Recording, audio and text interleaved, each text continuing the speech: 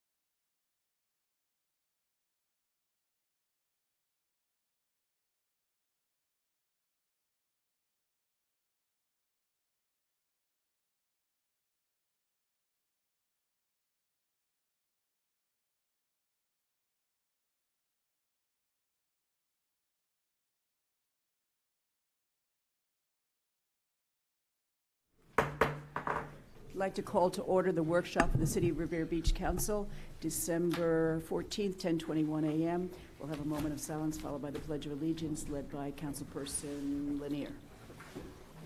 I pledge allegiance to the flag of the United States of America and to the republic for which it stands, one nation, under God, indivisible, with liberty and justice for all.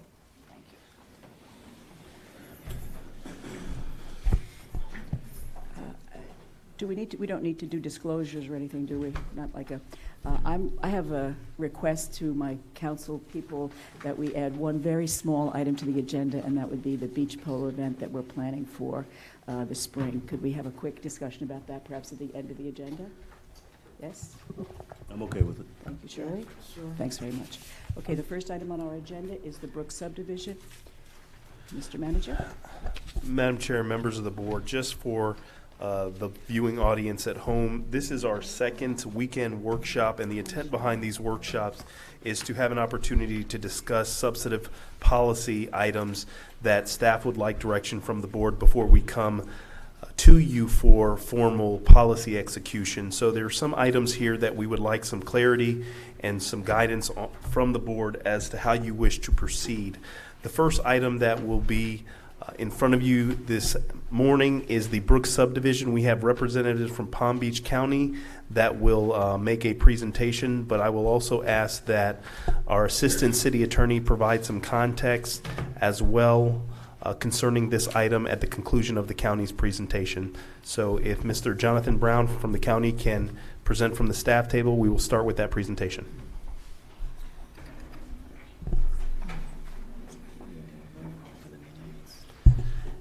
And for the folks in the room, there is some extra copies of the documentations that will be shared in the back of the room. And Madam Chair, just for the sake of the public document and doing the roll for those that are in attendance here. Thank you. Could the clerk call the roll, please?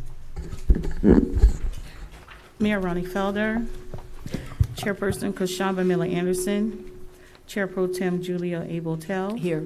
Councilperson Chadrick McCoy, Councilperson Shirley D. Lanier, Here. Councilperson Douglas A. Lawson, Present. City Manager Jonathan Evans, Present. Assistant City Manager Deirdre Jacobs, City Attorney Don Nguyen, and Lina Busby in her absence. Deborah Hall McCullen, in place for City Clerk Claudine Anthony. Thank you. Good morning, Chair Pro Tem, council members, Mr. Manager. Thank you again for allowing myself, Jonathan Brown, Department of Housing, Economic Sustainability for Palm Beach County, along with Sherry Howard, our Deputy Director for the Department of Housing, Economic Sustainability, here today to talk to you about Brook Subdivision. We've attended council meetings we've shared before. There has been some changes that we want to talk to you about with regards to the project, and we'll start now. In your packet, I believe you have a copy of the presentation. The site we're pretty familiar with. There are currently 22 parcels within this subdivision. 18 of the parcels are currently owned by Palm Beach County. 4 parcels are owned by what was Prodigy Capital, who acquired them through a tax deed sale. And then there is the drainage easement. We had been working with the city for a number of months, looking at the opportunity to purchase these lots. As time had went on, we thought we were close to getting a contract in place with the seller. As part of that process, the city committed to providing $10,000. The county was going to provide $120,000 for a total purchase price of $130,000. The seller decided to put the process on hold. During that time, the county, we continued to do our due diligence on the property to determine what's the best way to ensure that we can provide 22 single-family affordable homes in the city of Riviera Beach. And we have adjusted our request. Before getting into that, on page 3 of the presentation you have, there were some city and county agreed upon considerations. When we met with the council, there was a discussion about some of the considerations you would like to have. We've gone to the Board of County Commissioners, and the Board of County Commissioners have agreed to the following considerations. 1, the county shall provide the city with the opportunity to comment on the overall design and implementation of the affordable housing units at the subdivision. Number 2, the county shall coordinate efforts with one or more nonprofit agencies within the city to perform activities for purposes of informing the Riviera Beach community of the home ownership opportunities, as well as the potential opportunities for your businesses to participate in the construction and development process. Number 3, the county shall provide assistance for the home buyers that want to purchase in the subdivision. And number 4, that there will be a restrictive covenant ensuring that these homes are affordable for up to 30 years. And so we have received those considerations and that commitment from the county. Your documentation says 15 years, so. Originally, it was 15 years. That was the part of the request. And then one of the things that we talked about was the need to ensure long-term affordability. And yes, ma'am. Yes, ma'am. Thank you. Preservation. Thank you. And so on page 4 of your presentation, make sure we're on the same page. We're looking at targeted incomes of 60 to 140% of AMI. To give you an idea of what that is, and so you may be looking at a different one. Okay. Yeah, we are. Let me grab it. Okay. And as Sherry grabs those presentations, just to provide a little information, in terms of the area median income or the total household income, we're looking at providing opportunities for families whose incomes are approximately $42,000 to $117,000. That's 60% of AMI to 140% AMI based on a household size of 4. So just to give you some context, within that category, we believe that we will capture a lot of our workforce within the community. Again, looking at slide 4, funding commitments. One of the things that you're probably aware of is over the last approximately 10 years, the county in a whole has lost approximately $100 million in SHIP funds. And when I say loss, the state legislature has decided to allocate those dollars in different ways. And so again, understanding that this is a critical project to providing affordable housing, our department has gone out, part of our commitment to the city, and we've identified a funding source, a source that will provide up to $1.4 million, approximately $65,000 per home in down payment assistance. One of the directives that we've received from our county administrator is that these must be affordable, not our typical workforce affordable, but affordable houses. Not necessarily in quality, but in pricing, because we want to make sure that residents of this community that are in some of your critical areas, i.e. your teachers, your hospital, we want to make sure that those employees have an opportunity to live in the city of Riviera Beach. Now, with the owner putting this process on hold, again, we've gone in and we've done some due diligence. Looking at slide 5, part of our request today is, as opposed to the city and county continuing on trying to acquire or purchase the property, we're asking that the city council transfer or assign your mortgages to the county on the properties as well as the restrictive covenant. A couple things we have to work through because it's gone through a tax deed sale. There are some interpleters. There are some dollars that are owed to the city. So we need to make sure that the city recoups those dollars before the transfer occurs. But we believe that's going to be the most expeditious way of assuring that these 22 single-family homes are built and are built timely.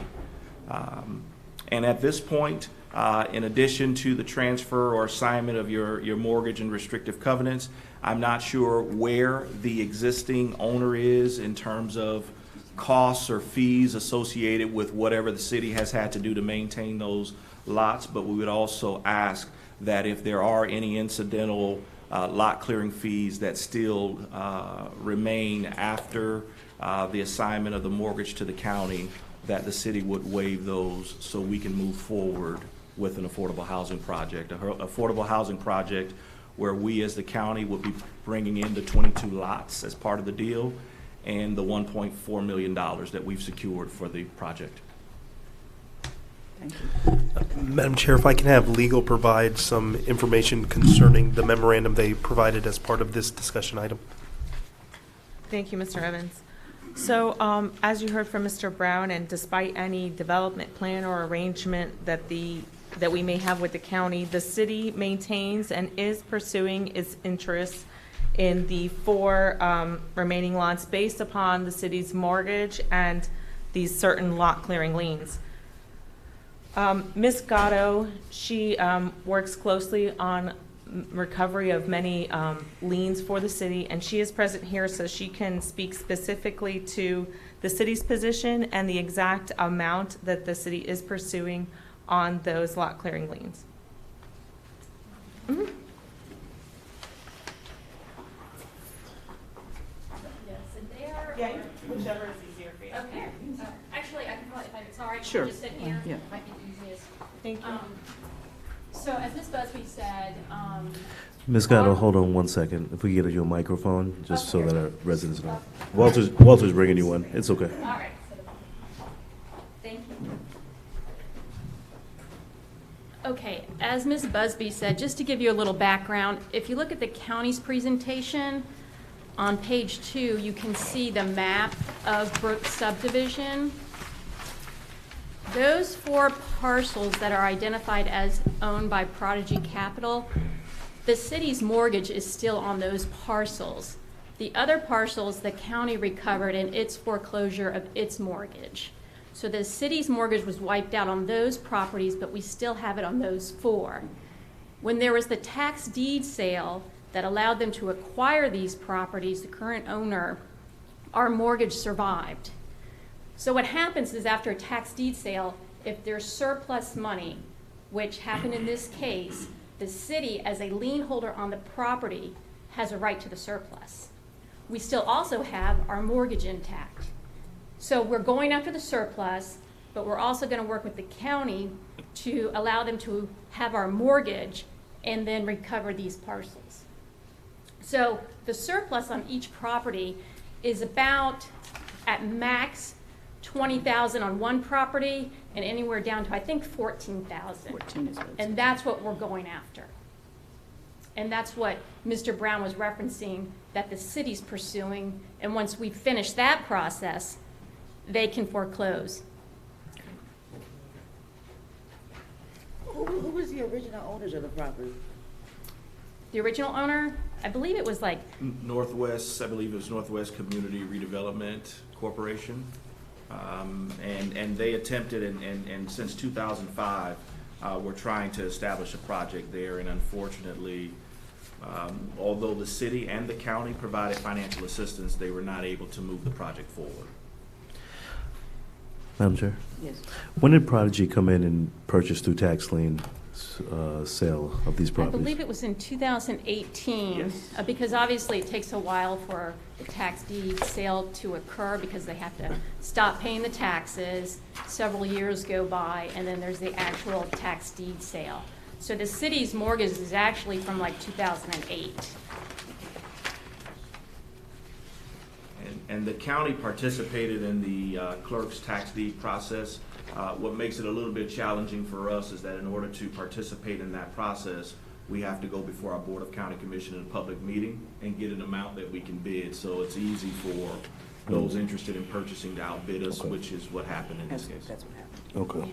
They outbid. And as Chrissy's just shared, the county is, if the city is amenable to assigning or transferring the mortgages on these properties, the county is going to explore all options, even and up to including foreclosure, if that's what it takes to take control of the site to provide the 22 units.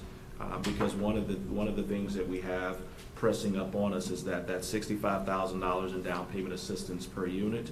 We're continuing to get questions from our funders. When are we moving forward with this project? How are we going to get it done? And when the existing owner decided to stop discussions and negotiations on that, we don't want to lose that money. Thank you. Well, we know we're desperately in need of affordable housing, workforce housing in particular, so I, for one, am supportive of anything we can do to move this project forward.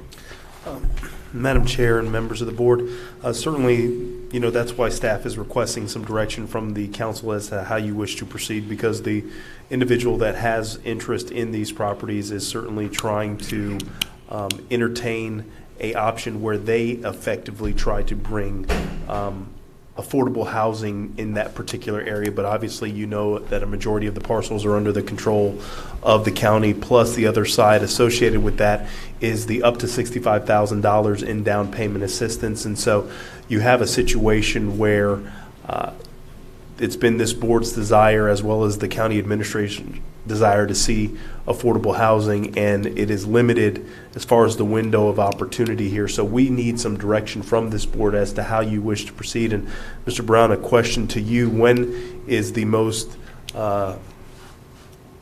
opportune time when you would need a decision from this board as to how they wish to proceed to ensure that there's no gaps for the potentiality of utilizing the monies that are available to assist this project in coming to life? I would say as soon as possible, only from the perspective of when we approach this funder with our application, and which is very unusual. We typically provide the dollars. In this case, we were able to actually go out and find money for the project. This particular funder was looking for a project, Eastern County and Western County, a single-family housing project, and what better project than Brooks we really need to give them a response as soon as possible. So I would say the next available council meeting we can attend that you can get us on agenda would be fine. That way we can, calm their concerns that this project isn't moving forward, and show that the city is also committed to continuing working with the county to make sure 22 single-family affordable housing units are developed. Mr. Brown? Yes, sir. The current lien holder that negotiations have stopped, Prodigy, I believe? Yes. Okay. How recent did they stop communicating in reference to trying to settle these properties? I want to say September. It's been about September. Of course, we'll never say never that that's not still a potential opportunity to avoid further litigation over this. But I think one thing that you may want to consider is the county and I have already been working on an agreement with your city attorney's office to come forward. Initially, it was a three-party agreement with the current owner, the city, and the county. What we might consider doing at your pleasure and, of course, of management, the city attorney's office, is to make that a two-party agreement between the city and the county so we can work out the terms and conditions to get this moving ASAP. And then if we can negotiate further with the current owner, we might be able to wrap this up sooner without further litigation. Our goal is to just try to expedite the process. We don't want it to go to litigation, because to try to file for foreclosure, to go through the hoops and loops of it is just going to take a long time to get some properties built for us. So, Absolutely. I'm in agreement with possibly moving forward and transferring the properties over to the county. But my concern would be the 10,000 commitment that we have. Would the county be interested in not allowing for us to commit that 10,000 that the city? Yes, sir. We at this point, if your mortgages and restrictive covenants are transferred over to the county, then the city does not have to provide the 10,000. The county would not be looking at least the 120 for purchase, but for whatever actions necessary to getting a clear title, which could again include up into foreclosure if we had to secure the property. And hopefully that would limit your expenses further in working on this project. So, Mr. Evans, with transferring this title and limiting all the costs that the city would have, I would recommend we transfer it over to the county, allowing for them to begin negotiations and continue negotiations with Prodigy, or ultimately going through the foreclosure process, but limiting the cost to the city and eliminating any expenses that we would put out. Absolutely, Councilman and members of the board. Is it also the board's desires to see the city or council reach out to the other party and see if they are willing to come to the table to resolve this process prior to the ultimate action of a foreclosure proceeding?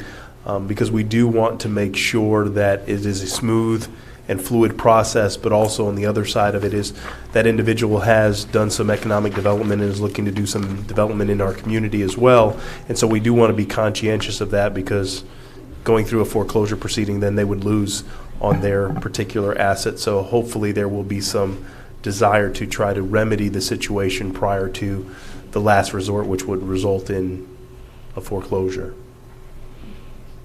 So when you were talking about the lot clearing fees, what is that? That is under, I think, the prior owner, the lots had grown to an intolerable condition. So as your standard process, when that happens, Code Compliance Division posts the property that it's overgrown, and if the property owner doesn't take action, then the city actually comes in with one of its contractors to mow and clean the lots. The cost for that is then created as a lien on the property. And so the lot clearing liens on these properties are for the city's out-of-pocket costs for having to clear the lots when the previous owner did not. So that's the liens on each property. I would say, without having the specific numbers for the lot clearing liens, it's around $1,000, $2,000 per property. It's not a huge sum. I think they had to do it a couple times on each lot. And I'm not sure, again, and as Chris said, it was a previous owner. I'm not sure what the existing owner is doing to maintain the lots. But if you are amenable to transferring the mortgages, we wanted to make sure that whatever is still outstanding with the previous owner or existing owner will not necessarily pass on to the county. And just one other thought is the HOAs is still in the name of the original nonprofit. The city's mortgages not only cover these lots, but it covers the entire development. As our county attorney has looked at this, we believe that the only way, or the best way, the most expeditious way of securing a clear title without having to go through maybe 2 separate quiet title actions would be foreclosure. So if the city does transfer its mortgage liens to the county, that would probably be the primary action that the county is looking at taking. Do you have everything you need? Yes. Okay. Madam Chair? Yes. I guess the only other caveat I'd want to add to this is a commitment or time frame from the county to get this negotiation settled. Because if it's not completed within a certain time, I'd want these properties actually returned back to the city so we can continue our due diligence. Because if there's nothing that they can negotiate with the owner of the property and are not able to obtain or get the developments done, I mean, I'd like to have these properties back to the city. And this question is for Mr. Brown. If we're able to get this conceivably wrapped up and brought before our council at their second meeting in January, how quickly do we anticipate a process to where we can see some activity on the site to see this project come to life? That's a great question. So again, we're still working 2 processes, one of which is we don't want to interfere with the city recouping its monies, and so we need to wait till that process kind of completes. I'm not sure how much time is required for that process, and I'm not sure if Christy can answer it. So we wouldn't want to effectuate that transfer until you've recouped your money. And then after that, we can begin the foreclosure. Because again, the county is, and I'm being honest with, up front with you, the county is going to more likely foreclose on those lots. The seller has had an opportunity to work with the city, work with the county, and they decided to not do it. And so we don't want to hold up the opportunity of creating, this housing community in the city. And we don't want to start a process and then the seller continues to say, well, let's talk about it, let's hold. We're moving in a direction that's going to get you the 22 homes. Once we know the time frame, once you get your monies, then we would look to start the foreclosure process. That'll probably take you, 3-4 months. I'm not sure what the legal time frame is for that. But once we know the city is committed to transfer their mortgages, we can, again, begin our due diligence so that way we can shorten our time frame. So as soon as we can foreclose, we're going to hope to already have our architect with the plans in place, and we're going to be working an RFP, establishing an RFP so we can move it as fast as possible. And Mr. Evans, one way that we might be able to short circuit the interpleader, which is going after the surplus funds for the city, was if we assign the city's mortgages and liens to the county sooner than that process goes through, we could, in our agreement with the county, agree that whatever the county recovers, if it takes over the surplus actions, that those recovered funds get returned to the city. That way we could assign the mortgage now instead of waiting until the interpleader process goes all the way through. There's 4 interpleader cases, and in one case we just got set for trial, and that trial would be in August. So at the earliest. So that might be a better alternative to allow them to start doing their due diligence, see if the current owner is still open to negotiate, and then go through that process. The county is going to have to take some legal action on the property because with the tax deed and the chain of title, they're going to need to clear that up. So they're going to have to file a quiet title action no matter what. If they don't have to foreclose, that might be the best case scenario because quiet title will go through quicker than a foreclosure action. All right, I think we've got the direction to move forward and work with the county to effectuate this particular project, and we'll keep the board attuned to what's going on, and we'll work with our legal counsel and keep everyone in the loop and hopefully bring you something here to consider at your second meeting in January. Thank you very much. Thank you all. Really appreciate it.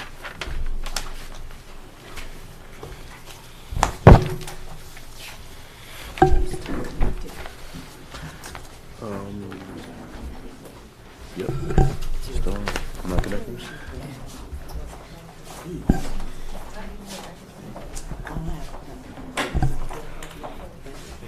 All right, take care. Thank you, John. Thank you.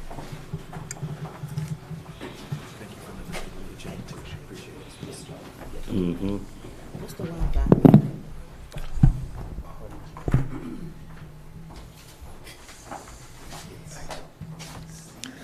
Good morning, members of the council, city staff, and visitors, both on the TV and in the room presently. My name is John Sprague. I am the marina consultant for redoing our marina. It presently contains docks A, A1, B, C, D, E, and we're about to install G and F, and H and I are in the permitting phase. That is the existing marina that we took apart in 2011. It was fixed concrete. In those days, a 40-foot boat was generally considered a large boat. As time grown, those slips became harder and harder to rent, number one. Number two is the revenue that we receive from the smaller slips is considerably less. And thirdly, that dock was built in '82, fixed concrete, and was in badly need of replacement. The other thing in planning the marinas for the future, as we know more now than what we actually did in 2011, is that we've got global warming, sea level rise, and there is initiatives from the state of Florida moving on resiliency of any coastal construction buildings and infrastructure done by government. Phase one of the marina was, we demolished the old buildings. If you look in the upper part of the screen, you'll see, has this got a pointer in it? Anybody tell me? Yeah.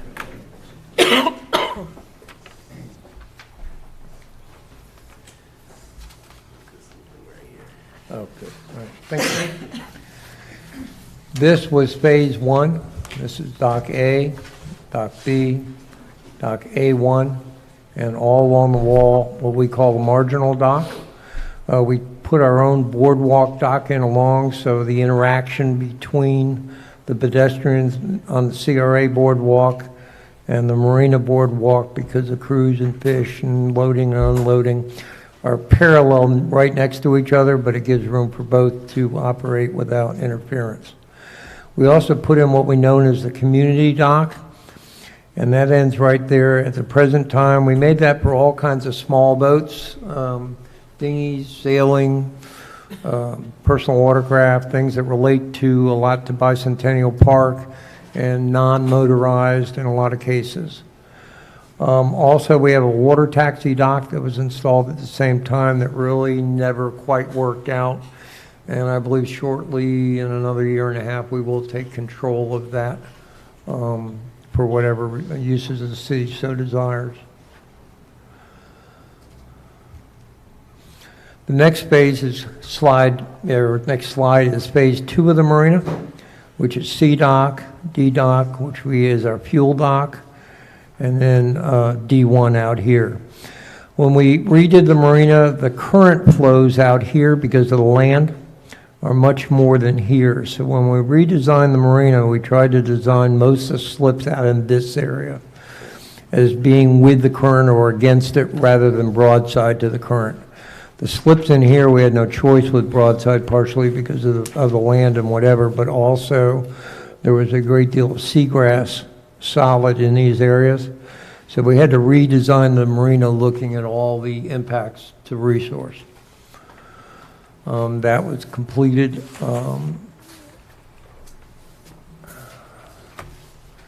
These are some of the summary of the improvements to date. I won't go through them unless you have any questions, but it gives us the size of the slips, the total at that point in time, and that was completed around 2013.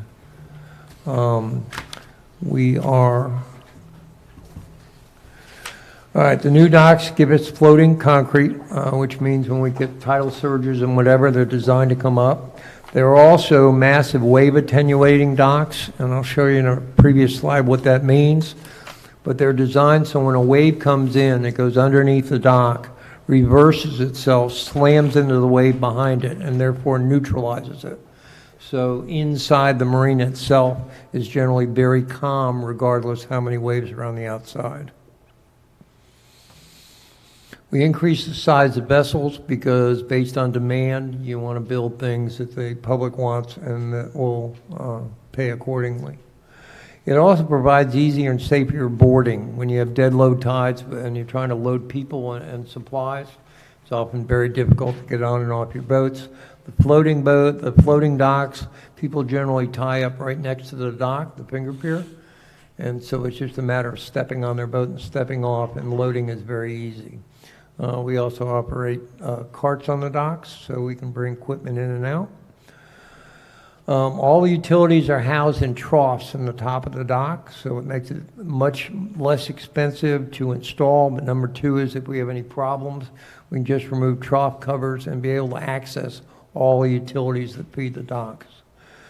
We have major electric out there all the way up to 483 phase that the big boats need. The manufacturer also supplied the city with a Hurricane Cat 3 loading, and what that means is we do not have to throw the boats out of the marina during hurricane events. And as we've gone through the last, I think 2 of them, everything basically went fine with extremely minor. The rubbers came out, and some of them where they connect and they just pop back in. But overall, the docks sustained almost no damage at all.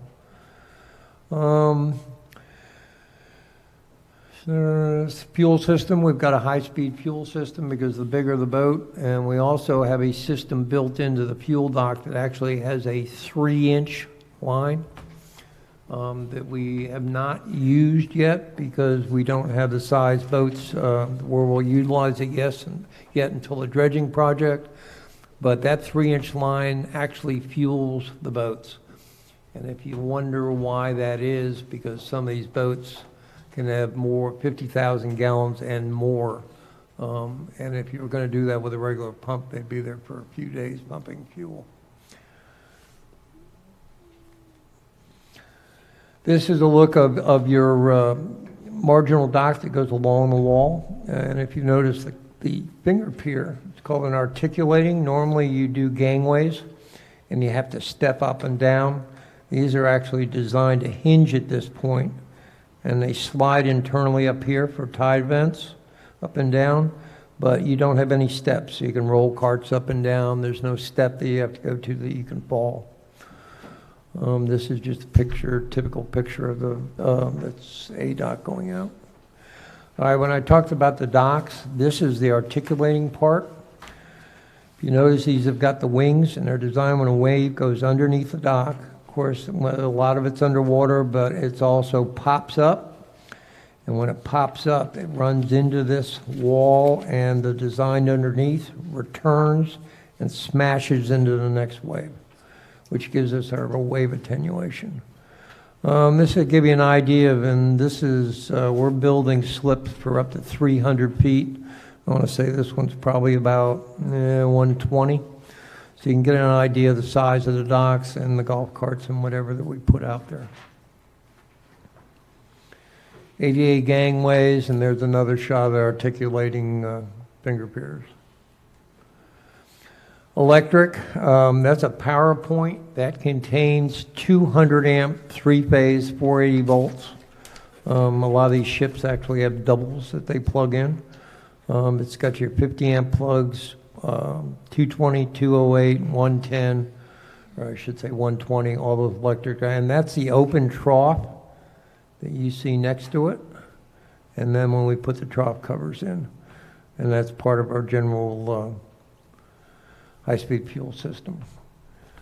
This is an aerial shot that shows us, this is the 2 docks that we're putting in presently. This dock is about 300 feet long. It's concrete floating.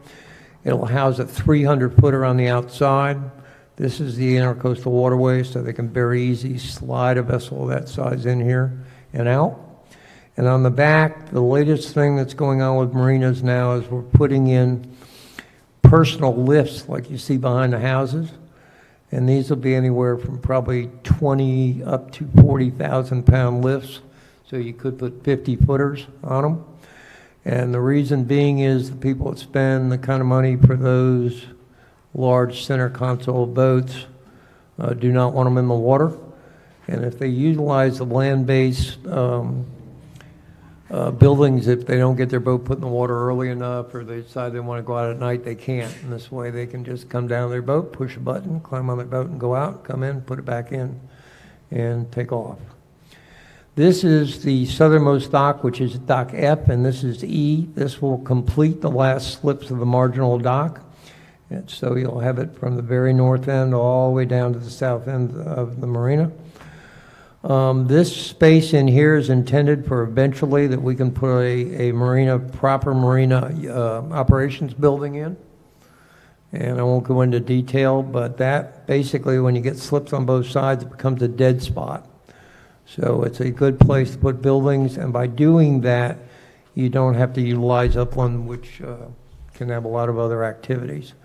This is creating a slip in here that's probably 200 foot max, and we have another 300 here, and we have another 300 that we can put there when the dredging is completed in here.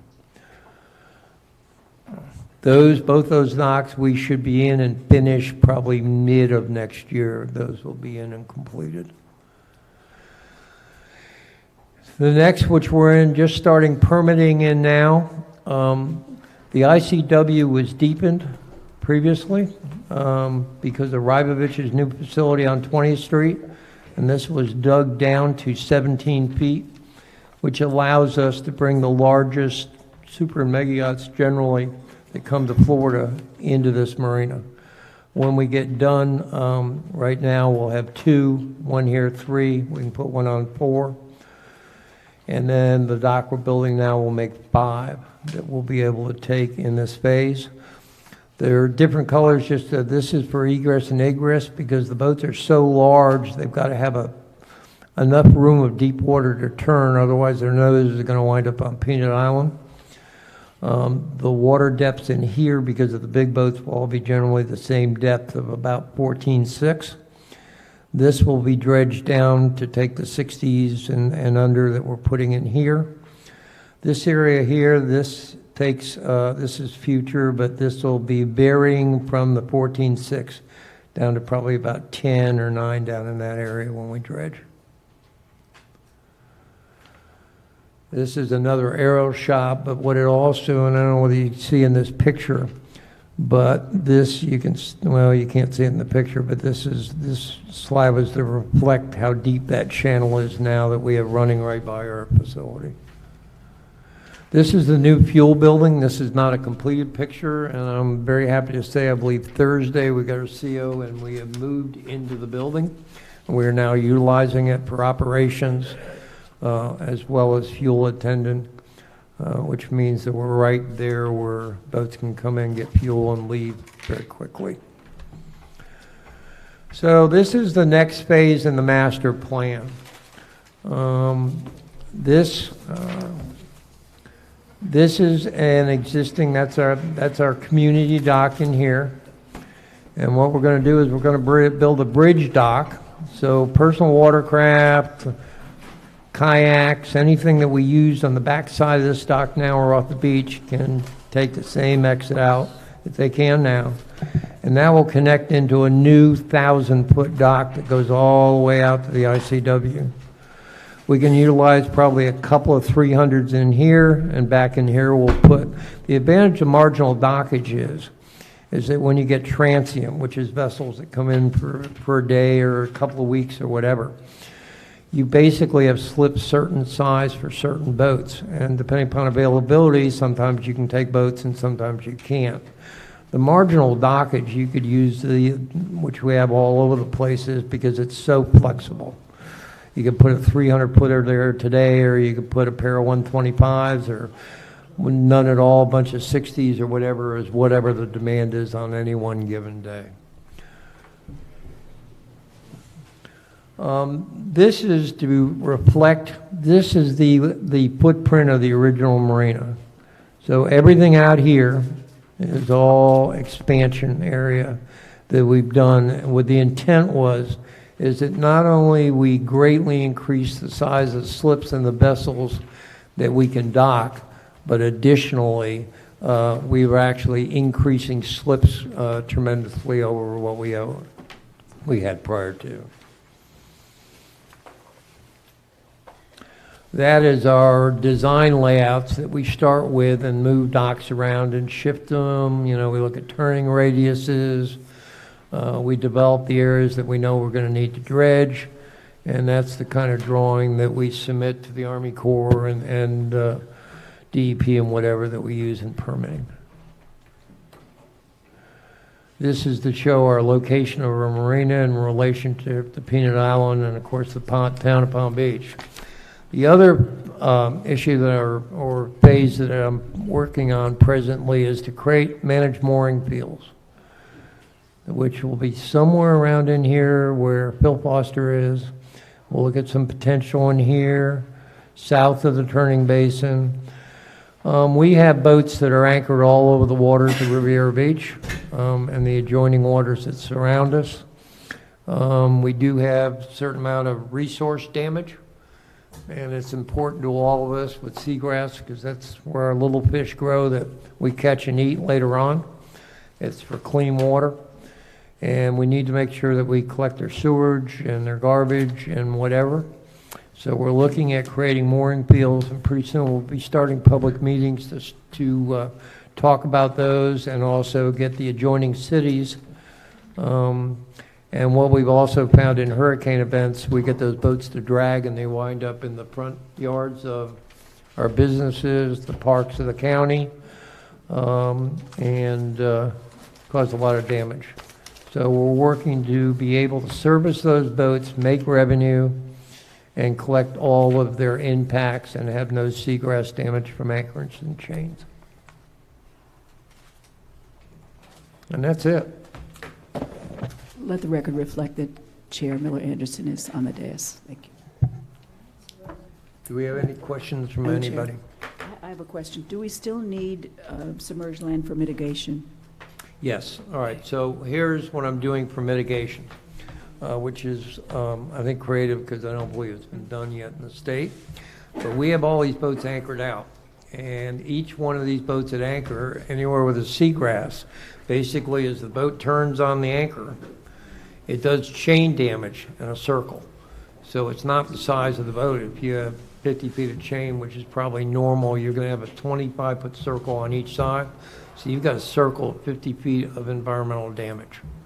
So when we put them on a mooring, we put a helix down in the ground, just like they put high rises on, and we connected that with, I call it a rubber band mooring.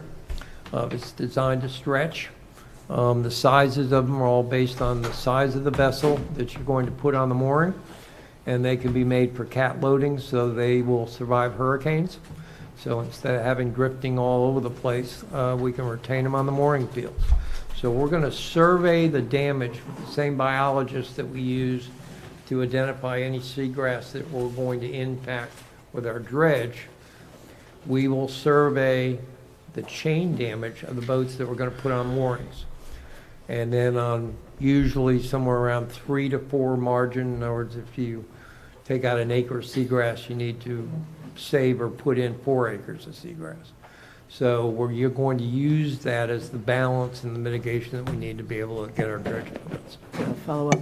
So if there is submerged land available on Singer Island, would you recommend that the city purchase it for the purpose of future mitigation? That needs to be preserved. A lot of people don't understand the value. When you catch a snapper offshore, that snapper was not born offshore, it was born inside. And, you know, our resources are very important for clean water, for all of our fishing, you know, our critters, you know, the bigger stuff feed on them and whatever. That area is always historically, we were kind of pleased that, you know, Singer Island, the way it is that it just never got developed when they developed the development south of that.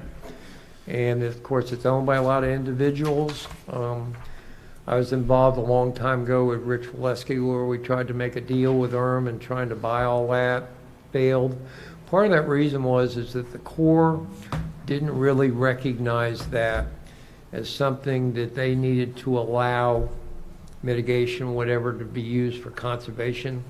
And what I mean by that is let's say we went and bought a piece of that. We could use that for the mitigation for the marina we need, or other marinas could use it. And then that land would go in a conservation easement, so nobody could ever develop it. So if there were a piece of property available now, you would recommend that the city purchase it to save it? Absolutely. Okay. Thank you. I have just one more question. Madam Chair. One caveat to that, we'd like to be able to use it for our marina project. Well, of course. Okay. we wouldn't purchase it and then use it to somebody for the milk, John. One other question. What are we making now at the marina, and what do these improvements project for the future? Well, to give you in an terms of idea revenue? on the big boats that we've never been able to, and until I get the dredging done, we can't really get the big ones. But the big ones will generate anywhere from probably $4 to $6 a foot a day. That doesn't sound much, but if you have a 300-foot boat at $6 a day, that's $1,800 a day in dockage. And you can take that number and divide, because we're going to have 7 of them. Now, granted, they're not always rented, and if somebody wants them on a monthly basis, it's less money, or annually.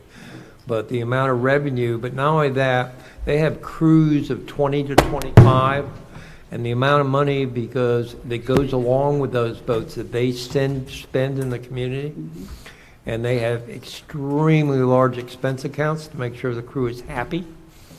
And so the economic development of these boats is astronomical, not only to the city, but also to the surrounding area. So if there is that piece of land available, we might want to recommend to staff that it investigate the possibility of acquiring it? Definitely, because I need the mitigation. I mean, I'm working on the mooring fields, but that, I got to go through a permit process. I got to deal with all the upland owners on mooring fields hanging out there. We've got other municipalities that want to get involved. So that process is going to take a number of public meetings and meetings sitting down with them and make sure that everybody understands the benefits and there really are no disadvantages. Okay, thank you, John. Yes. Is there anything else? Any other questions? No. I appreciate it. John. Thank you very much for the update. If you need me on anything else, Thank you. you know how to get hold of me. Could I, Madam Chair, Mr. Manager, while we are on the topic of boats in that area, could we have a very quick update? I know it's not on the agenda, from our Assistant City Attorney with regard to the derelict boat issue, very quickly. Certainly, Ms. Busby, if you can provide an update to the council concerning the progress the city's made concerning this issue. Yes, Honorable Council. We have drafted a final version of the derelict vessel policy. It has been submitted to police because this will be a policy that originates out of the police department, as their marine unit will be the persons or the unit really applying this policy. And it's in its final stage. It will be submitted from the police department to the manager for final signature, and they'll begin policing the waters again. Thank you very much. Okay, our next item on the agenda is the Ocean Walk lease and site redevelopment. City Manager. Yes, Madam Chair, Madam Vice Chair, if you can give us a brief moment to switch the PowerPoint presentations over, and then we'll be ready for the presentation. Good time for a coffee break. Yes.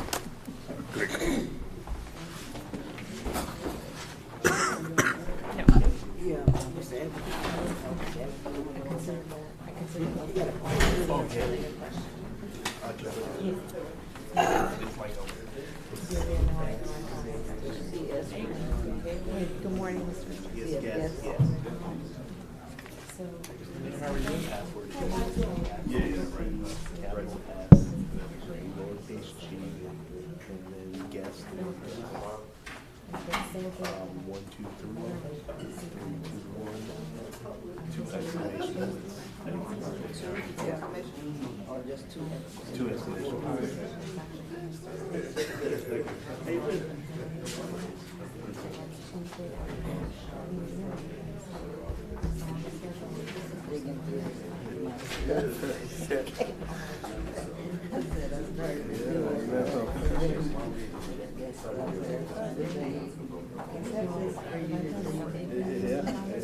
Thank you. It's a collector's item.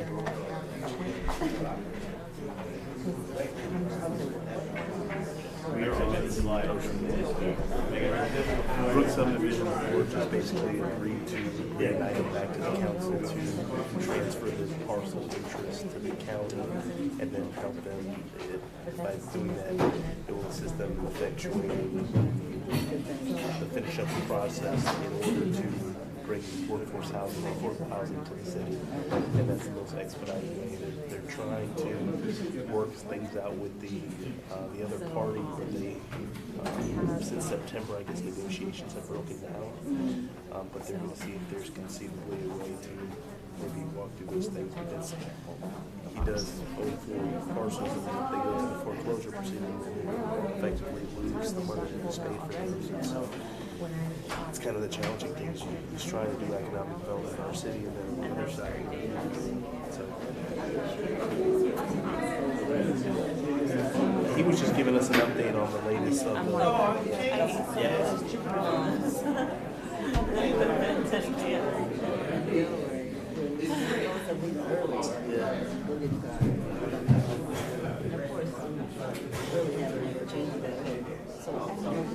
yeah.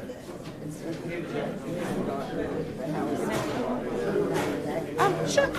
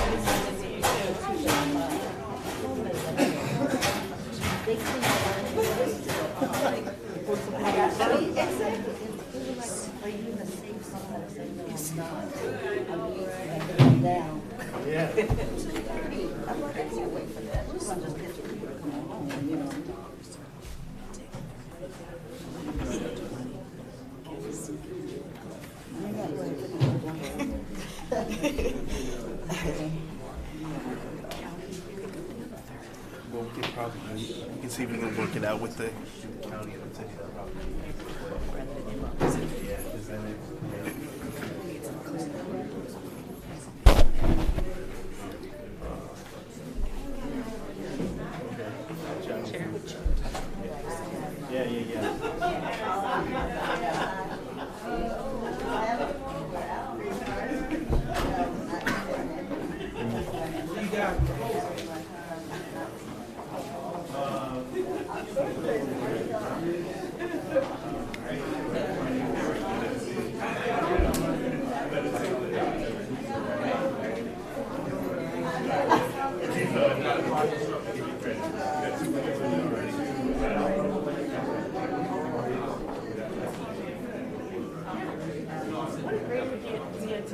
Rotate facilities. Yeah, I think it's really great. Although I drove to the Brook Center this morning. I'm like, where is everybody? Yeah, that's what I try to do. I try to keep the topics as you move through the workshops you have in the place that are yeah.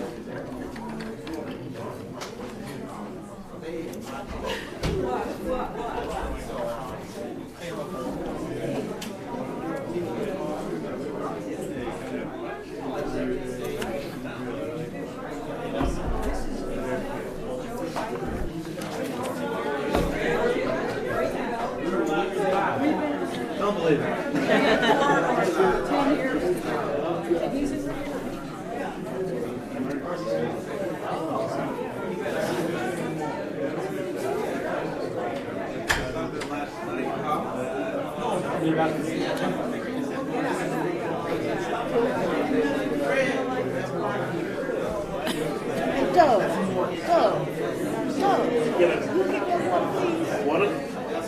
Thank you so much.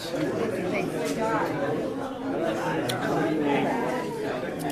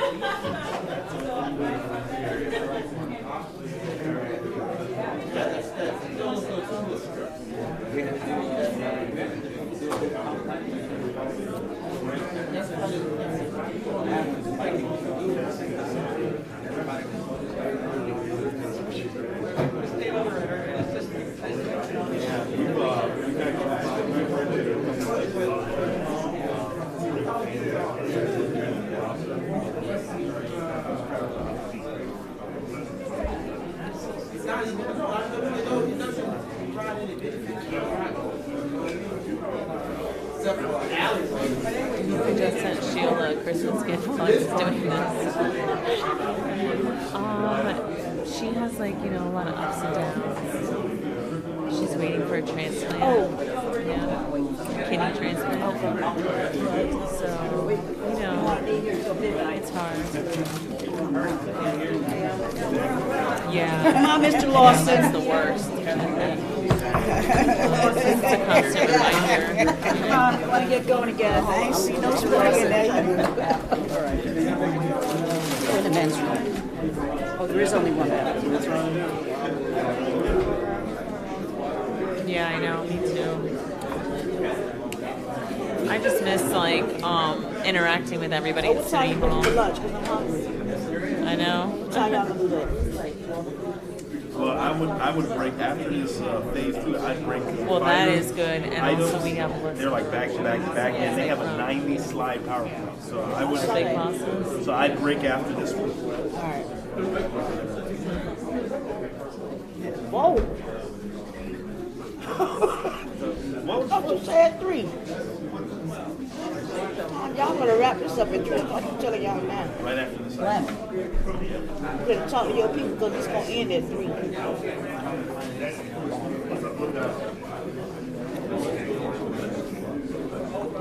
You also a lawyer.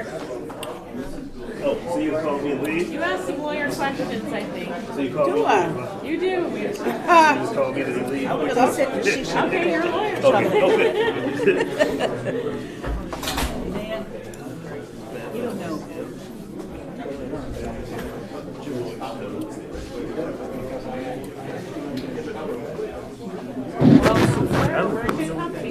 I know, right?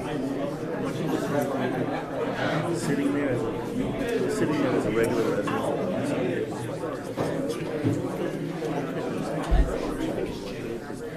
Like, honestly, I need to. You know what? We can agree to disagree on things.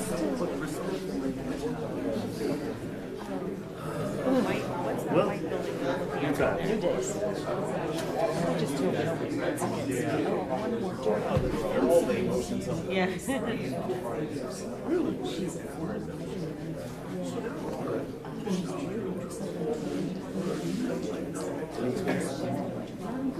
Good. Give me that. That's kind of my stance. I'm just like, I don't want any of this career politics. I think.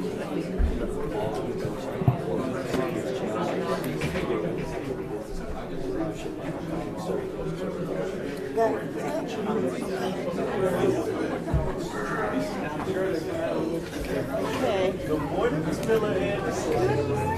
She had a nightmare night with the car. Couldn't find the battery. The battery apparently was dead or something. We don't know.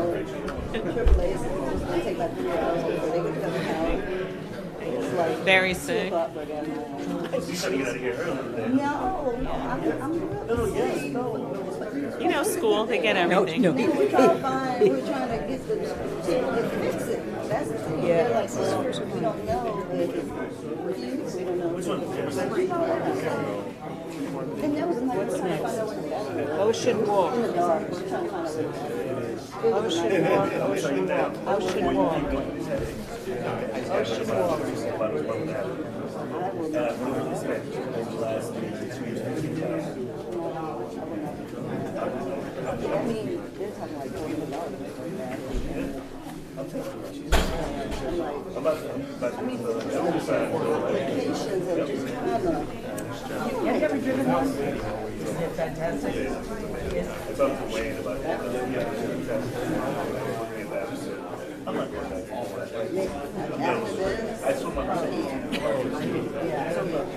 Gene always had her, Gene had her say one trouble after another. Once it gets to a certain over 100,000 miles, over 3/4. It's still low, it's 55. Okay. But Once you get to still, 100,000, the big stuff like that. I'm not even gonna make it that. These seem great. Look at the last two. Get electric. Go electric. That was a nightmare. Control on, It was a nightmare. All right, can we get started? Yeah, we're ready. Where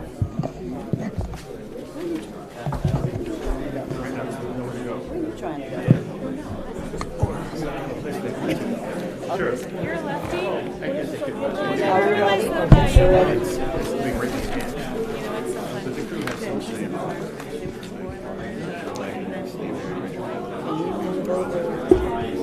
No, that's yours.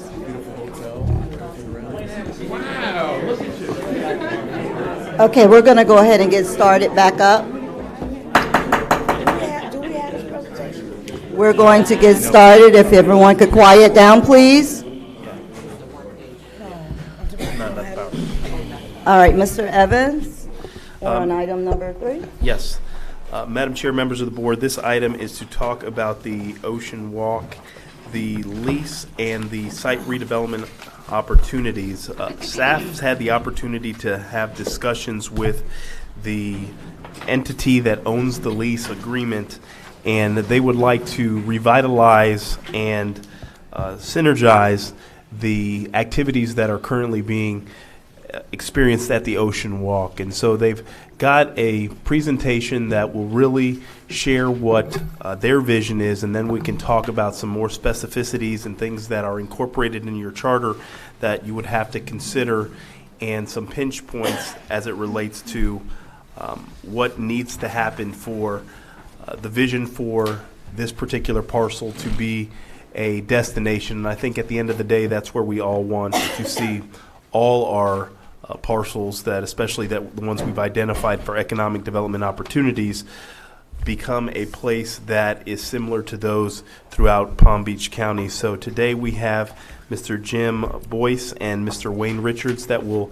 share a little bit on their presentation. And then this has been a conversation and a collaboration with the CRA Director, Mr. Scott Evans, and the Economic Development and Business Manager, Mrs. Jean Wibby, that will also provide some insight and perspective as it relates to this presentation. So without further ado, gentlemen. All right, good Madam Chair, morning. members Good of the morning. board, good morning. Thank you very much for having me.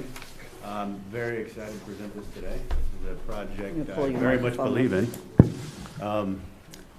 I imagine everyone here is very familiar with the Ocean Walk site.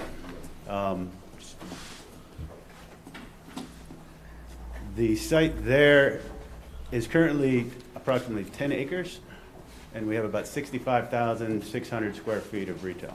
There's 12 tenants, there's one currently being built out, and we're currently pending one lease agreement. By the end of the year, that would take the occupancy of the retail to just under 100%.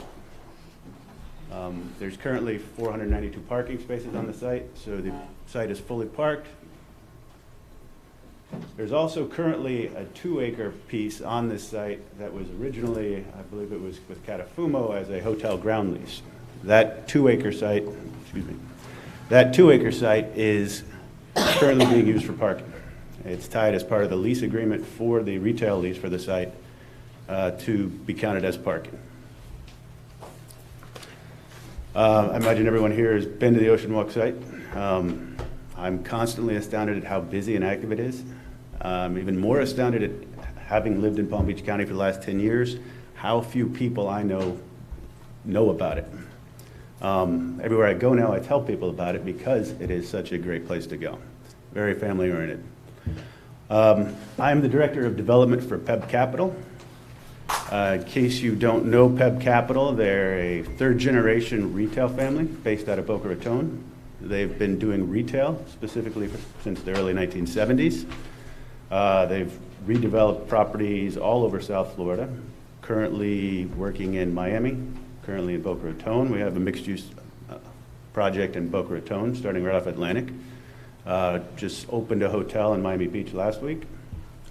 So Peb has been around since the 70s, and their specialty is retail. They also do some student living around the country, but they've been around for a while. Peb acquired the Ocean Walk ground lease in February of 2017. And at the time they acquired the property, it was 50% unoccupied. Through market research, rebranding, re-tenanting, and positioning, they made changes to more of a family-oriented feel. Better website approach, the logo Surf, Dine, Unwind, and it's the same location.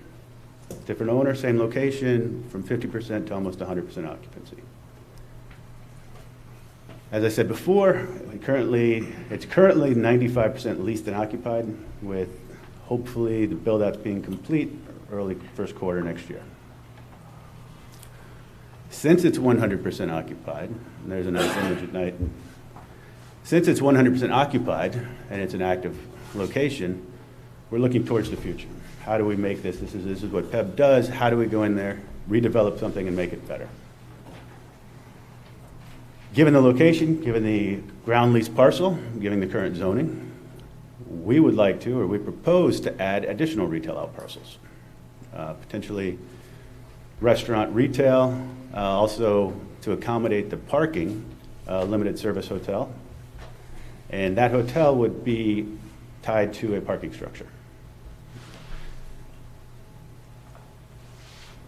This is a map of the ground lease area.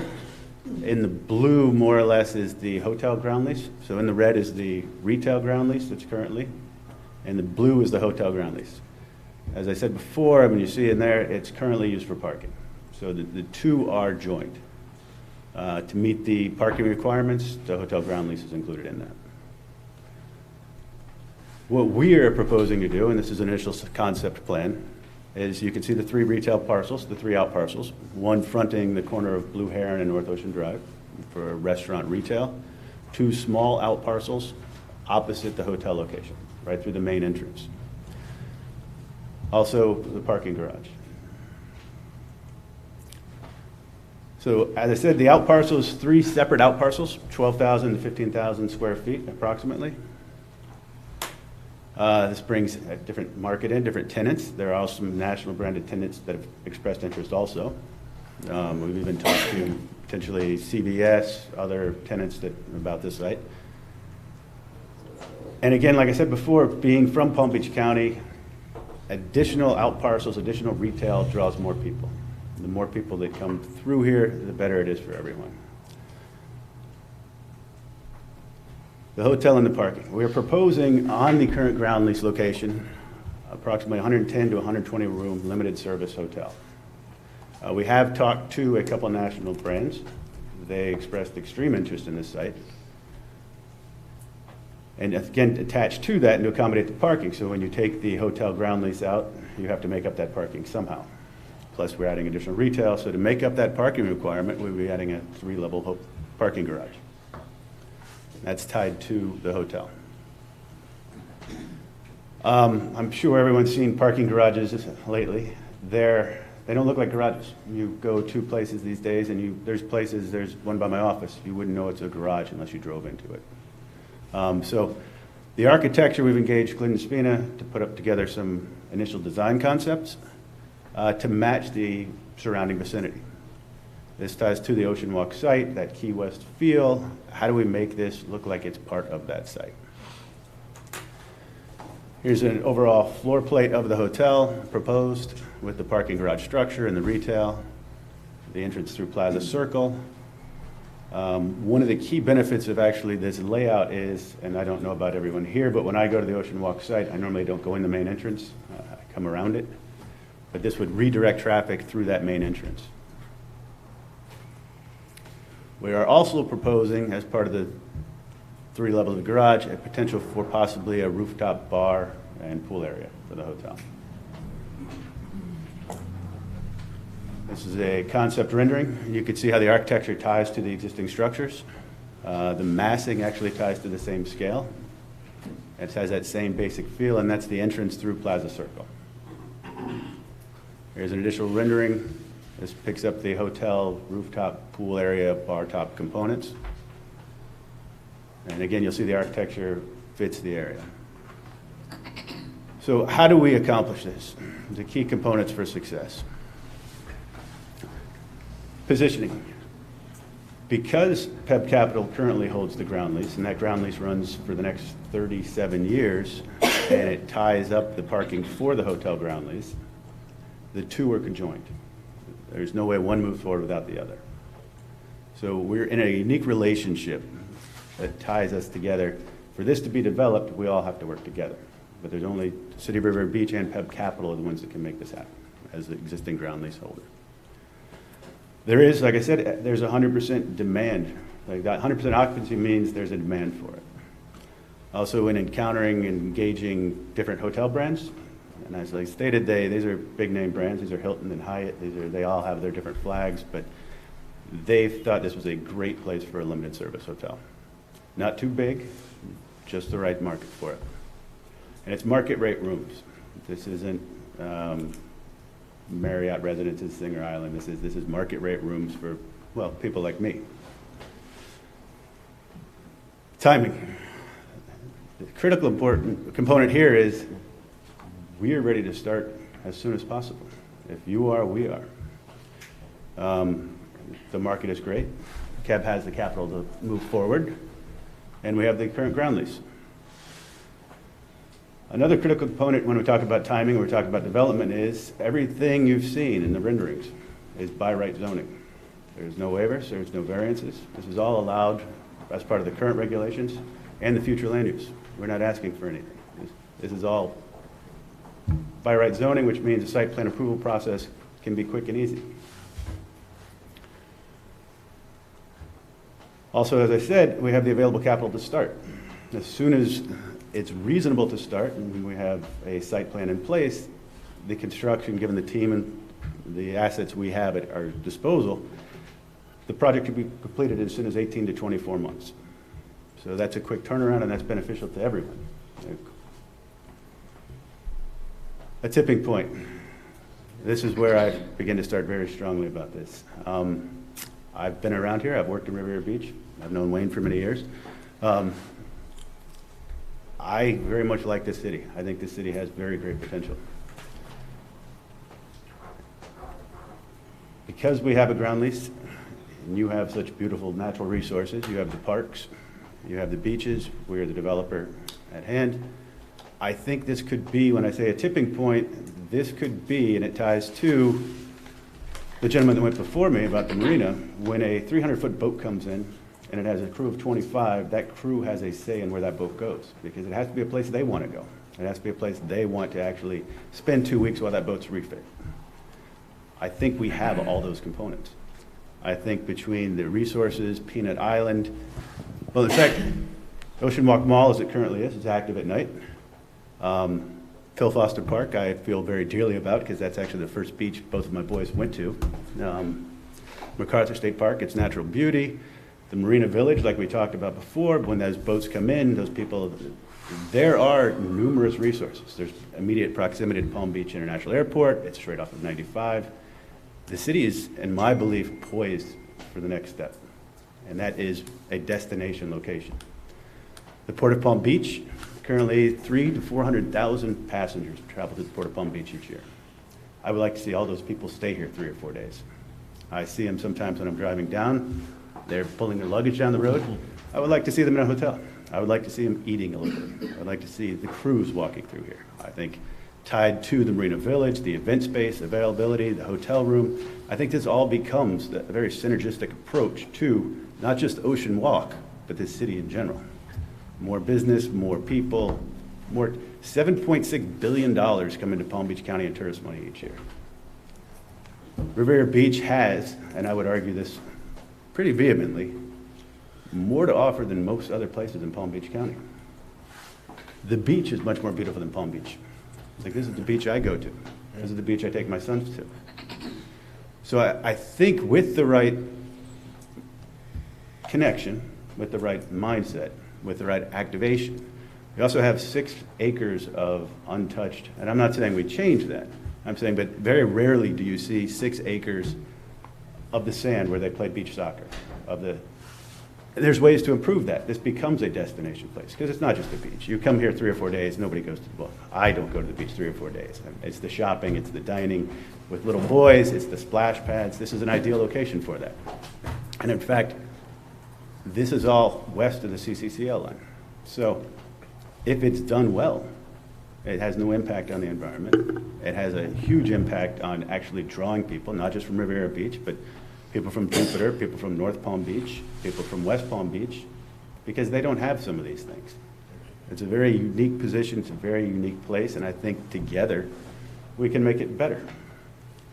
So the next steps to make this project, or to move this project forward. As I said before, there's 37 years left on the ground lease. A project like this, everything I said with the hotel, with the parking garage, with the out parcels, this would cost about $18 to $20 million.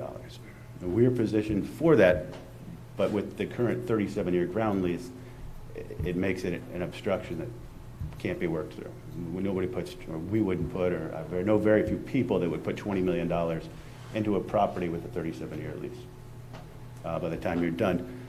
So what we'd be looking for is either an extension of the ground lease, see how we can make that work, or potentially buy out the ground lease, whatever works best. But either one of them are agreeable to us. Either one of them are perfectly fine. We would just like a way to justify moving this project forward. So in working with the city staff and the CRA, I think we can also, like I said, in making this a destination place, we could activate not just the ocean walk, but the actual beach environment behind it. And some of this would be, depending on how we structure the ground lease extension or how we structure the purchase, this would result in activating these areas, additional canopies, because it is hot there. There's canopies, but it's very hot. If you activate that, I have 2 young boys, we go to splash pads all the time. So if you can bring families there, you can bring people there, they come off a cruise ship, the kids play, I think this is great. And this would be no capital outlay from the city, because through ways we can structure this extension of the lease, it's a win-win for everyone. So, I have any questions, or? Madam Chair. One of the things that I hear on a regular basis from my constituents and around the city is that we blew it with the Ocean Mall in terms of the value to the city, in terms of the revenue that comes into the city by virtue of the fact that we have this beautiful facility over there. So as part of negotiations, I would hope that we can remedy the situation that exists now, which is that we get a very low rental rate, as I understand it, from the current tenants, if you will, in the mall. So that's one thing that I would like to see us take a look at as we negotiate this. By the way, let me say that it's a beautiful design. As a person who lives here on the island and goes to the mall quite often, as a matter of fact, God bless you, keep you. There's a great festival going on there today, a 2-day festival, lots of great music and food, so please get over there and take advantage. Anyway, I think the idea is wonderful. I think we know Dr. Wibby has done a deep dive into the number of hotel rooms that are needed on the island in the city. And we know that there's a desperate need for hotels. There's a desperate need for parking. And my one question is, how do your current tenants feel about giving up even one parking space while you make this happen? And what might your plans be for helping that transition as you go from the spaces that are available now through construction and finally to a garage where there might be sufficient parking? Well, it would obviously, the site would have to be phased, so there would be some impact to parking, but long-term, you would actually gain more parking. So you wouldn't do all 3 out parcels at the same time. You'd have to just be moving parking around so that there would be some phasing to it. And then the parking garage itself, depending on the design, can actually be detached from the hotel, so that could potentially be open faster. A parking garage with precast panels can go up relatively quickly. So that could be separate. So it's a matter of phasing and construction sequencing. But overall, the parking would be increased. And a follow-up. There is a great concern also on the island that we don't have too much density. I am in favor of giving developers more density because it makes sense. If you want to really have a good project, you have to have some density. But I would imagine that you'll be having community charrettes as the process rolls out so that we can have input from our community, both on the Singer Island side and on the west side of the city, to be sure that we are, meeting the needs of our community and the wishes of our community in terms of, how much density there is and so on. Of course. Madam Chair? Go ahead. So I did have a question in reference to the parking. The parking that you defined in this drawing was about 300 spaces. Total Ocean Mall parking is about 492. So are we going to be gaining additional parking, or what time frame will we be gaining? There would be a net gain to parking. What would the net gain Right be? now, I think based upon the current zoning, we'd be providing additionally an addition of about 100 spaces above the current zoning requirements. So there will be a gain, an overall net gain to the parking. So a net gain of 100 parking spots for the entire I think Ocean that's Mall. about- It's still under concept, it's a concept plan, but that's running all the numbers it comes out to. And that factors in with the hotel, or the lots, That's the the spaces additional that will be given to the retail, hotel? Okay. hotel, and replacing, obviously, what's there now. Okay. And then I know the terms is something you addressed briefly in regards to us only having a 38 years left on our lease, our ground lease. What terms would you be looking for? We would either be looking for an extension, modification to the ground lease, or, as I said before, depending upon whatever the best vehicle is for the city, possibly purchasing the lease. Okay. So a modification to that, meaning extending it back to the 50-year term, or? I would look for an additional 50 years. Okay. Mr. Evans, based on that, would that be allowed based on our charter as is now?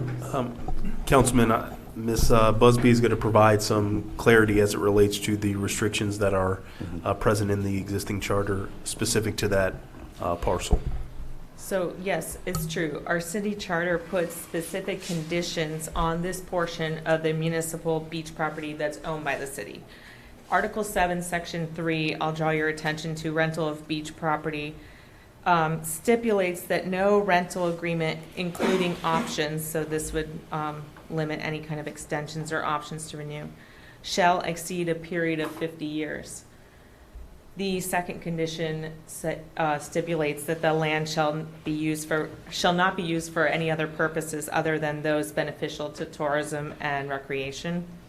And then we have a third condition that the maximum height for any of the buildings or structures on the municipal beach property shall be 5 stories.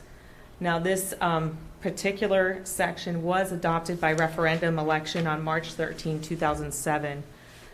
Therefore, any change to the charter to effectuate what the developer wants would require to be made by referendum and voted on by the citizens of Riviera Beach. So, as then, you'd be looking for an additional 50 years on top of the 50-year lease we currently have, which in turn we'd have to go back to our charter to change. Would the development not be interested in doing this within that 50-year charter term that we have currently set? If we were able to extend it to the lease, 50? there's a buyout provision also, I believe, on year 20. So we would not be interested in expanding, when we wouldn't put $20 million in so somebody else could take the property if they chose. We would be interested in extending the lease another 50 years or purchasing the lease if that's whichever one is the best vehicle. Okay. But no, just taking it back to the 50 years, it's a tough hold for, especially with a nationally branded hotel. They wouldn't be interested in having a 30-year remaining lease. So. I have a question for Ms. Busby. So he's saying that he can get this going, and good morning, everyone, again.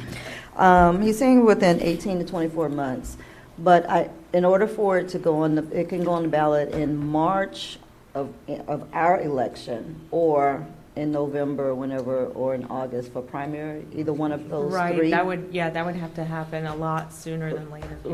Right. And so I think typically in order for anything to be put before a referendum, it would have to at least be about 3-4 months before the election, correct? I believe that's the requirements from the supervisor of elections. Okay. Now, I do believe that I voted against this this lease agreement because it was for about $5,000, I think, a month, if I recall correctly, which I thought was way too low. Would you all be amenable to changing that Of course. and having some sort of negotiation, as Dr. Botel was Of course. stating, and if we went that route? No, of course. And just so we're, 2 items. One, the 18 to 24 months was after site plan approval. That was more of a construction duration because I can control that. I can't control how long a site plan approval process might take on a city level. Pull your mic up a little bit. Oh, sorry.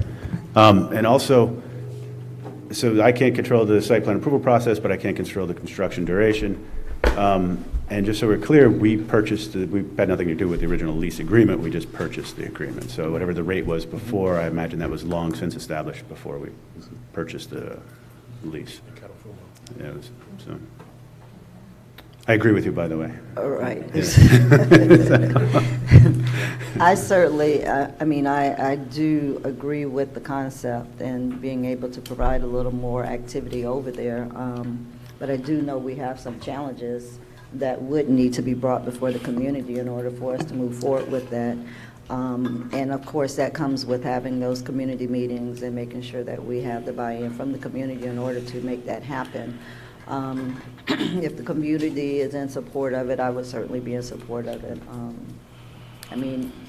Most cities are moving to bring in more things into the area so that you can create that tourism destination. In order to do that, we have to, extend what we have. Right now, what we have right now is we're kind of outgrowing that, I believe. So I believe in trying to increase that, but I definitely want to make sure the community is involved, and we do address that amount. Madam Chair, to that point as well, this is also a provision that will restrict the ability for the redevelopment of the Marina Phase 2 project as well. So I think it's important that we do have a series of discussions with the community to talk about that if we're going to see some of the economic development that we want to occur happen, we need to have some discussions and see what the public's appetite about that particular provision, because there is a stipulation that is very restrictive, and it will not end up materializing into the economic development that the board is looking for in the community. The other side of it is, as it stands right now, as it relates to the existing lease agreement at the Ocean Walk, we do have control over parking. So in the event that there is additional parking that is brought to the table, there's an opportunity to utilize that as an additional leverage point to work out a more favorable lease agreement that we've heard from your constituents and members of the public as far as the amount that the city collects. So there is still a lot of work that has to be done on the side of the city, as well as working with the developer to provide some additional clarity as to what we can do. But based on just the limited information we do have, in order for this development to make economic sense for this developer, that 50-year charter provision has to be discussed with the public. And I would believe, and Jeff, Mr. Gagnon can correct me if I'm wrong, any type of development, especially development on this particular parcel, is required to have community charrettes and discussions and meetings associated with associated with this particular type of activity. So we're looking from the council's perspective, how you wish to proceed with this particular action. Is this something that you would like for us to do a deeper dive from staff and then have some conversations with members of the community to then bring you back some of the information that they've provided, and then the decision is to, if there is going to be a question posed to the voters, what is the most appropriate mechanism to do that? Because I would venture to say that your interested parties at the Marina Phase 2 project are going to be looking at this particular situation as well. I would definitely be in support of going through that process to be able to see if we can move forward. Yes. In agreement with that, Ms. just, go ahead, I'm sorry. Lanier, did you have anything? I think we kind of got a consensus on this end. Would you be in favor of that or no? No, I'm not. Okay. Madam Chair, just a follow-up. So in regards to those community conversations, addressing the density in addition to the charter of the ground lease terms would be the conversations that I would want us to have. And also, while we're talking about the parking, following through with the parking, being that we have 492 spots, I really want us to make some progress on the paid parking. And since we have our leaseholders here, to kind of get some type of agreement and understanding how we can work with the current businesses so it doesn't affect their business when it comes to validating parking, but generating some revenue for the parking that's over there. Absolutely, Councilman. And we've had some conversations about the parking, and that we don't want to folks that would visit the restaurants or shops find themselves that right off the bat they have to pay $5 or $10 to park before they interact with any of our businesses. So we will look at other models that allow for parking validation and how that's done, because that is a deterrent for some folks, but we do want to utilize some points to recalibrate the relationship, because that is, and I did put this here in my notes, when we do have conversations with the community explaining what the existing lease provision is and how much is collected from the city, but also showing how we can renegotiate and what are the leverage points that we have to be able to move forward, where the city can see a larger financial as well as economic development benefit with a new relationship. Well, exactly. I agree it is a deterrent, but I believe we're one of the only municipalities that has a beachfront that does not have paid parking. And also with the current terms of this lease that we all know is not in favor of our city at all, we have to generate some additional revenue from this location immediately, because we can't wait for the charter to go through for the development of this project without maximizing on the potential and profit from there. So if we can expedite that process, it's something we've been speaking about with the council for a few months now, about getting paid parking there. So having these conversations to get this immediately done. Sir. Thank you. All right, anyone else? Well, I'd just like to say a couple more items too. So just wanted to, the main reason I was here this morning was just take your pulse on, is this something that the city would be interested in? And we have, to Councilperson Lawson's point, we are positioned to act immediately. So if there's a time frame or a contact person at the city that we could actually start moving this forward, because you want us to move forward immediately, we would like to move forward immediately, I guess maybe that's how we move from here. How do we facilitate this? Because this could, we have a lot of projects in the works. I like this one the best, and I honestly do, because this could be a quick time frame. This isn't a 10-year hold. This is now. We could do this now. So however we could work to move this forward.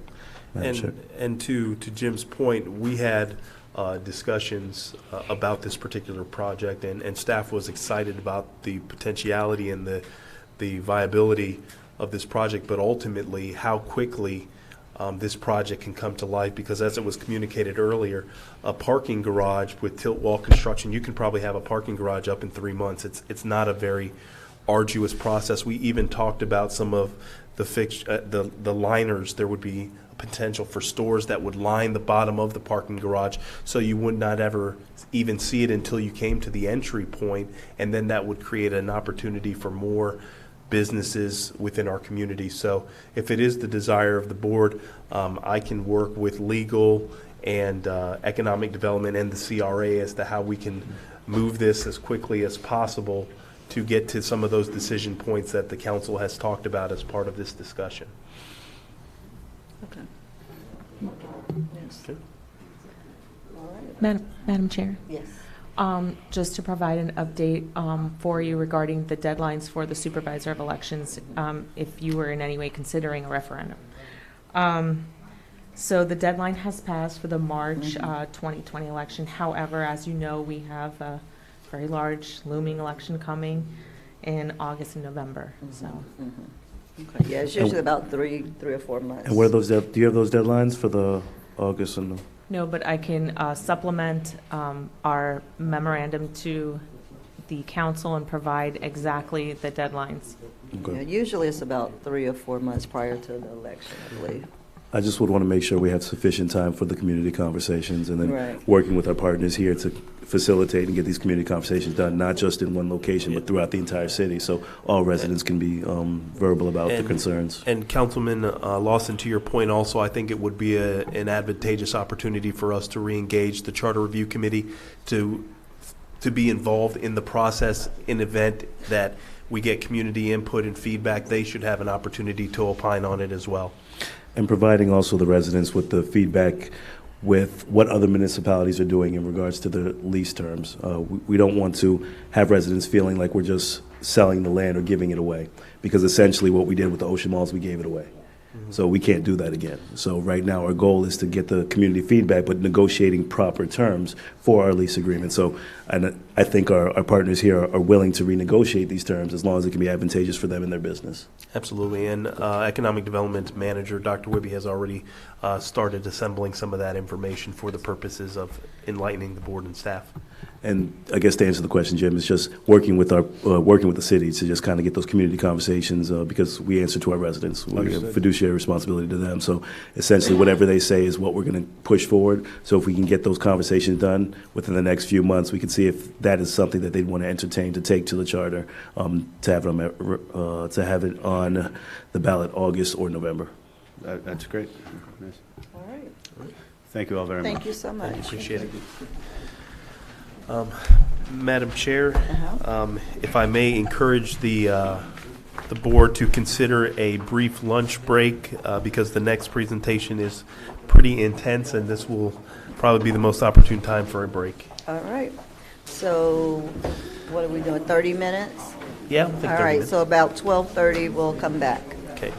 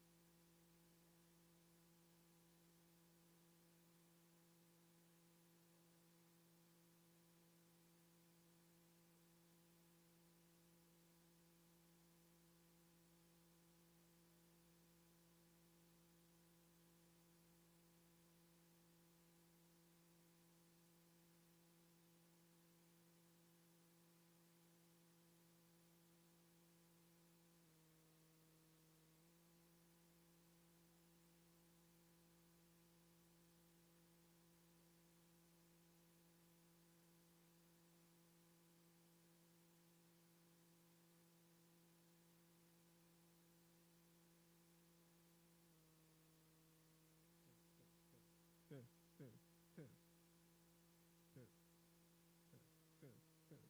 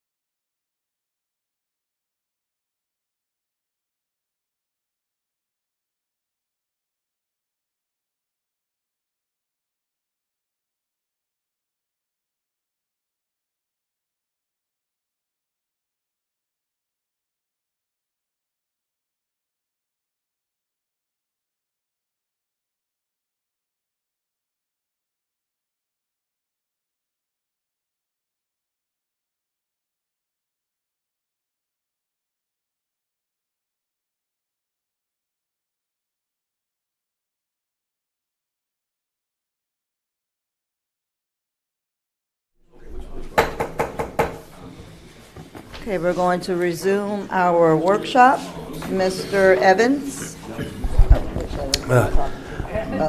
Madam Chair and members of the board, this item is an update on the Marina Phase 2 project.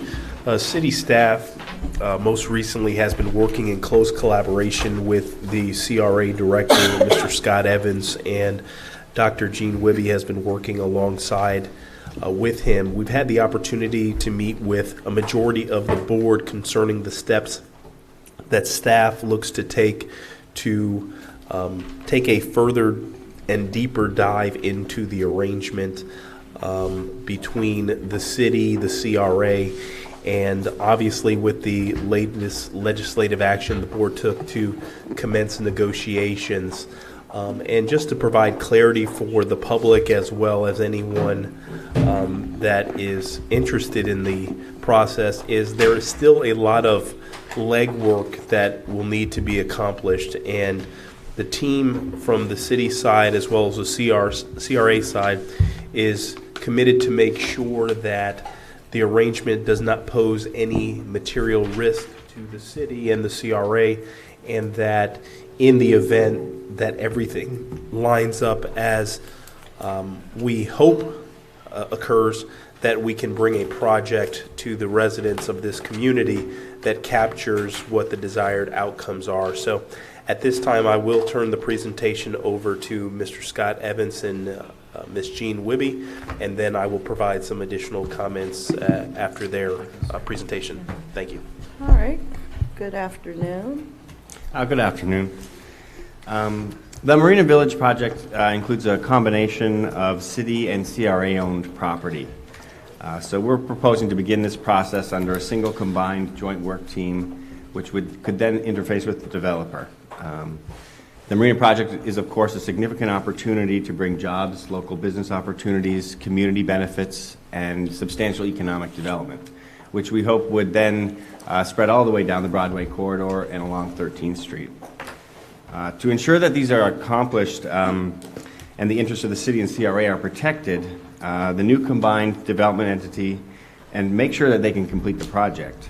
We're proposing the following next steps that the city and the CRA would work on together to accomplish. And the first would be to retain our technical advisors. The first one being a financial advisor and a real estate attorney. And the financial advisor would first meet with the board to make sure they understand what you're looking for, and then they would meet with our proposed developers and go through to make sure that their financials and their ability to deliver the project is there.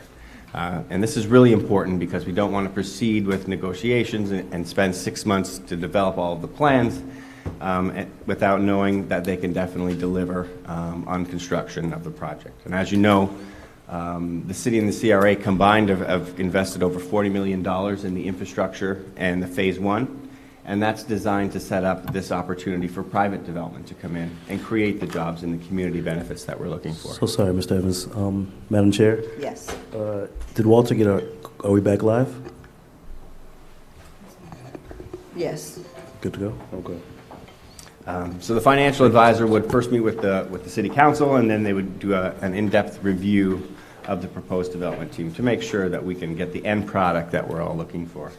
We would also hire a real estate attorney to begin assessment of the P3 details, the land transactional information, and also to look into the development agreement possibilities for the various elements, since it's a combination of city and CRA-owned land. And some of what you were talking about earlier, like the 50-year lease requirements, would also, of course, apply to the properties that are owned by the city. The next step would be to, obviously, the assessment of the capabilities of the team, which I just referenced. And then we really want to mobilize community engagement.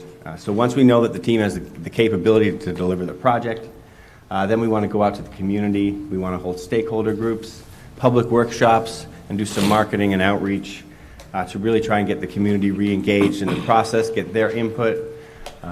We feel that the existing proposal from the combined team is really a starting place, and we'd like to really look at trying to increase the amount of benefits, the tax revenue, and the development that we bring to the marina. So part of that process will be to go back out to the community, get their input, their opinions on what they're looking for, and really try to explore what other options, how we could enhance this project. And of course, we would then commence negotiations. So following the mobilization of community engagement, then we'd assess the repositioning of the plans, try and bring more density and intensity to the development to bring more tax revenue and benefits to the city, including jobs. And then also just begin to work with the master developer to try and achieve those elements. And we also want to look at Bicentennial Park to make sure that we're maximizing the park and how the event center would interface with the new development. So today we're really asking for your direction related to those proposed next steps. So we think it's important that the very first thing that we start with is looking to make sure that we're proceeding to protect the financial interests of the city and the CRA. Thanks.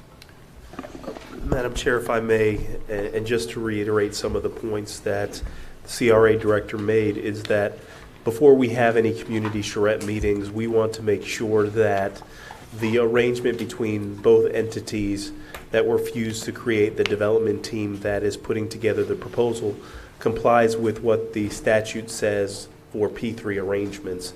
So we will have a legal expert that will review that to make sure it's copacetic and consistent with what the expectations would be from the city's standpoint, and to make sure it complies with the law.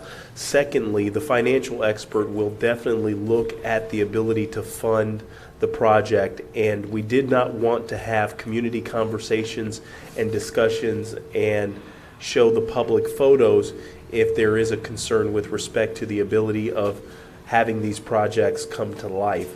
So as we obtain some of this information from the subject matter experts, we will be bringing that information back to the board, because that is going to be another decision point that you will provide staff the guidance as to how you wish to proceed. So I think it's important for clarity to be provided that the direction that was given is to us to look at the situation through a third-party entity to see if everything aligns with what the city's interests are and that they can effectively accomplish what the outcome is.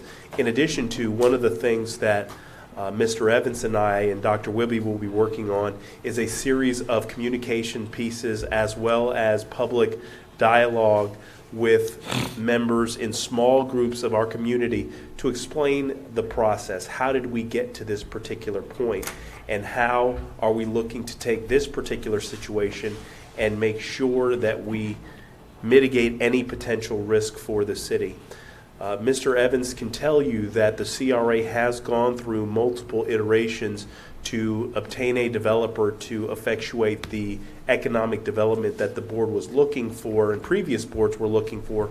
But this is the only time that the city and the CRA in its history has received two competitive proposals, which ultimately end up being one when the two entities were fused. Our stance as an organization and from subject matter professionals is for us to truly vet these two particular entities to make sure that they can deliver what they have said that they can deliver on. In the event that we were to say that we were to move in another direction and go through the competitive solicitation process again, the concern is that the image that it would present to the development community is that the developers did do exactly what the council at that time instructed them to do, and then there is no mechanism that effectively allowed for them to explain or to see if the project can come to fruition. So we want to do a comprehensive review of all the elements so you as the board can make a decision as do we move to the second step in the arrangement with the entity. This particular step does not bind the city or the CRA, does not commit to any infrastructure being in the ground, any property acquisition, any swaps, nothing. This is basically the exploratory phase or the due diligence phase of any transaction that we would undertake as the city and the CRA. So we did want to provide that clarity to the public, but also to get direction from the board. Is there a desire for us to move forward in that direction to obtain the subject matter experts to proceed to review the relationships both from a legal standpoint and an ability to fund the project standpoint, and then from that, have those decision points and that documentation provided to the board to provide additional direction. Also, we will be working with the communications team to provide an understanding of the competitive process that we did go through and the elements associated with that. So there is an understanding that this arrangement as it stands right now does not bind and does not obligate the city in any form or any fashion. Madam Chair? Go ahead.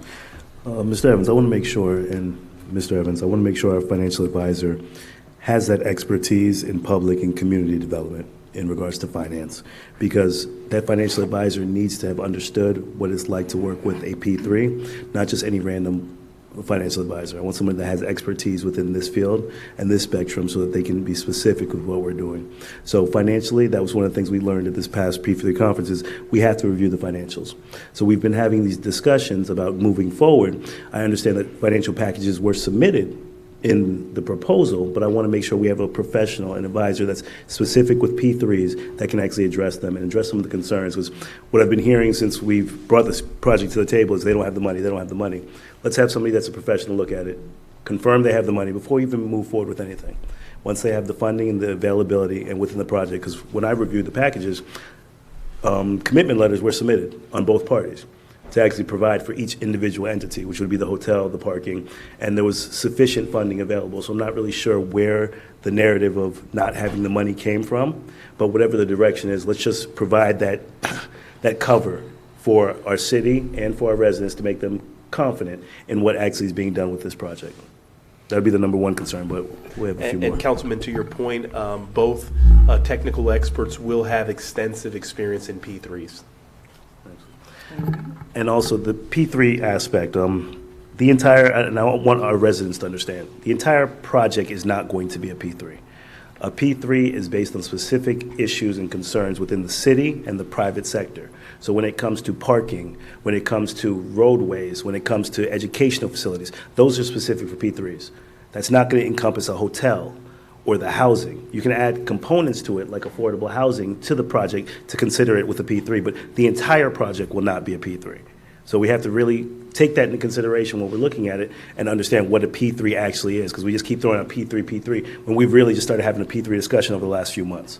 So we have to educate ourselves on what P3s are and know as a community what a P3 is. So I think that's part of the community conversation that you get the honor of holding with our community, Mr. Evans, and educating them on what the P3 is, what encompasses a P3, where the funding is going to come from, and how it can benefit our community and the residents. All right. Did you still have more of a presentation to go through? No. Okay. Did anyone else have any questions or comments? All right, so where are we, what are you looking for from us? We just wanted direction for us to go ahead and proceed with securing the appropriate technical experts, and then we would like to pen a letter jointly executed by the CRA director and myself saying that we will be securing technical experts from legal as well as a financial advisor to look at certain elements, and that they are requested to participate. And then after that information is collected and obtained, we will share that information with the elected body for another decision point. So we did want to make sure that the board did support staff's direction with getting those folks on board and to move forward in that particular vein before we enter into any further discussions about the potentiality of negotiating an agreement. So I'm sorry, Madam Chair. No, go ahead. So with part of the negotiations, I would want us to make sure that the project is approved, move forward. We've already approved to begin negotiations with them with our last vote. So as part of the negotiations, to see if we can bring the advisor in and also possibly bring it to the table if they would incur some of that cost, because it's going to be very costly to bring in financial advisors. But if the developers are coming to the table and they want to develop here, can we offset some of the costs, maybe with a stipend opportunity to say you'll be reimbursed, you front the cost for the financial and the consultant, and then we'll work on some type of stipend or incentive on the back end to allow for them to recoup that cost of the advisor. That's a direction that we spoke about as regards to stipends and benefits for developers that are coming in, to just kind of let them know, listen, we don't have the money. We're fiduciary responsibility to our taxpayers, and we're a cash poor community. So let them pay for it, and then we work on some initiative to allow for it to be recouped on the back end. Councilman, if I may, one of the things that I would encourage us to consider for the legal expert as well as the financial advisor, I would incur that whether it's the city and the CRA, we share in the costs associated with that from the standpoint is we have a vested interest in what that information contains, and we don't want to give the thought process that the developer is paying for the financial expert as it relates to providing the information. However, to your point, I think if we incur the costs associated with that, we should ask for the developer to incur the cost for the communication plan and the strategy, which you know is a large undertaking that will probably be apples to apples when you look at the dollars and cents, because you're talking about multiple community charrette meetings and things. So that's maybe a way we can get to the same point, but we can have control over those two elements of it. Absolutely. Very good. I agree with that. Yeah. Thank you. All right, any other comments from the board? I would be in support of, following that as well. I'm sure you met with most of us, and we kind of talked about this individually, so all of those things I'm in support of. Anyone else? All right. You have your direction? We do. All right. Thank you. Item number 5. We will need just a moment to switch over to the All right, so presentation. 5 minutes, Walter? Yeah. We'll still be on, yeah. So we'll still be on, but we have 5 minutes, well, a couple minutes to switch over. No,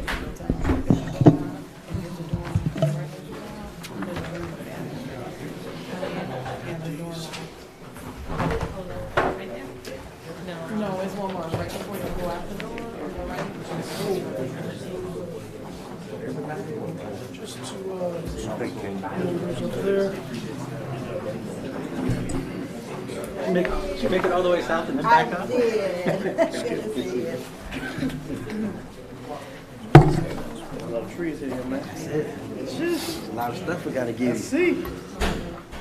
Yes, ma'am. Did I miss anybody? Okay, I got it. Okay. Thank you.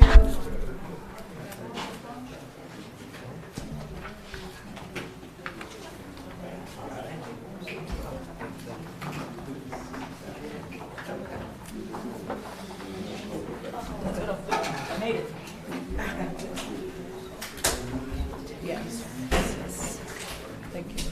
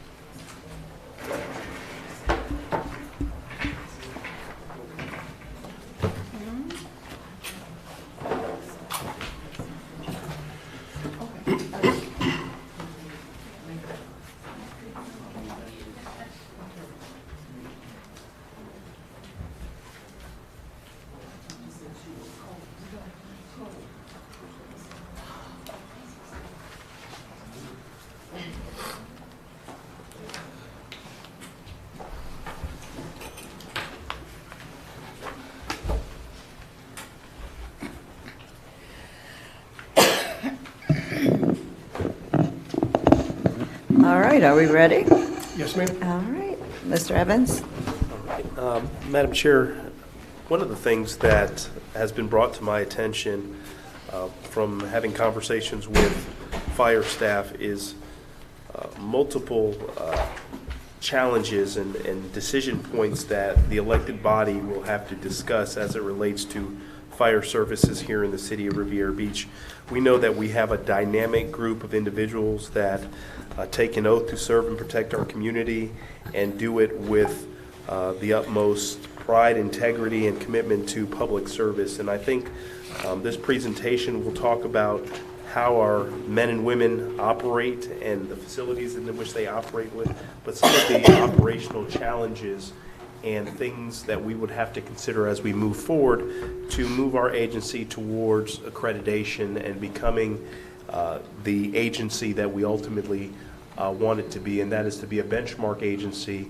We do an exceptional job with the resources we do have, but there is some challenges that we need to discuss in this type of setting so we can be able to start having the discussions of how we move forward. So with that, I'm going to ask that our interim fire chief, Mr. John Curd, and his team share their presentation and information with you this afternoon.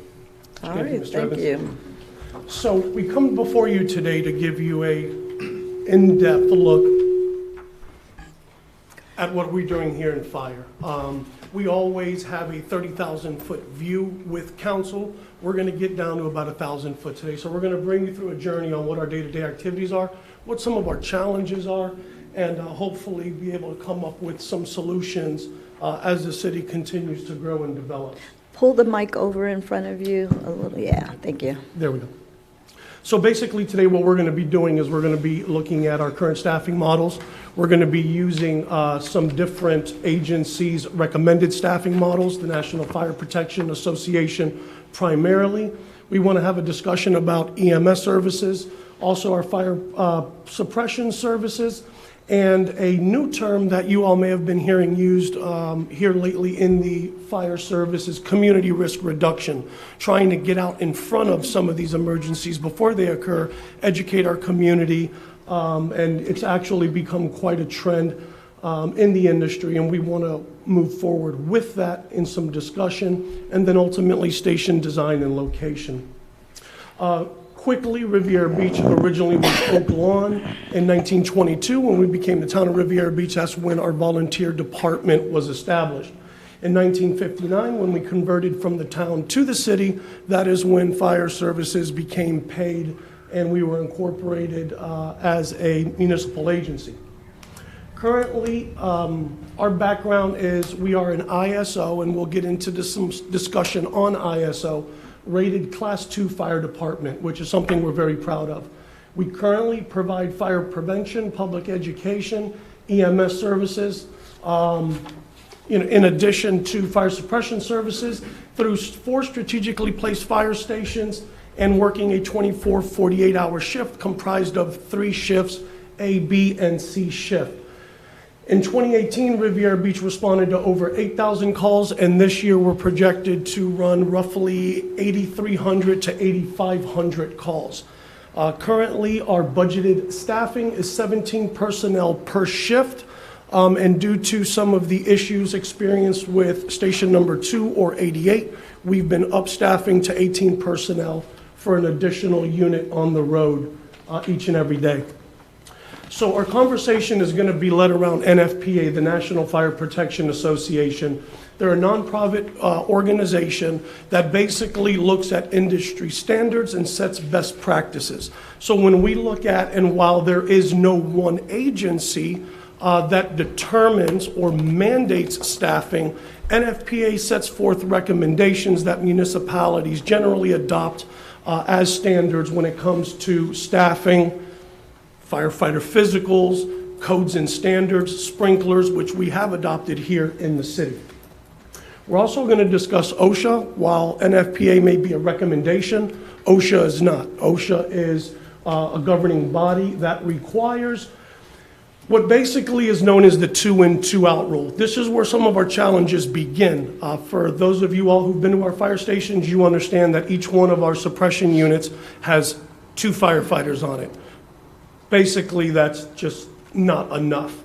OSHA's rule here of 2-in, 2-out requires that when 2 firefighters go into the structure, 2 firefighters must be on the outside to effect a rescue or support those firefighters that are inside that building. So when we have our first suppression unit arrive on scene, we have to wait for subsequent units to arrive on scene before we can begin operations. So that is one of the challenges that we're experiencing today. NFPA 1710, occupancy classifications per NFPA. What NFPA does is they look at what a city's makeup is.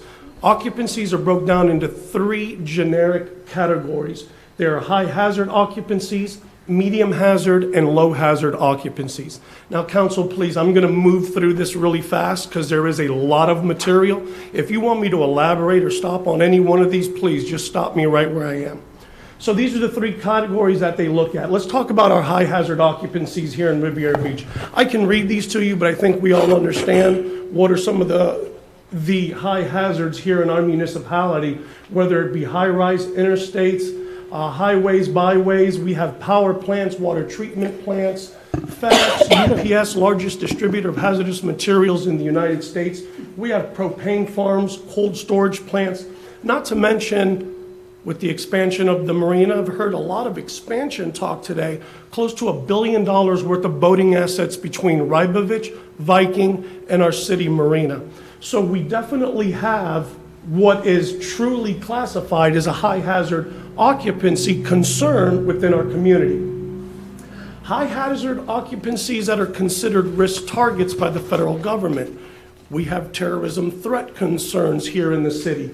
You have the VA hospital. You have Homeland Security. You have the Port of Palm Beach. We have a Coast Guard station. We have a military subcontractor in Lockheed Martin. So again, these are some of the things that are categorized as high-risk occupancies that we are charged with protecting in our community. I can go into educational facilities. We all know where they are and what their names are.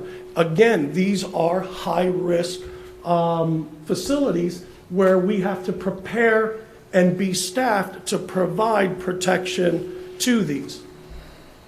Medical facilities, Kendrick, VA, Healy. We have, plus or minus at any one given time, 25 assisted living facilities here in Riviera Beach, Villa Francescan. We have a few larger ones, especially out west, Palms Edge Assisted Living Facility. These are very serious occupancies that keep a lot of us awake at night, making sure we protect them. Places of worship.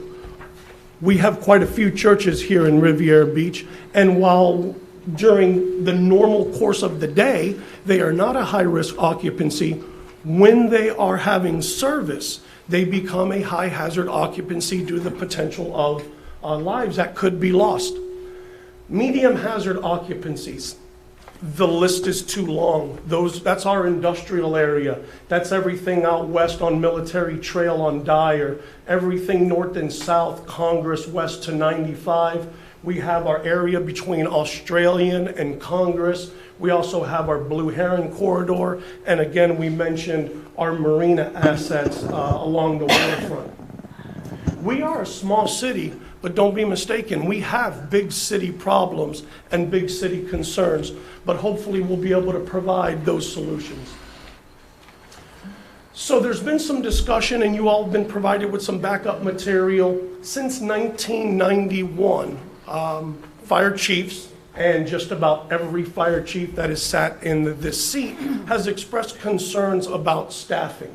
And most recently, when former Chief Duran met with Mr. Evans, these concerns were brought up, and unfortunately we weren't able to address them then, but we're here now to have that discussion.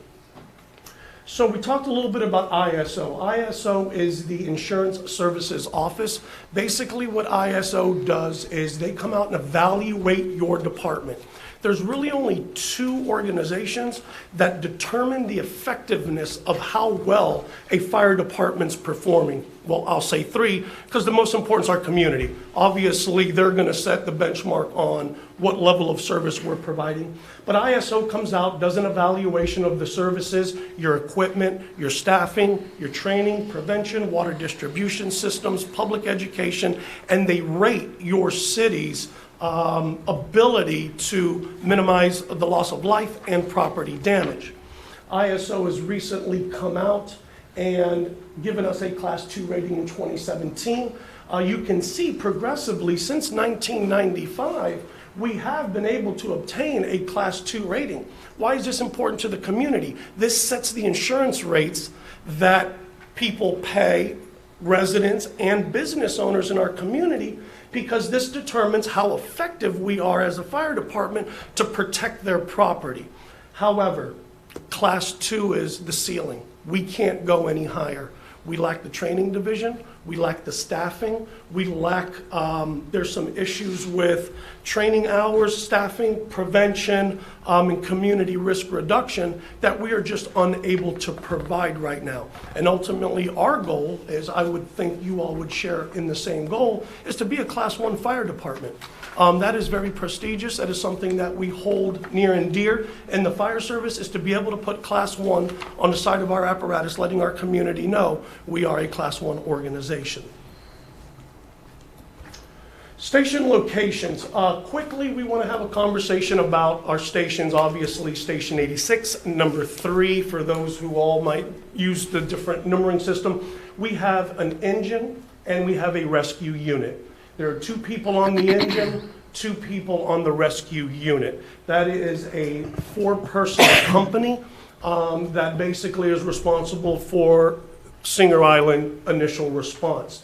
At Station 87 or Station 1 at City Hall, 6 personnel. Because we run our aerial truck out of there that is staffed with 3 people, 2 on the rescue and our battalion chief. Station number 88, which is over by Barracuda Bay, which is currently vacant and in the process of being rebuilt, is also a 2-person engine, 2-person rescue. Station number 89 on Military Trail originally was only staffed with 3 individuals. And if they had a fire call, they would all jump on the fire truck. If they had a medical call, they would then all jump on the ambulance. So there was a little bit of a facade where you saw an engine and a rescue at that station, but you weren't getting both of them. You were getting one or the other. Currently, we've decided to upstaff by 1, giving us now a 2-person engine and 2-person rescue. My concern is, that's great, but we've taken a thin fleet and we've stretched it. So now we just have more 2-person units on the road, and you'll see as we go through, 2 people just aren't going to be able to get it done moving forward as the city continues to grow and our responsibilities increase. Recommended staffing models per NFPA. Basically, they're going to talk about what a fire company is. A fire company for us, here in NFPA, they talk about those individuals on a fire engine. The term fire company is used differently throughout the United States. Some people provide fire, some people provide EMS. We provide fire rescue, a combination. So there's some municipalities, FD&Y for example, their fire department's their fire department and their medical service is their medical service. They don't work together in that fashion. They're not one department. So here in Riviera Beach, we provide a fire rescue service. We have fire and rescue combined for our municipality. So those 2 units together make up a company. So even with that, we're dependent on both of those units being available at the same time when we have an incident to form up as a company to get the appropriate number of staff on scene. Basically, NFPA, again, who sets that standard, says these companies shall be staffed with a minimum of 4. But what's important to me is 523121. In jurisdictions with tactical hazards, high hazard occupancies, or dense urban areas as identified by the AHJ, the authority having jurisdiction, these fire companies shall be staffed with a minimum of 6 on-duty firefighters.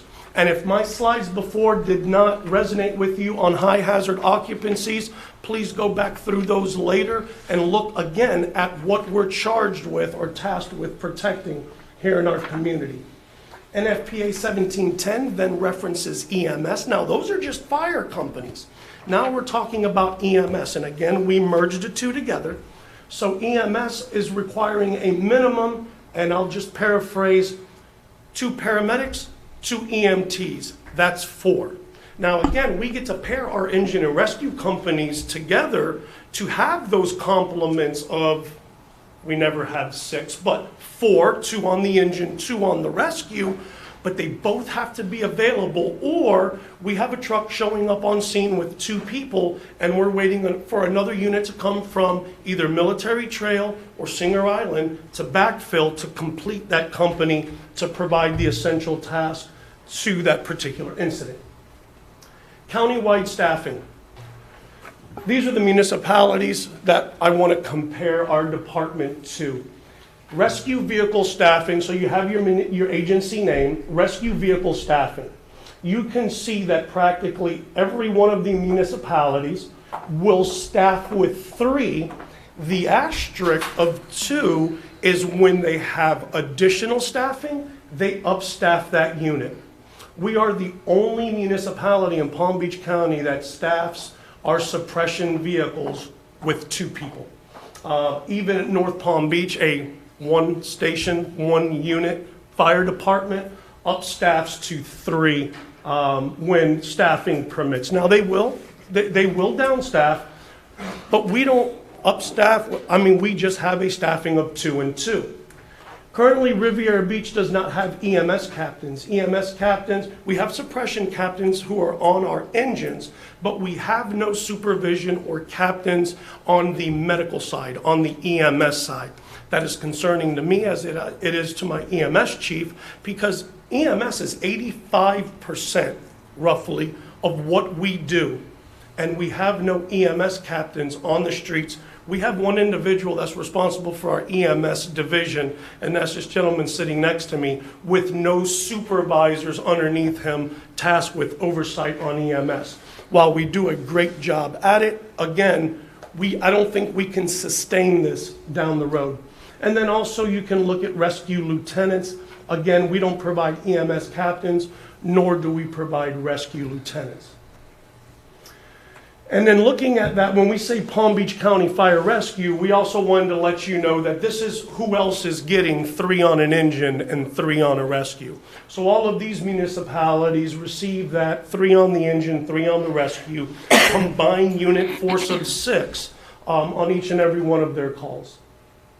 Annual call volume, since 2011, we've gone from roughly 6,500 calls to now we're estimated to run over 8,500 calls. 27% increase in call volume, but our staffing has not gone up. We are working our people harder, we are working them longer, and we can't continue looking at what some of these presentations before me. We're talking about additional growth, which is going to ultimately impact other services, that of fire and EMS. Countywide call volume, you can see where Riviera Beach is. We're right in the middle. We're not the small department. We're not the big department.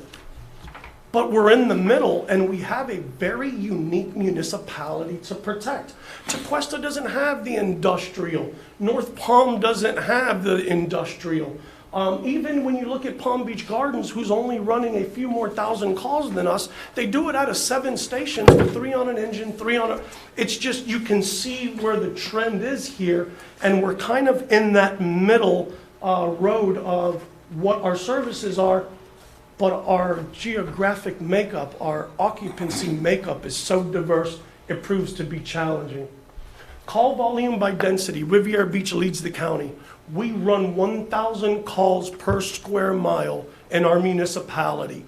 That is more. Now, granted, I don't want to seem like these numbers are, Palm Beach County does have a lot of square mileage that is farmland, and, you know, so, but when you look at those major metropolitan areas, we are the busiest, hardest working department in Palm Beach County, and we're doing it with 2 people on an engine, 2 people on a rescue. What I'm going to do now is I'm going to turn over our section on EMS to our EMS chief, Chief McCarthy. Chief Gert and Chief McCarthy, just because it's such a lengthy presentation, want to see if we could ask maybe a few questions in between, jump in real quick. Sure. In regards to the stations, I know we have 4 stations per 8 square miles Correct. of our city. Comparable to other municipalities, how many stations do they have based on their density, based on their square footage, square mileage? How many stations do they have? Now, I know you said Gardens has about 7 stations that they're operating right. So per square mile, Riviera Beach has more stations per square mile than any other municipality. Right. But I also think you see that need based on call density. Right. But even then, with those 4 stations, they're understaffed. So it's hard to say we have 4 fully staffed fire stations when we really don't. But as far as per capita, we have more stations than any other municipality in Palm Beach County. What would the thoughts be of possibly not rebuilding 88 and having that staff move to the other 3 locations? So we're talking about joining fire stations, Yeah, joining companies together. essentially 86, 87, and 89 as our main hubs, and not rebuilding that Barracuda Bay location and having that staff that's there Okay. dispersed throughout, and then adding the additional staff needed so that we can have the 3 and 3. Okay, that is an option, and we want to look and explore all options. Of course. Inevitably, you're going to have an increase in response time. Okay. If I don't have a unit out on Military Trail, and let's say that 88 unit, when they're trying to traverse the city during rush hour, or my city gets split by a train, you could see some problems. Anytime you close a fire station, inevitably, you will see an increase somewhere in response times. So, I'm sorry.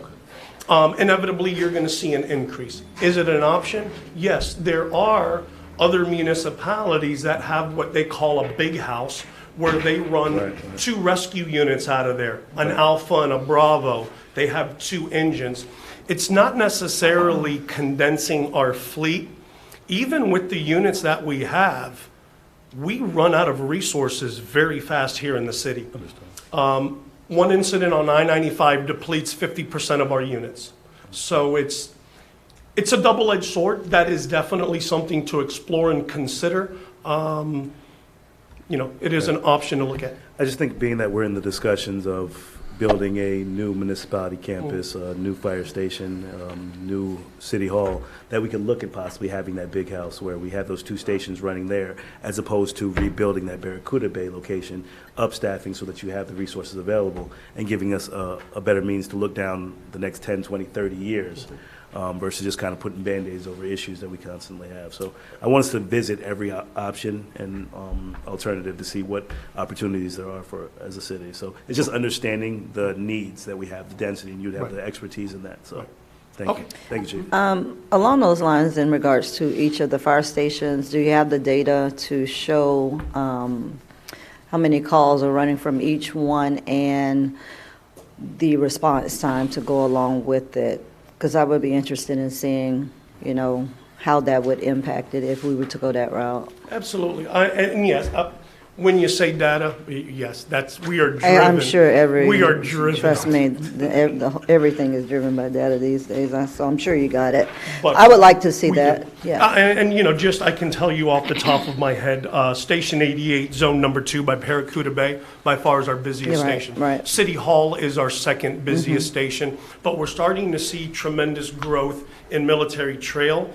Because of now the Kendrick Hospital, the Healy Center, we got Arbor Park going in, their numbers are going up, and then we're seeing a good uptick on the island now with the Ocean Mall, and obviously our obligations and responsibilities in Palm Beach Shores, which is, again, other discussions we're having about providing services there, so I'll make sure that I get that data. We'll get it to the council, yeah. And Madam Chair, if I may, also with our station on Military Trail, that conversation, and I believe Chief will talk about it later on in this presentation, the consolidation opportunities may present itself a lot sooner than we would have anticipated, because we have, I think, about 4 years remaining on the lease on that particular parcel, and the VA has created a division that basically manages their real estate assets. And so with the growth that's happening in that area with medical offices and professional offices, it may be more advantageous for them to look to take back that particular parcel, and then we're going to have to find some other way to provide service. But, the chief and I have had multiple conversations, and he said to me, Jonathan, one of the most difficult things in a fire professional's career is to take a fire station out and put a fire station in. So we have to be conscientious of where we look and what the run numbers are, because you do have the conversation that we have to have with the community, that if response time is going to be impacted by a minute or 2 minutes or things like that, that leaves the public kind of antsy. Madam Chair. Go ahead. How early will we be having those discussions of that lease agreement for the military trail station? Because I know we're about 4 years out now, so we want to make sure that we can either solidify it or have a plan for our station. This particular conversation, and based on the input we're getting from the board, this will kind of allow for us to begin that dialogue, because we did want to see what the board's thought is, because we have had the conversation and even discussions with finance about the consolidation of stations and what would be the opportune location to be able to have a big house, for lack of a better term. And so that is something that we can find out if there is an appetite to extend it, or bring back some other options consistent with the direction the board provides us. I would be inclined to look at our extension of that location, just because a facility, building a municipality, a municipal location, and a big house, as we may call it, is going to take us a certain period of time. So even if we do a 5 to 10 year extension on that location, we're going to need the amenities for the near future, at least. All right. You can continue. Anyone else? No? All right. You can continue. Okay. Well, you've seen that picture long enough. Good afternoon, everybody. My name is Tom McCarthy. As Chief Curtis stated to you, I'm your Division Chief of Emergency Medical Services. Just briefly, background. I've been in the fire service since 1988, proudly serving here in the city since 1994. Moved up through the ranks, and I became your Division Chief of EMS back in about 2004, 2005. Seen a lot of growth in the department, seen a lot of growth in EMS. And Ms. Miller, you said data drives. Get ready. Here we go. So, we're going to talk about briefly, because we do enjoy telling you guys why we do what we do, and we're proud of how we get there. So, basic life support, advanced life support. And so we'll talk about briefly about what those call types are and the kind of resources that those call types generally engender. So BLS call, let's think about a sports type of injury, sprained ankle, shoulder separation, maybe a broken bone or two. Your minor burns, eye injuries, skin, soft tissue injuries.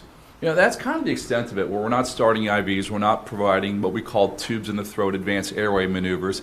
And that's when we get into phase 2, the ALS call types. Now, BLS will always be a part of an ALS call type. That's where we do our general patient assessment. That's where we're getting the blood pressure, the vitals, the baseline EKG, and also taking into account the surroundings. What caused us to get here? What caused this patient to need to call for our services, or for somebody to call our services on their behalf? So this runs our gambit of what we call our 3 priority types. Priority 3, which is, the patient's stable. That's your BLS that doesn't rise to an ALS call. But again, like I said, there is a BLS component. Then your priority 2, there's your unstable patients. That's the majority of our ALS calls there, and I'll expound on that a little bit later in future slides. Then, of course, in this priority 1, patients that are in a cardiac or respiratory arrest type of situation. And I'll give you guys a little bit of an overview on that when we get to that portion. Okay, so we talked about the priority 2. I use that specifically as a carve-out of what we call the big 4 types. The big 4 are really important to us in the EMS community because we talk about data, Ms. Miller-Anderson. So here's where we go. So STEMI. STEMI is basically when we get a 12-lead EKG on a patient, it tells us whether or not they're having a heart attack, and in particular in the left side of the heart, where you have what's called ST segment elevation. I'm not going to bore you with the details. When you see those up and down lines, it's that segment is lengthening out, and we're having a little bit of a problem there. So the myocardial infarction, that's just a fancy way to say a heart attack that might be getting ready to kill somebody. The stroke is a cerebral vascular accident. Now, before I get too deep into the next 2, I'm going to tell you right now proudly, I sit atop as a president of the Palm Beach County Association of EMS Providers. I'm also the president of the State of Florida Association of EMS Providers. And our group works very hard, very diligently, hand in hand with our hospital systems and with systems not just in our county but throughout our region. And what we do is we look at these hospitals and we hold them accountable. You better perform the services off the pass-off that we started in the field for these patients. I'm a big proponent of Mrs. Smith getting the win. And Mrs. Smith doesn't get the win, Mr. Smith doesn't get the win if it's not a total team effort. So you look at the STEMI and the stroke calls right there. We want to get that patient off scene and in the hospital within 10 minutes so they can start getting their second level cures taking place. Now, something unique that we started here in the fire department going back to 2010 was we allowed for the patient to be on the stretcher. We recognize that when it comes to a heart attack or a stroke, that time is tissue. You don't talk about response times and burn rates with structure fires. Time is tissue. The longer that heart, the longer that brain tissue goes without oxygenation, the worst prognosis for that patient to survive, let alone live a quality of life. So we talk about resources on units, response times. This is really super important stuff right here, and it cannot be understated. So what we did was we allowed, with the blessings of our fire chiefs and our deputy chiefs historically, for that patient to actually be on our stretchers all the way through to what we call the lab, to where they're going to get an emergency CT scan, or they're going to honestly go right into the procedure room. And that's important, because we believe that the most important call in the world is the one that we're currently on. Mrs. Smith, again, has got to get the win. So where we go with that is now we're talking about a unit, instead of being out of service at the hospital for a 5 to 7 minute period of time, now it could be a 10, 12, 15, 18 minute period of time. But again, that's what we want for the patient, per your direction, to do the best for the patient at every given point in time. So now you're looking at a prolonged out of service time. And again, we've set the model, and we've gotten some really good wins for our patients by keeping the patient on our stretcher, going right to the procedure rooms. Next, we have the opioid overdose. Thank goodness that is starting to taper off, and it continues to taper off, and our numbers are dictating that. Fortunately, here in our region, JFK North, which used to be the West Palm Hospital, years ago was Humana, and now they have a center there. So when we take a patient there by protocol, they're actually going to get what they truly need, a Suboxone treatment, they get the counseling they need. So that's been a really nice thing for us. We drove that. The EMS chiefs in this county, with the medical directors, we drove that from our pulpits. So we do have the ability to have these conversations with our partners in the EMS and get these wins for Mrs. Smith. Feel the theme here? Madam Chair. Go ahead. And this is really a question for Lina as well. Have we been able to quantify the amount of money that it's cost us to have these opioid interventions and to deal with the opioid crisis in this city? No, we're still waiting information to be provided from individual departments. Okay, because we have to decide whether or not we're going to enjoin a suit against Absolutely, the manufacturers. And yes, and you have followed up with our office for that, and Ms. Nguyen has followed up with the departments. Great, thank you. You're welcome. And the last is going to be the sepsis. And this is disease, what we call a fungal bacterial infection. Pneumonia is one of the most prominent here that we deal with in the South Florida region, but also MRSA and strep. You can't understand how important those things are too. So again, this is one of those things where it's really profoundly important for us to capture data on the front side, not just while we're treating the patient so we can have definitive treatment options and definitive destination options, but also too so we can look back retrospectively and see if there's any better way that we can provide the services that we're tasked with delivering. So one of the things that we do is we look at this data is we have what's called the performance indicators for the big four. So we have STEMI bundles, we have stroke bundles, we have opioid overdose bundles, and sepsis clinical bundles. Now, Chief Kerr told you guys the challenges that we have when we don't have EMS supervision out in the field. We have an amazing group of amazing people who do amazing work. But one of the things that we're challenged in is that oversight, to where now we know we're clicking these boxes off as we're performing these treatments. These bundles have been established throughout the country, and we brought them down to a manageable data set that we as EMS chiefs here in the county can say, okay, how are we performing? Can we grade these things out? So this is still a program. It's 2 years in its process, and we're pretty happy with the returns, but we also understand that through the laws of subtraction, we have a law of diminishing return. Simply put, we just don't have the people supervisory to get into this. And Chief Kerr talked to you guys about not having a training bureau. This is part of the challenges that we have, being able to come back. Yeah, we can quantify a call, but what do we do with that data? Where's the training bureau? Not there. So that's a challenge. Madam Chair, isn't the Gansey land a training bureau, or does that not qualify? With all due respect. The Gansey, we're really proud of it. We really are proud of it. That is a fire-centric and technical-centric training ground. And well, again, it's a great facility, but without the people there, without the bureau there on a 40-hour-a-week basis, it's really hard to stay on top of, if not ahead of, these types of situations. But yes, we're really proud of that facility. And we actually, I'll tell you what we did. And we didn't include trauma in here, but one of the things that we did was we were so happy with what we were able to do in that facility and how we've outlined some of our training. We did an outreach with our hospital partners in the region. They brought their ER nurses and their ER physicians to Gansey, the aforementioned, and we taught them how we do CPR in the field. Just a little foreshadowing, it's getting ready to come up. And they couldn't have been happier. Because there's sometimes, even though they're all in with us, you know, they say that, but administratively, sometimes the mission changes by the time it works its way down to the ER. Well, so that's where we have some of those challenges. But we decided we were going to reel it all back, and now it's become a model throughout the county that all the departments are starting to use with their hospital partners.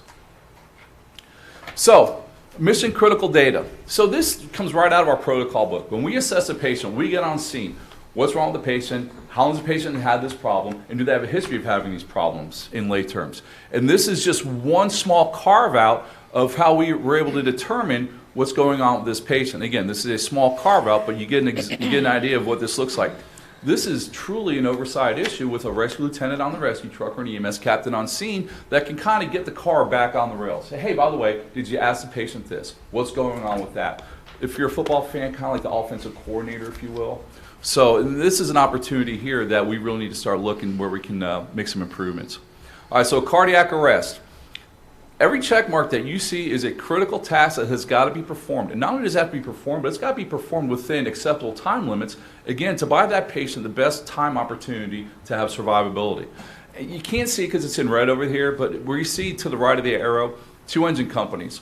When we say 2 engine companies, we're talking about 3 people on an engine company. We want 3 people on those rescue trucks. We need a chief officer. We need 7 people on scene. That's not counting the model that really necessitates a need for a rescue lieutenant or an EMS captain on scene. So again, these are really super important calls to us. And again, here's another carve out of what a protocol looks like. And when we're talking about managing a cardiac arrest patient, these are some of the things that we have got to do when we're on scene with these calls. Pretty daunting. Nonetheless, we take that challenge with great pride. So, for the American Heart Association, we looked at some data they had. There were 475,000 Americans died from cardiac arrest every year. Such a high number of them happens outside of the hospital. Now, there's a big number of those that happen inside the hospitals, but obviously you can see the preponderance of these calls happen outside of the hospital. So what you see in that box there is some of our cardiac arrest data that we're able to harvest out of our databases from 2017, 2018, where we had 65 cardiac arrests. And the reason I have the 2 asterisks there is because when we capture our data, did these patients have comorbidities or not? So these patients, we were able to determine that 65 of these patients did not have what we call these comorbidities, and we were able to save 45%. And that meets or exceeds most models throughout the country. I can tell you the best model throughout the country, and we're catching up on them pretty fast in this region, is Seattle. And that's because Seattle deputizes every person, every living, breathing person out there on how to do hands-only CPR. And if you notice, we started an initiative here throughout the city where we're training municipal employees how to do hands-only CPR, how to use an AED, how to do stop the bleed. So those are some of the data points that we use, again, to make improvements. Yes, ma'am. What is ROSC? Return of spontaneous circulation. So the person does not have a pulse, they're not breathing. And we've done our interventions in a timely fashion. Then through reassessment, more people, we're able to determine that patient is now starting to develop a pulse. Now they're starting to breathe on their own. Now they're starting to have a neurological response to what it is that we're doing, which sometimes necessitates another person back there to manage that. So again, we're proud of where we are, but we know we've got more work to do. It's going to take more resources to do this work. So locally here, we were dispatched over the last 4 years, all these cardiac arrest numbers, more than 100 each year, more than 130 each year. And these numbers don't go away. You can see that they trended up. You talked about the opioid crisis. It really finished off, it hit its apex in 2017, so some of the walk back. So when we start talking about that with the lawsuits and stuff, there's more data that we're going to be able to move to y'all, and then you guys can make that determination. We're still looking too for some data sets that come back from the county with these rehabilitation centers. All right, so cardiac arrest management. If you can imagine that big gray box in the middle is a patient who is down and not responsive. They've had their cardiac arrest. So you can see we have these smaller boxes in red. The first box is called the compressor there up on the left side, where you have the manual compressions have got to be performed at 100 per minute. Then we transition to what's called a Lucas device. That does the automated compressions. Then we have to do an EKG monitor. So you see the and then that takes place that we're tasking one person with doing. Now let's look at point number 2 at the patient's head. We start airway management from a BLS perspective, non-invasive, to an ALS perspective, which does become invasive. And so you look at all those different tasks. nasopharyngeal airway, nasal cannula, oropharyngeal airway. Those I'm expounding on what those abbreviations mean. BVM is bag valve mask, to an SGA, which is a supraglottic airway, to ALS, to ultimately an endotracheal tube, to where then we read the patient's end-tidal CO2. And that's one of the clinical markers that tells us if that patient's getting ready to have a pulse before they get that pulse back. So let's look over at number 3. 3 has vascular access. And you see how this kind of works in concert like a pit crew going over the wall during a car race? That's why we call it pit crew. So I'm a football coach. I prefer to call more of an offensive play. But anyway, number 3, we talk about vascular access. That's a person that's got to start the IV. Well, guess what? That patient is in a profound cardiac arrest. It's not always that simple to find that vein to get a blood return. Sometimes we got to drill a hole in a bone to get access into the patient's vasculature to start moving fluids and medications. So also too, now you have a pivot person between points 3 and 4 where that drug box is. That's a logistical person. So that person is uniquely positioned between 2 resource pools, the drug box and the airway bag. They're distributing needs to the airway management person and the vascular person. All the while being in concert with what number 1 wants, the compressor. Because if he sees any type of change on the monitor, he says, hey, hold up, she, whomever, hold up, we had a change. Let's transition from this medication to this medication. And it has to happen like that. Now, number 5, the scribe. That's a person that's capturing this data. That's a person that gives us the opportunity to do 2 things. 1, we've got the patient history. We talked about that sample history. Also, 2, now they're combining that data with the arrest data, saying, are we on the right track? Is there another tack we need to be going on? Nowhere in that schematic there tells us that we have leadership, officer leadership. That offensive coordinator, that person's on the backside that says, have we done this yet? Have we checked that yet? Are we moving to this phase? Are we moving to that phase? Everything you're seeing happening in here, we really work to keep this under 10 minutes on scene. And that's a lot of activity by a very small amount of people. We're proud of the service we delivered. You saw that 45% ROS rate. We're really proud of that, but we also know we can do better. And it's going to take more resources to be better. So we talked about performance indicators. You saw the big 4. This is the one, cardiac arrest, we use as a standalone. Now, obviously, some of those big 4 lead to a cardiac arrest, so that becomes part of what we do, and we evaluate all of our call types that have a performance metric component to it. But look at that box in the upper left-hand corner, pit crew benchmarks. We truly do look for ways to train at the Gainesville land, so to speak, coming off the truck, how long it takes us to get to the door, how long it takes us to get to the patient, how long it takes us to start doing compressions, how long it takes to start doing these airway maneuvers. Well, that still takes leadership. The orchestration is fine, but you still need that conductor. So, and you see that they're all timed events, minutes and seconds. You know, thankfully we have a really good dispatch center that helps us with these benchmarks. Now, we talked about comorbidities. At 45%, well, there are just some things that the patient brings to the table that are not negotiable. They have these comorbidities. They suffer from heart failure. They suffer from pulmonary diseases, cerebrovascular, which is a neurostroke type disease, heart disease, diabetes, myocardial infarction. There's 14 comorbidities that were identified by Medline and the Scopus, which was one of the more comprehensive studies that was done on what a true comorbidity was, that had a negative impact on resuscitation from a cardiac arrest. So again, we work hard. We're proud of the hard work we put in, but we do realize that there is that plateau where, okay, now we need more resources. It's just like any other thing that we run here. We can be good, but we can be a lot better when we have the resources. And let me see here. Oh, that's a good-looking guy there. So, I just wanted to add a couple of things. You know, you'd mentioned DeGangeland. Please understand that that's a training location. That's not a training division.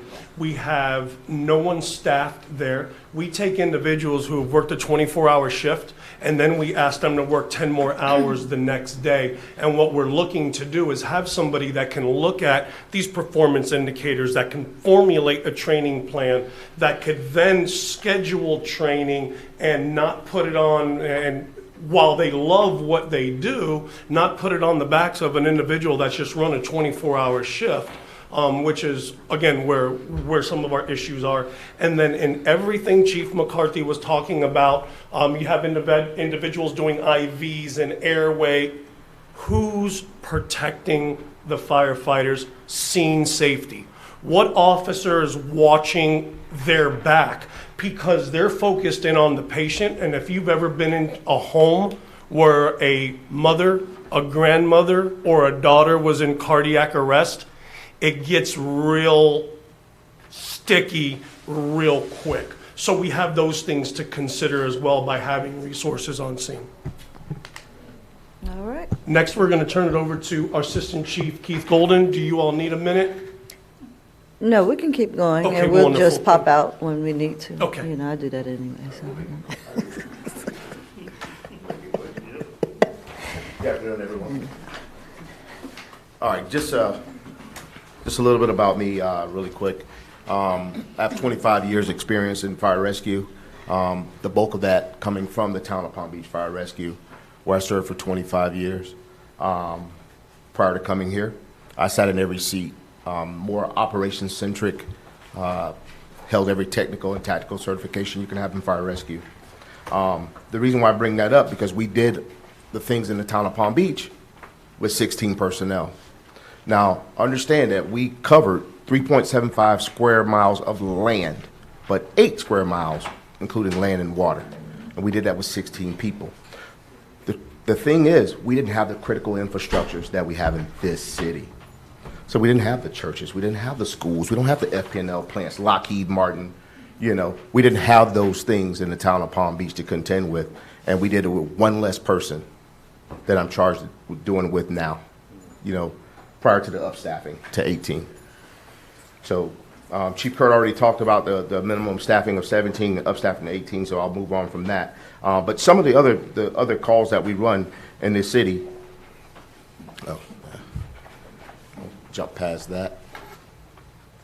Some of the other calls that we run are, you know, basically hazardous conditions calls, mutual aid, fire calls, false calls, and public assistance / service calls. What are those? What are what? Public assistance service calls. Public assistance. Somebody locked in the car, someone fell on the ground with no injuries, they just need to be lifted up. Someone needs help to the restroom. Stuck in an elevator, Yeah. in a tree.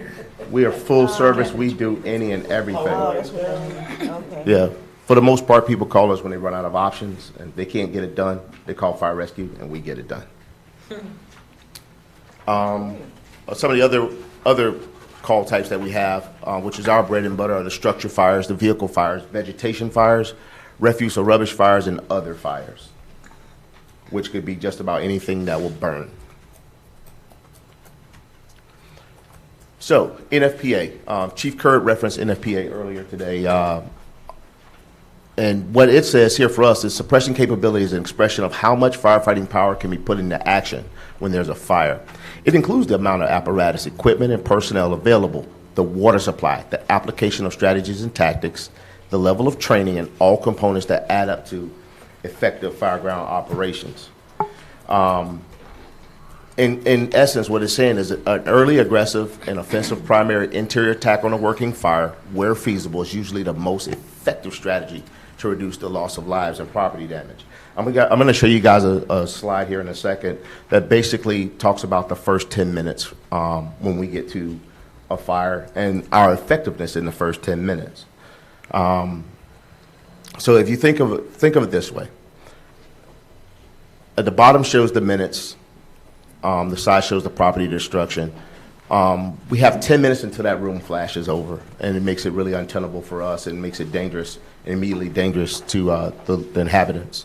So for us, we have to get there within that first 10 minutes and locate the fire, confine the fire, and extinguish the fire in order to be successful in our mission. So this one talks about literally just civilian deaths. So if we can confine that fire per 1,000 fires, you know, if we confine it to the container, 0 civilian deaths.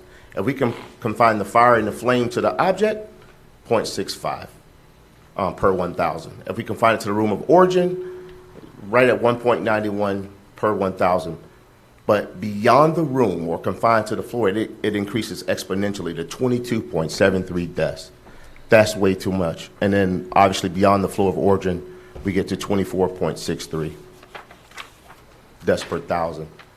Again, back to NFPA. NFPA references the single-family dwelling for 14 members. And I don't know if you guys can see that in the red, but it says 15 if the aerial device is used.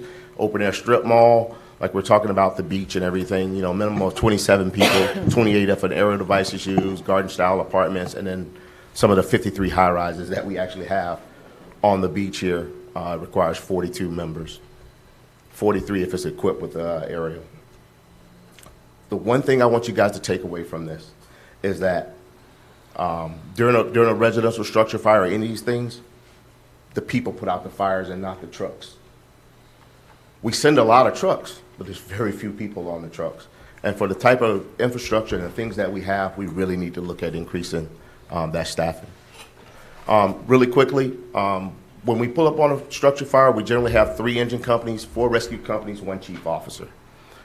Their initial critical task during a fire is, first of all, is incident command, which would take that chief officer out of there. Then we have the fire attack, the primary search and rescue, pulling backup hose lines. Then we still got to ventilate the building, add water supply, get a rapid intervention crew, and a rehab unit. Here's the thing. There's additional tasks that we have to do with the same 17, 18 people that requires a safety officer, secondary search and rescue, salvage and overhaul, a ready rescue, possible exposure protection, and we don't have enough personnel on duty to do it, but we establish that by mutual aid, and that generally requires 2 additional engine companies, 2 rescue companies, and a chief officer. So let's throw into the mix. You just heard Chief McCarthy talk about cardiac arrest and how many people are needed. So in a lot of structure fires, people suck in a lot of smoke. Imagine we have 1 citizen in cardiac arrest. What critical tasks do we abandon to treat that individual that's in cardiac arrest? Mutual aid is simply just a written intergovernmental agreement between the agencies of jurisdictions that says that we'll assist one another by request of personnel, when we have an issue. And an automatic aid is a plan that's developed between 2 or more fire departments for immediate joint response on first alarms. We can't enter into an automatic aid agreement because we don't have the personnel. Lastly, for us, we also have, obviously we cover the beach as well. We have open water incidents. So really quickly, Riviera Beach Fire Rescue possesses limited resource capabilities in addressing water rescue and waterborne hazard mitigation. Currently, fire rescue is capable of providing level 1 and level 2 swimmers for surface type water rescue. As such, fire rescue relies heavily on mutual aid from PBSO, West Palm Beach Fire Rescue, and the U.S. Coast Guard for waterborne incidents and patient access. These challenges are profoundly limiting when responding to moored watercraft, especially in the Peanut Island area. I will now turn it over to our Community Risk Reduction Officer, Mr. Dwayne Watson. Thank you. And may I make a statement while we're getting switched over here? As AC Golden mentioned, we just briefly touched on water incidents. This morning we talked about a potential mooring field. How do I get to them? If the Coast Guard, first of all, if the president's in town, Coast Guard doesn't give you a ride. Now I'm waiting on PBSO. While there is a station at Peanut Island, that's not Phil Foster Park, that's not a staff station. We could literally find ourselves with somebody using our mooring field, suffering a cardiac arrest on their sailboat, and we'll be standing on the shore looking at them saying, how do we get there? Thank you. Do we not have a marine, the police have a marine unit, right? They do. That boat is only used when they staff it. And that's a 30-foot, that's a different style of boat. But yes, there is a marine boat, but it's only in the water when they staff it, 4th of July, Flotopia, those type of things.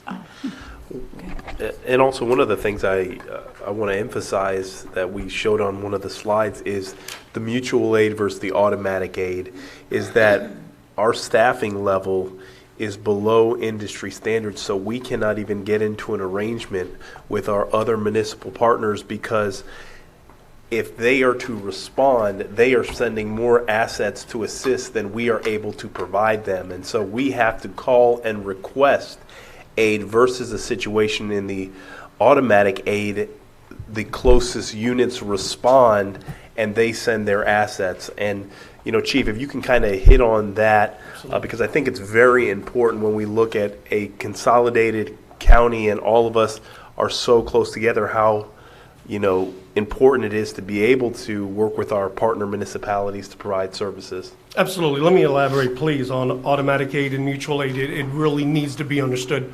Currently, we are under a mutual aid agreement. They will only send resources. They will only send resources if we request those resources. So what we have to do is we have to arrive on scene, we have to determine what type of emergency it is, determine what type of resources we need. We then need to call Palm Beach County Dispatch, request those resources. Now, where are those resources coming from? It depends on who's available. I can't guarantee that it's going to be Station 68 in Lake Park. I can't guarantee that it's going to be 17 on the B line. They may be running their own calls. We could be getting somebody from Jupiter. We could be getting somebody from downtown West Palm. So now we become dependent on another municipality's availability to provide support to us upon request. They normally do, but on occasion, they have told us, no, we can't send anybody right now. We are fighting our own fire. They're not coming. Nobody else is coming and all of our units are occupied. Now, automatic aid is an agreement where when the alarm goes off, there's a certain number of personnel or units that are dispatched to that call. If we are out of units, it will then use its computer algorithm to determine the very next closest unit and automatically place that unit on the call with us. Now, again, as Mr. Evans said, we call for a county engine and a county rescue. A Gardens, West Palm, they're sending 2 units, an engine and a rescue. There's 6 people. We send an engine and a rescue, got 4 people. And one of them's the driver engineer, so he's got to stay with his truck. So now they're down to 3 people. They don't ever want to call one of our engines because 2 guys step off the truck. And one of them's got to stay with the truck. So you have a captain standing there saying, I'm ready to go. They will not enter into an automatic aid agreement with us because our staffing and our mutual giving is not on the same level. So that kind of helps help you all understand where the challenges are and why we're stuck in a mutual aid agreement and haven't moved yet, forward with an automatic aid. So I might have missed this, but what would it take to get us to that level? Do we have to be level 1 to get to that? No, we don't have to be class 1. We have to provide staffing. So, but that's my question. How much increase in staffing does it take to like, you're saying? So 3 and 3. Want to hold on a second? Okay. Wait, there's more. Oh, wait, there's more. Oh, okay, but wait. I want to go way back to the very beginning because Yes, I forgot to ask this question. You mentioned that we would save on insurance costs if we were a level 1. Have we been able to take a look at what that amount is? What's the dollar amount that we would save, or do we not know that yet? Is it something that we can analyze? Well, I can tell you that it's not going to wow anybody. The difference between class 5 and class 2, that's a wow. But class 1, there are savings. Those savings are probably going to benefit our industrial and our business area most because their facilities are a lot larger. Our residents will save a few dollars, but we look at a few dollars over a whole city. We also look at how it attracts businesses to Riviera. They want to come here because they know they'll pay less in insurance. But no, it would not wow you. Are you suggesting that we need to buy you a boat? We're getting there. Well, just for more Chief Curd, for the mutual aid agreement, over the last 12 to 24 months, how many times have we utilized the mutual aid agreement from the city of Riviera Beach with the other surrounding municipalities? I'd almost want to say daily, but I will honestly say 3-4 times a week. Yeah, we had a West Palm truck in the city this morning because we were out of units. they give us a lot more than we give them. Now, some of the things we do in return, we're not just takers, we're givers. We run Peanut Island. Anything that happens in Peanut Island, we as a municipality respond to. This is our give back. We run Phil Foster, we run Ocean Reef Park, we run Jim Berry Park or Light Harbor Park. We take 95 into Gardens and into West Palm a little bit. So there are some give backs, but we rely on them. They never call on us, but we always call on them. So without that boat that Dr. Botel wants to buy you, how do you guys get to Peanut Island? Right now, we're dependent upon the U.S. Coast Guard, PBSO to be in the area. West Palm Beach Fire Rescue is in the process right now of buying 2 watercraft so that they can do some better response and maneuvering. But the Coast Guard is even challenging because when we deal with vessel fires, they don't engage in firefighting activities. So we have nothing to fight fire from the water side, nor is there much in the county. Palm Beach County does have a reserve battalion that has a boat. Boca has a boat down south. But we're really dependent on everybody around us. Now, they're good about it. Dispatch, we need a boat. They're calling the Coast Guard. They're calling PBSO. They're calling FWC. The majority of the time, we do not have that issue, but there's always a potential, and it's growing. Good. Okay, now I turn it over to Dwayne Watson. He is a driver engineer with our department who's been handling all of our PIO and community risk reduction responsibilities. All right, good afternoon. Good afternoon, ladies and gentlemen. Just give you a quick background on myself. Like Chief Kerr said, my primary job is a driver engineer. However, just to give you a little bit of a example of how we are so short-staffed. I'm a driver engineer on shift. I'm your master public information officer, might I say, the only one from Brevard County right until you hit the city of Miami, right here in the city of Riviera Beach. Just to give you an example of how we're short-staffed, I am your full-time driver engineer on shift. I am your full-time master public information officer. I am your part-time risk reduction officer. I am your part-time public education specialist, which, by the way, I just will be completing a class in fire and life safety that I can teach fire and life safety education throughout the state of Florida. Now you have this component within the city of Riviera Beach. So we're always trying to upgrade our services. We're always trying to give our citizens a more robust type of service. We already provide outstanding service, but we want to take it beyond outstanding. We want to make sure that no citizen is left behind. We want to make sure that all citizens are educated on our fundamental basis of what we do as an agency. They say with a lack of vision, the people perish. The City of Riviera Beach Fire Rescue has a vision, but not only do we have a vision, we have a comprehensive plan to go along with that vision. We want to expand on all areas within our fire department. We want to be the best at EMS, which is going to require us to upstaff. We want to be the best with fire suppression, which is going to require us to upstaff. We want to build this community risk reduction division, and we'll get into what all that encompasses, but the community risk reduction officer is a huge umbrella, and under that you have several different components. These components are very drastic in nature because not only are they a cost savings to the department, it's a cost savings to the citizens, the city, because now you have a dedicated person who analyzes risk internally and externally. NFPA classifies the risk reduction as NFPA 1300. When you talk about risk reduction, you're talking about risk. Risk never stops. And just as we learned today through some of these other presentations, we're adding more and more and more stuff in our city. With those different components coming into our city, your risk just went from here to here.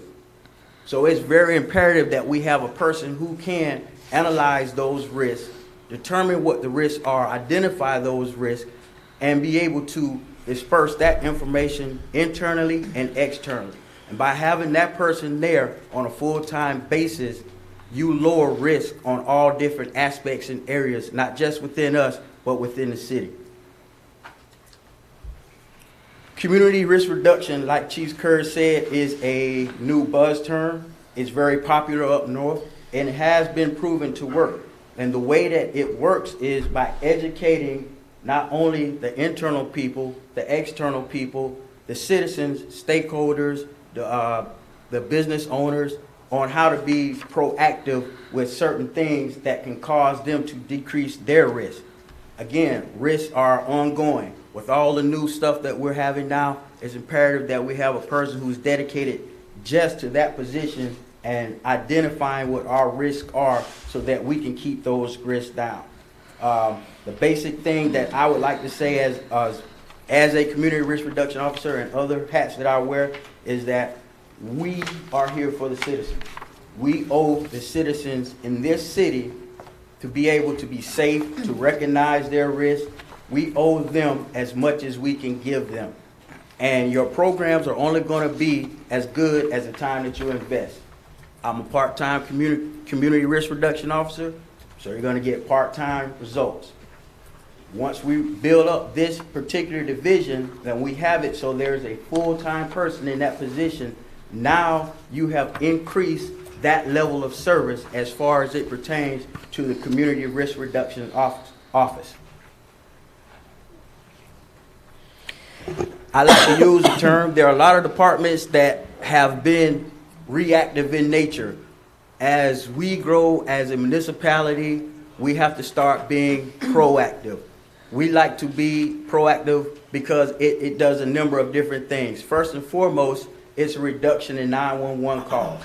You ask, how is it a reduction in 911 calls? Because by having that community risk reduction officer, he's able to go out to the senior citizens. He's able to reach out to those business owners. He's able to reach out to the high-rise structure buildings that we have and talk to management as far as how they can decrease that risk. When they decrease that risk, there is a substantial reduction in 911 calls.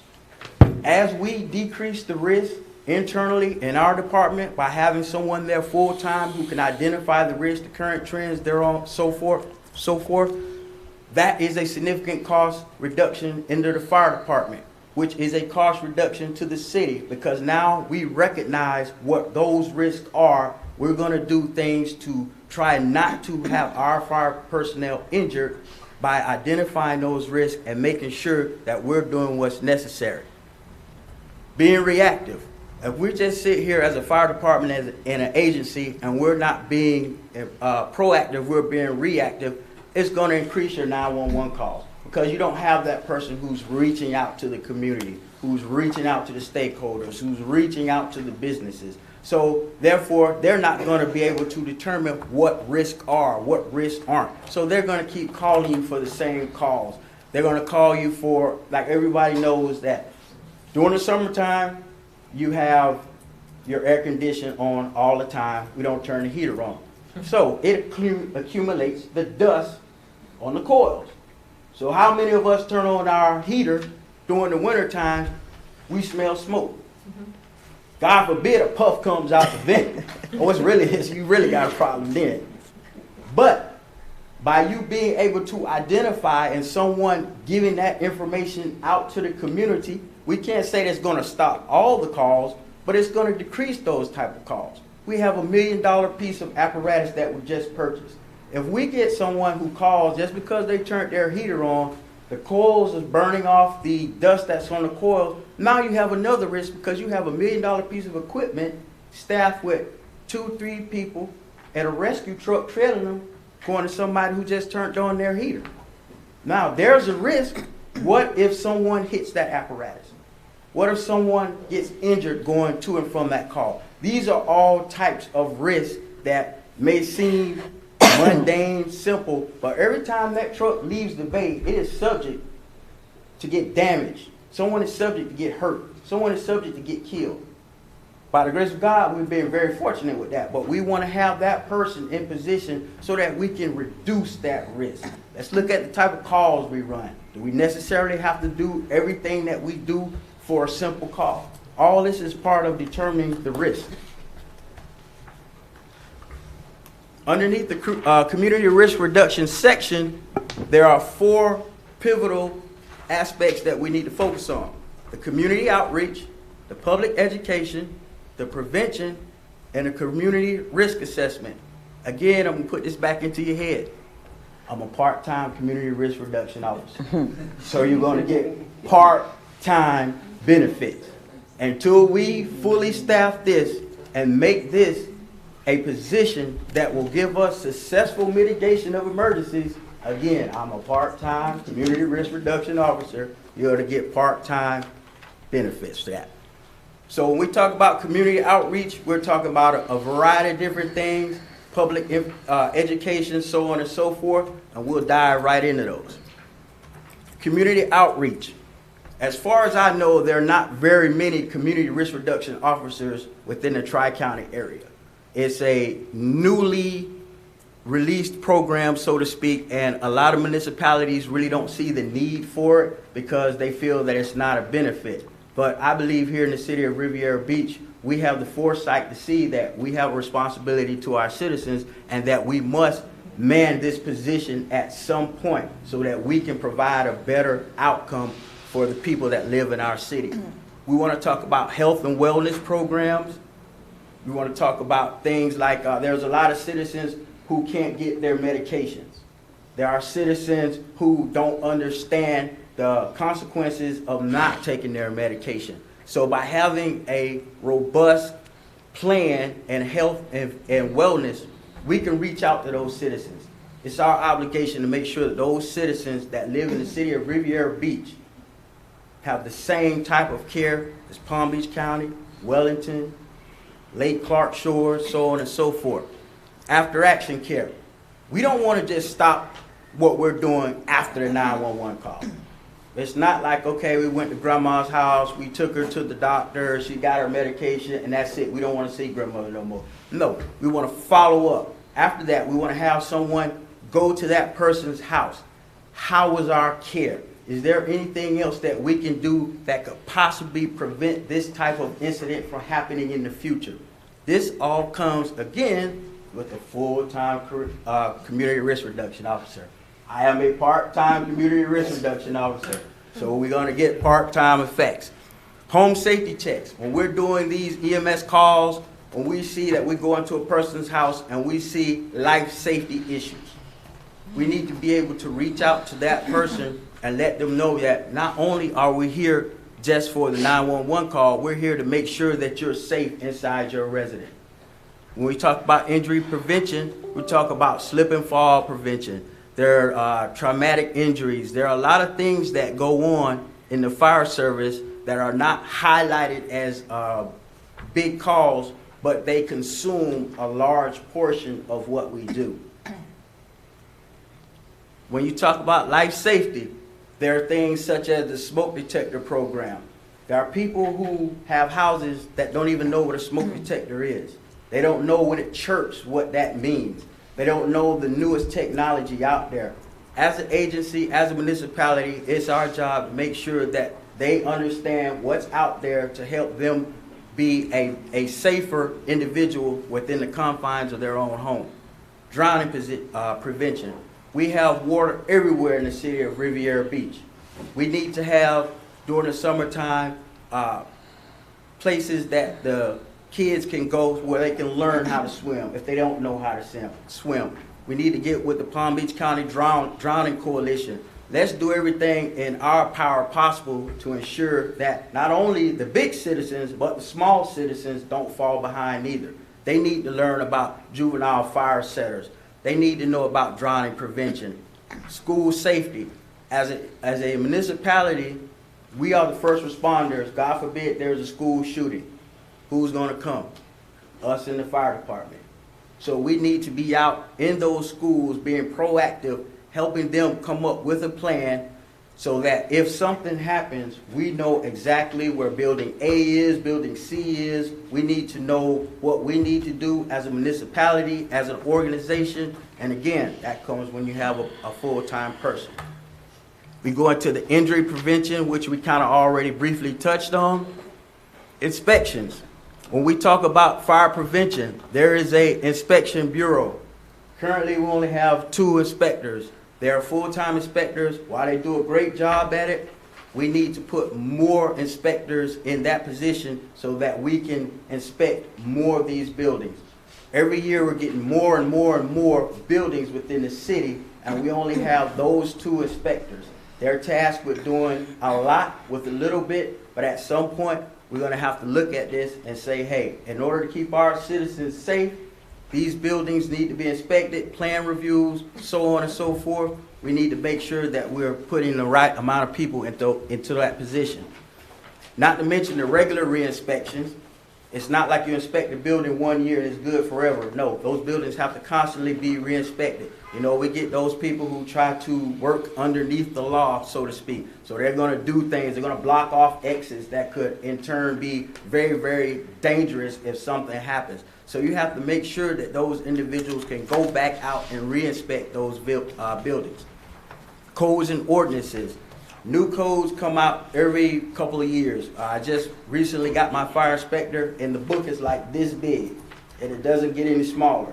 And as building trends tend to change, the book is going to get bigger. So we're going to have to not only recognize those deficiencies in the codes and ordinances, but also be able to give those people the correct things that they need to correct those through education, engineering, and expectations.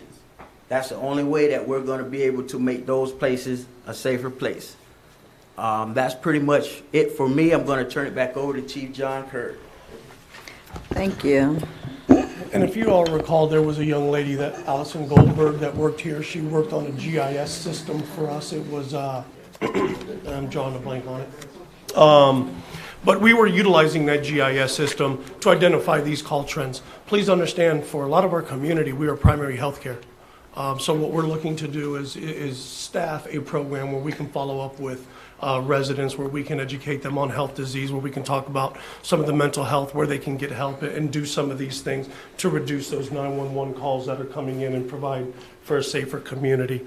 I know we've taken a lot of your time. I'm going to go through these station design options real quick.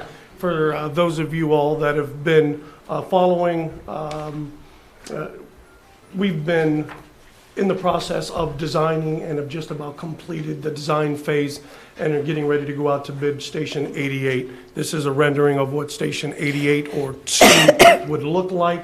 We've also worked on some renderings and some ideas for Station 86, which was going to be the second station in the pipeline for Riviera Beach Fire Rescue. One of the things that we really need to focus on is facilities. Facilities mean so much to us because we live where we work. Helps with morale, helps with job retention. We've had firefighters in their exit interview basically leave our organization because of our facilities. So we got to do better for future. This is small, but this is very important. This is what our old stations do not provide. This is what a new station will provide. We don't have adequate bays. We don't have the adequate number of secure parking locations for our firefighters, storage, facilities for cleaning bunker gear, facilities for decontamination, simply male and female restrooms. 3 of our 4 stations do not provide facilities for our female and male firefighters to have their own facilities. We don't have fire protection systems within any one of our fire stations, and not for any other reason than when they were built. It wasn't required by code or standard at the time. So we don't have some of those things. There are no cancer reduction systems, so that's just something for you to reference. How bad is the cancer issue? Right now, it is a top cause of line of duty deaths within the fire industry. And again, I'm going to go through this. I know we've taken a lot of your time, but you can see 74% of all line of duty deaths right now are caused by cancer in our firefighters. These are some of the carcinogens or chemicals that we are exposed to on a daily basis. We do understand firefighting is inherently dangerous. We do understand when we go to a fire scene, we are putting ourselves in harm's way. but why are we putting ourselves in harm's way inside of our fire station? When you come back to the fire station, you should expect to be in a safe environment. Some of the exposure risks, you can find them through respiration, absorption, and ingestion. And here's where some of our problems, and this looks like some of our fire stations. Their living area is immediately adjacent to the apparatus bay. So what do you think happens when that truck starts up in the background? Where does that exhaust go? These are one of the things that we want to look in our new station designs to eliminate. Air conditioning systems within the bay. Where do you think the pickup is coming from? The exhaust right here in this truck, and we have 3 of our 4 stations have the air handler systems in the apparatus bay. Take a look at the ice machines in the apparatus bay, and we like to call this next slide diesel on the rocks, because what they do is they take the ice out of those ice machines, they let it melt in a bucket, and if you can see on your slide, look at the film that's on that water. We didn't know any better. And it's okay. We now know. So the question is, what are we going to do about it? We can see when our gear is stored inside the bay area. When that truck starts up and blows that diesel exhaust on our gear, well, we talked about absorption. Some of the highest areas where absorption occurs is in the groin, neck, armpits, and head. This is going to basically go right around that firefighter's waist, where he's going to absorb some of those carcinogens. Some of the strategies, we're looking to put air extractors within our bays so that when the doors open and the trucks fire up, that diesel exhaust and those emissions and those carcinogens are pulled up, filtered, and exhausted out of the station. We're looking to put airlock or transition zones within our stations. We're looking to have designated cleaning areas for our contaminated gear in these stations. Right now, we decontaminate our gear in our locker room where our showers are. Just doesn't make any sense. But again, we didn't know any better. But now that we do, our new stations are going to incorporate these designs. Segregated areas for our gear to be stored where they're not stored in the bay. And utilizing a hot zone concept. I can talk to you all because I'm really excited about this. I've actually went to station design conferences and have been part of committees all over the United States and now have people reaching out to me. I can talk to you about this for 3 or 4 hours, but this is truly a cool design, and I just want to let you know that our new stations will be one of the first of its kind in the state of Florida that is utilizing this hot zone concept.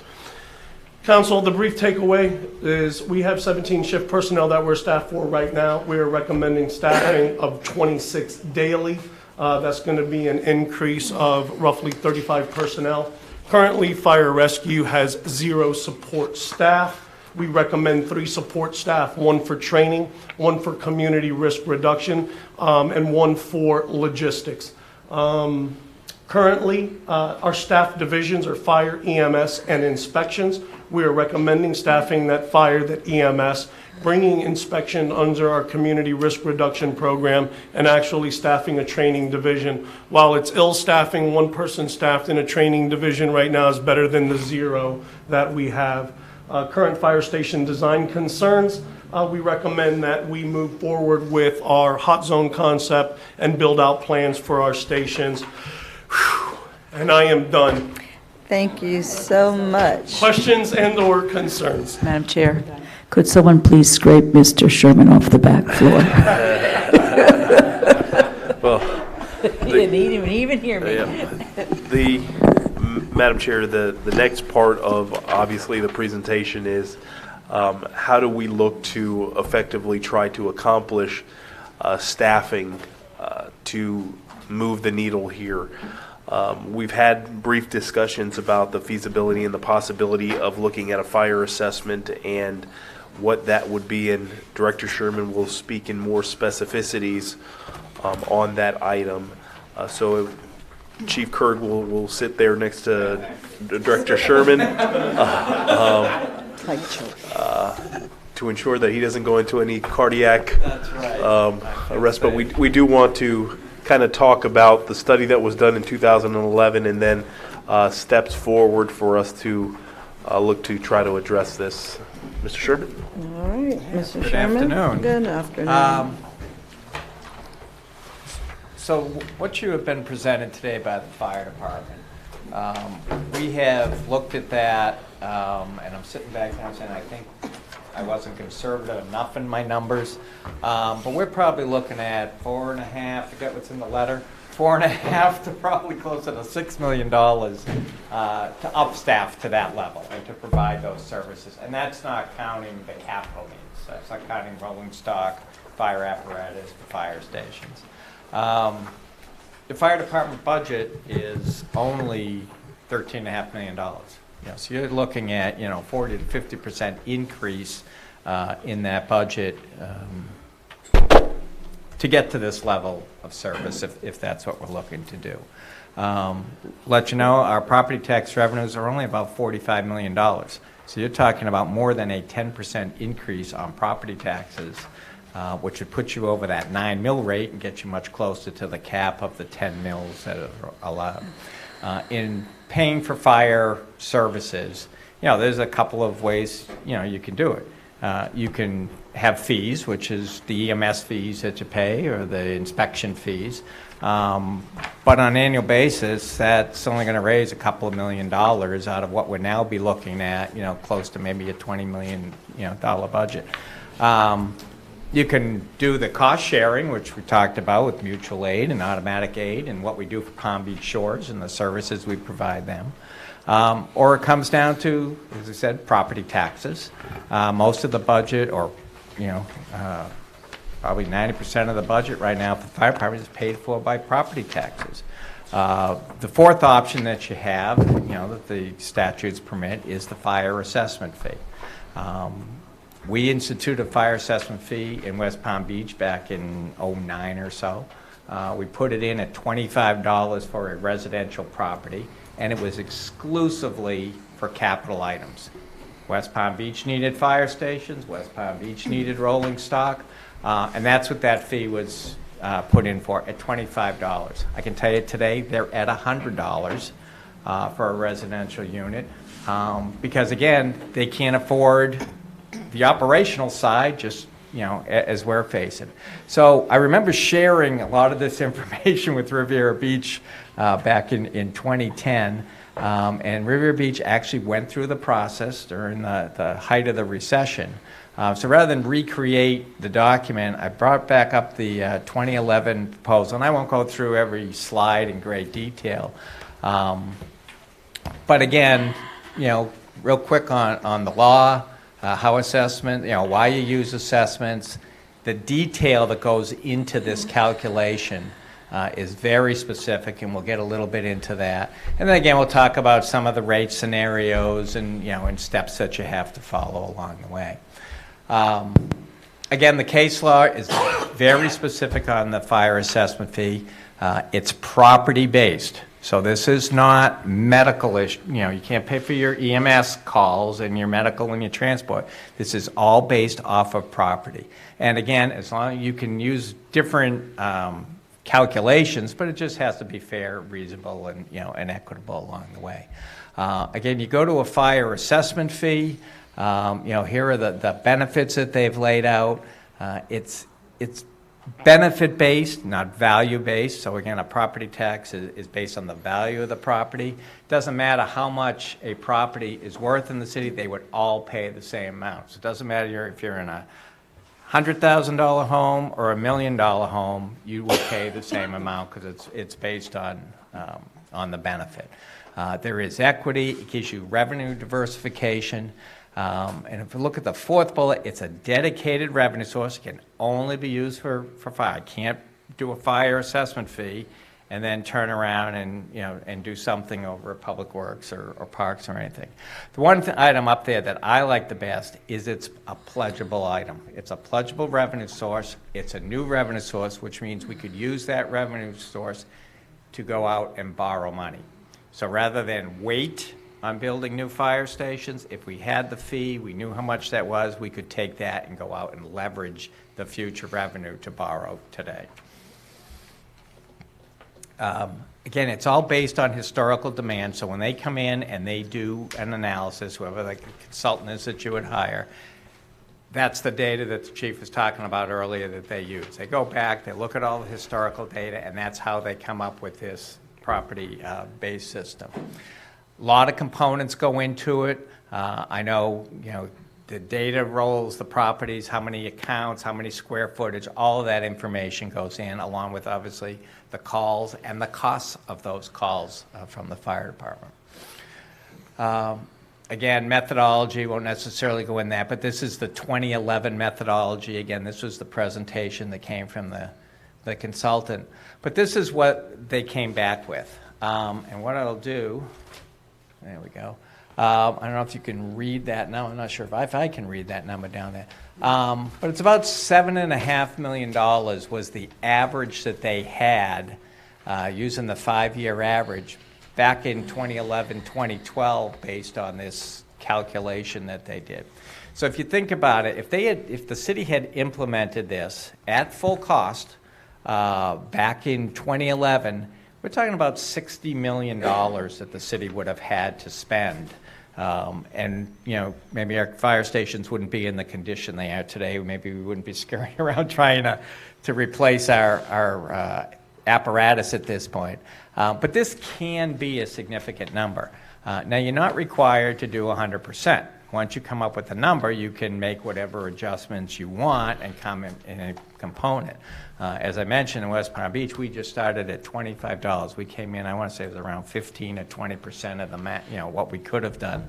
But again, you can vary in between. This was the apportionment of that $7.5 million at this point. Again, 8-9 years ago. About 60%, a little under 60% was coming from the residents. The rest was coming from the commercial, industrial, and institutional. And we talk institutional, we're talking nonprofits, churches, governments, and the like. And here's the actual dollar amount that they had calculated back then. So about $4.4 million coming from the residential units, and that was at max. I'm sorry, Mr. Sherman, what did you say about the churches and the nonprofits? Churches and the nonprofits are included in that institutional line. So I was just doing a little research, and some places they are exempt. It would be exempt, right? Madam Chair, they can be. They can be, and I can tell you. And that's this slide. when we did because we did a fire assessment in Haines City, and we exempted churches and religious institutions, but you have to pay for it out of general revenue. So you exempt them, but the general fund pays for that exemption. Right. So if you think about when we talk about the discounts that we give on the water bills, for the seniors and that, we have to pay for it. So the calculation comes up. Okay, so your calculation comes up. Here's the $7.5 million. They've gone through the full calculation. This would have put a residential unit at $265 for full value. But then right here, you deduct out the institutions if you want to give those exemptions. So you don't walk away with 7.5, you're really coming out with 6.7. Right. Okay. Okay. So again, that's a decision point that needs to be made. And I agree with the manager. I think most communities, if not all communities, provide those exemptions. Mr. Sherman, I'm sorry. Does it need to be equitable between residential and commercial, or could you charge more? For example, do we have the ability to say, well, FP&L, or let's say, God, I don't want to say cold storage. Let's say somebody who deals with flammable stuff like those tanks. Could we charge more to people who are higher risk of needing service? That's exactly what they do. So they go. I went back to the data components. They went back and you look at industrial. What are their service delivery? How many calls does the industrial group get? How much square footage do we cover as far as fighting fires and those type of things? So every category gets their own fee. So when you come out to this slide, as you see, they've come up with, here's the residential. A commercial building would pay 45 cents per square foot. Okay. Industrial would pay 12 cents per square foot, and in this case, institutional was at 32 cents. So they do go through all that because, again, certain types of commercial property require more calls than other types of commercial, and they work all those out. I noticed that the city of Fort Lauderdale, they have, I think they go by square footage, so there's a even further breakdown based on the square footage, so that would be an option? It is, and you can do it other ways. When we did it in Haines City, we charged, the base rate was $143 on every parcel, and then 85 cents per $1,000 worth of relative improvement values, all the way up to a threshold of, I think, $10 million. Because we didn't want to get to a situation where you had the assets that were over $10 or $20 million that, you know, you would still see the bill go ahead and run up. And the board at that time, it was the first time they were instituting it, so they wanted to be conservative with regards to establishing those thresholds. But you can do it per square footage, or you can do relative improvement value to say if the asset is, you know, $200,000, it's 85 cents per $1,000 up to that, you know, that amount. And the other side of it as well is that this is a decision that is made locally every year. There's mechanisms that what we did is we put it on the website. So once the analysis was complete, Jonathan can go in and put his address and see what the calculated rate would be. When we had the initial conversations with the board, we talked about during budget season that there was about 11 or 12% of properties that weren't paying into this brings, and the rationale behind a lot of entities going this brings more payers to the table to help fund fire services. And when they do the analysis, it's only the provision of fire services. You can't assess for EMS or anything like that. So an economist will break your budget down and look at, if our budget is $16 million and it costs $8 million to provide the services for fire, that's all you can assess for. And one of the things that we told folks is the 104, that base rate is considered the availability fee, the fee that it costs, the hard cost for the chief to be able to have the staff ready to be able to, and the equipment ready to be able to respond. And that is one thing that, as education and as we communicate to folks, if we go in that direction, to know that this is the cost to provide the service. A lot of government entities have looked at this as a mechanism as well to, over a couple year span, to look at your millage rate as well. Now, they don't recommend you doing a millage rate swap because the math is not the same. It's difficult. But after 3 years, what we did in Haines City, after 3 years, we were able to reduce the millage rate a $0.25 mil, but we did have that fire assessment in place to help fund fire services. And then to Mr. Sherman's part, we did go through a bond validation where the city filed a lawsuit against itself to validate the methodology that we took so we can utilize it for the purposes of bonding for fire station capital and those types of things. Because when we went through that validation process, that has a judge in the circuit court that says the process, the mechanism, and you as a sovereign government entity have the authority to do that. And by doing that, then you don't have someone challenge your assessment. I think the city of Cape Coral, I believe, had their fire assessment challenged, and the money was held for years before they were able to go ahead and utilize it. So, you know, as we go through this process, there's some steps that we would have to undertake to get us from point A to point B. Okay.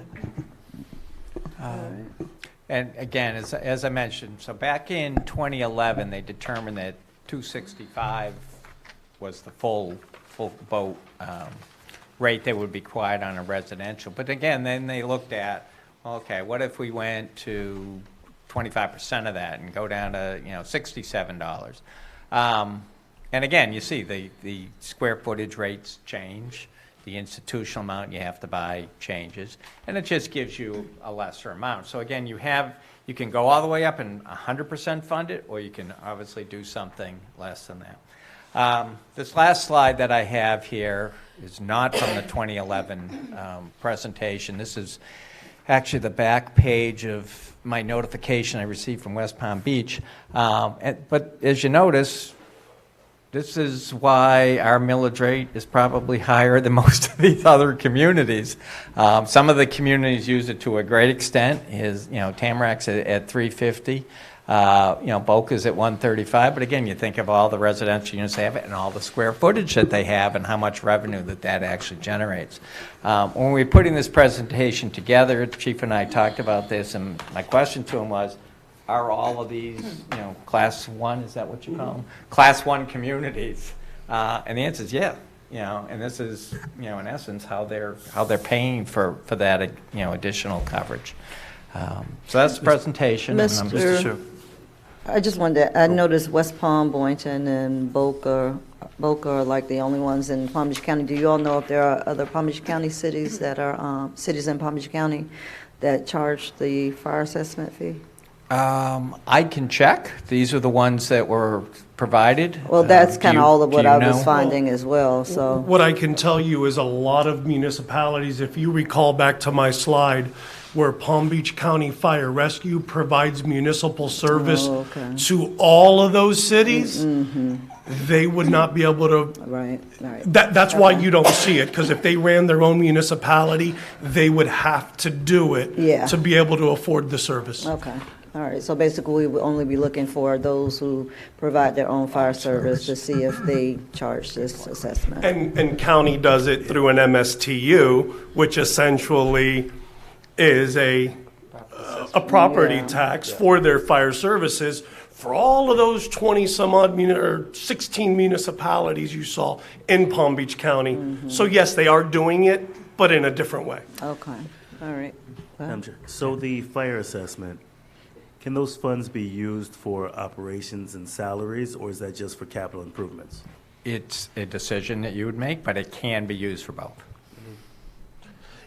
You can set, to your point, Councilman, as you go through the process, as you go through the process, you can say that 25% of the money that is levied goes towards a capital improvement plan to fund capital assets, and another portion of it is for operational costs and those types of things. So it all depends on the policy decision that you, as the elected body, on an annual basis, that you would make. We at the first onset of the fire assessment, we utilize it for operations, and then we utilized it, I think, the second year to acquire an aerial apparatus, utilizing a portion of it to bond against it. So that's a decision that's made at this level, at the council level. Okay. So follow up with that. Mr. Sherman, you briefly mentioned that the salary, that the impact to our budget will be anywhere between $4.5 to $6 million. And that's based on all the needs to get us up to the NFPA qualifications that we're looking to be able to provide mutual aid, to be fully staffed as a department. I just need to understand how that breakdown of $4 to $6 million impacts our budget, because based on the average salary of a firefighter times the 11 to 13 additional units that are needed, individuals that are needed, I'm not sure how we get to that $6 million range versus the million to 1.5. Well, it's the count of the employees that you're obviously adding, plus all of their benefits, training, equipment that they require, uniforms, all the air packs, anything that you're buying for that group. Right.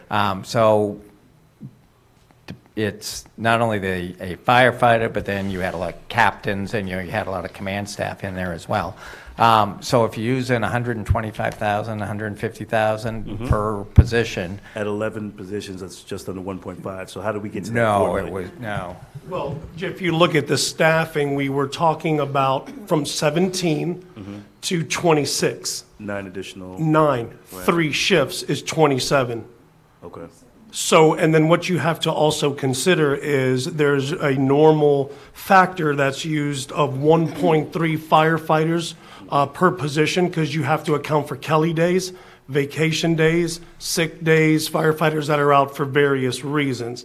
So that would just be those positions alone. So we're talking 36 positions, because 27 times 1.3 is going to be 36 at $125,000 roughly per employee. You're already really close to that $4 million and change. If we could get that itemized, just so we can. Sure, absolutely. And then we got bunker gear, and there's air packs, and those are big ticket items when we actually start talking about firefighters. Right. So to really see what direction we want to do before we levy a fire assessment. I want to see exactly where our impact would be to get us compliant with NFPA to be able to allow for us to have. Right, mutual aid. and please, council, I want everyone to understand that when me and Mr. Evans and Mr. Sherman and my staff had conversations, it was, what does the ideal fire department look like for our community? So where we are and where I feel as the interim chief we need to be, there's a lot there in the middle as well, but we talked about what is industry standard, what is best practice, what is ideal. So just kind of keep that in mind, and we'll provide those numbers. Excellent, thank you. Yeah. Mr. Sherman, you mentioned earlier that West Palm started at 25 and now they're at 100. So it's clear to me then that there could be an escalation over time. We could start with a smaller amount. People would become accustomed to the fact that there's a fire assessment, and then we could increase it over time if necessary. Is that correct? That's correct. There's a process you have to go through, public hearing, notification, but yes, you can amend it. All right. Anything else?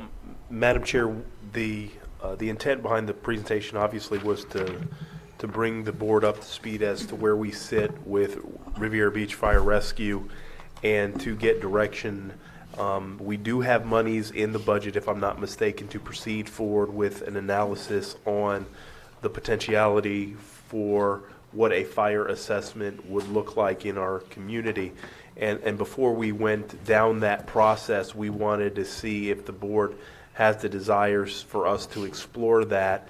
And that's why we provided that additional that presentation to provide some context as well before we went out and expended the money. Now, it's not obligating the board to adopt a fire assessment. It's authorizing us to go forward through the procurement process to secure a consultant, and then for them to start gathering the data and then providing that information to you as a board. And then as you go through your budget process, then possibly considering it as a revenue stream to take the steps to get our fire department where we want to be. And I think, to Dr. Botel's point, is you can take incremental steps and small bites of the apple to get us there. I don't think anyone is contemplating us going from $0 to $7 million in 1 year, but there is ways to get us where we need to get by utilizing that additional funding mechanism. So we would like direction as to how we should proceed based on the council's direction. Thank you. I would also like to know what the potential reduction in millage rate could be if we used it for even more than what, in other words, if we maximized at some point the fire assessment revenue, what impact could that have on the millage rate? If you can give us that analysis, that'd be helpful. And a mill right now costs what, about 800,000, 900,000? Closer to $1 million, yeah. Yeah. Okay, so you like to know if the board is in favor of going down the road to identify what that will look like. We cannot vote. Madam Chair? Yes, ma'am. If I not just caution you against taking any kind of vote, but mainly share your opinions of how you wish staff were to explore the issue. I'm in support of them going forward to look. Thank you. You've made a very compelling case. 85 slides. Everyone shared their views on it? Ms. Lanier? Mr. Lawson? Mr. Evans, the steps to do the assessment, what would be our next steps, and what kind of costs would we be incurring if we did do an analysis? The next steps would be go through a competitive solicitation process, because there's only a certain amount of folks that can do this type of analysis. So it would be securing through the procurement process that firm to be able to do that. Then that would come back to the board for authorization for us to proceed. I've seen that these studies and in a smaller community took probably about 4 to 6 months to grab all the data, to extract the information, to be able to provide it in a situation that the layperson and staff and the elected officials can grasp. And then you have public hearings that you have to go through before you go ahead and institute that. Then the other element of it, which I would encourage us to do, is a hardship provision that allows for members in the community, if they qualify under specific criteria for a hardship, that they can defer payment into the fire assessment, and that's common in other entities. So I would say if we're able to, call it for all intent and purpose, we're in January, probably around the time where we get into the throes of the budget process in July, June, July, we should have, some information to be able to share. It depends on how fast they can put the information together. If there was a study done in 2011, Mr. Sherman, are you aware of how long this particular study took for them to complete? I'm not. I wasn't here at that time, but I would tend to agree. It's probably 4 to 6 months. You have to do the public hearings. You have to get on the county's tax roll. You have to let them know what's coming. I don't believe you could do this for 2021 at this point. Only again because how long it would take, and when, you have to give the county notice that it's coming. So my guess is this is 2022 at best.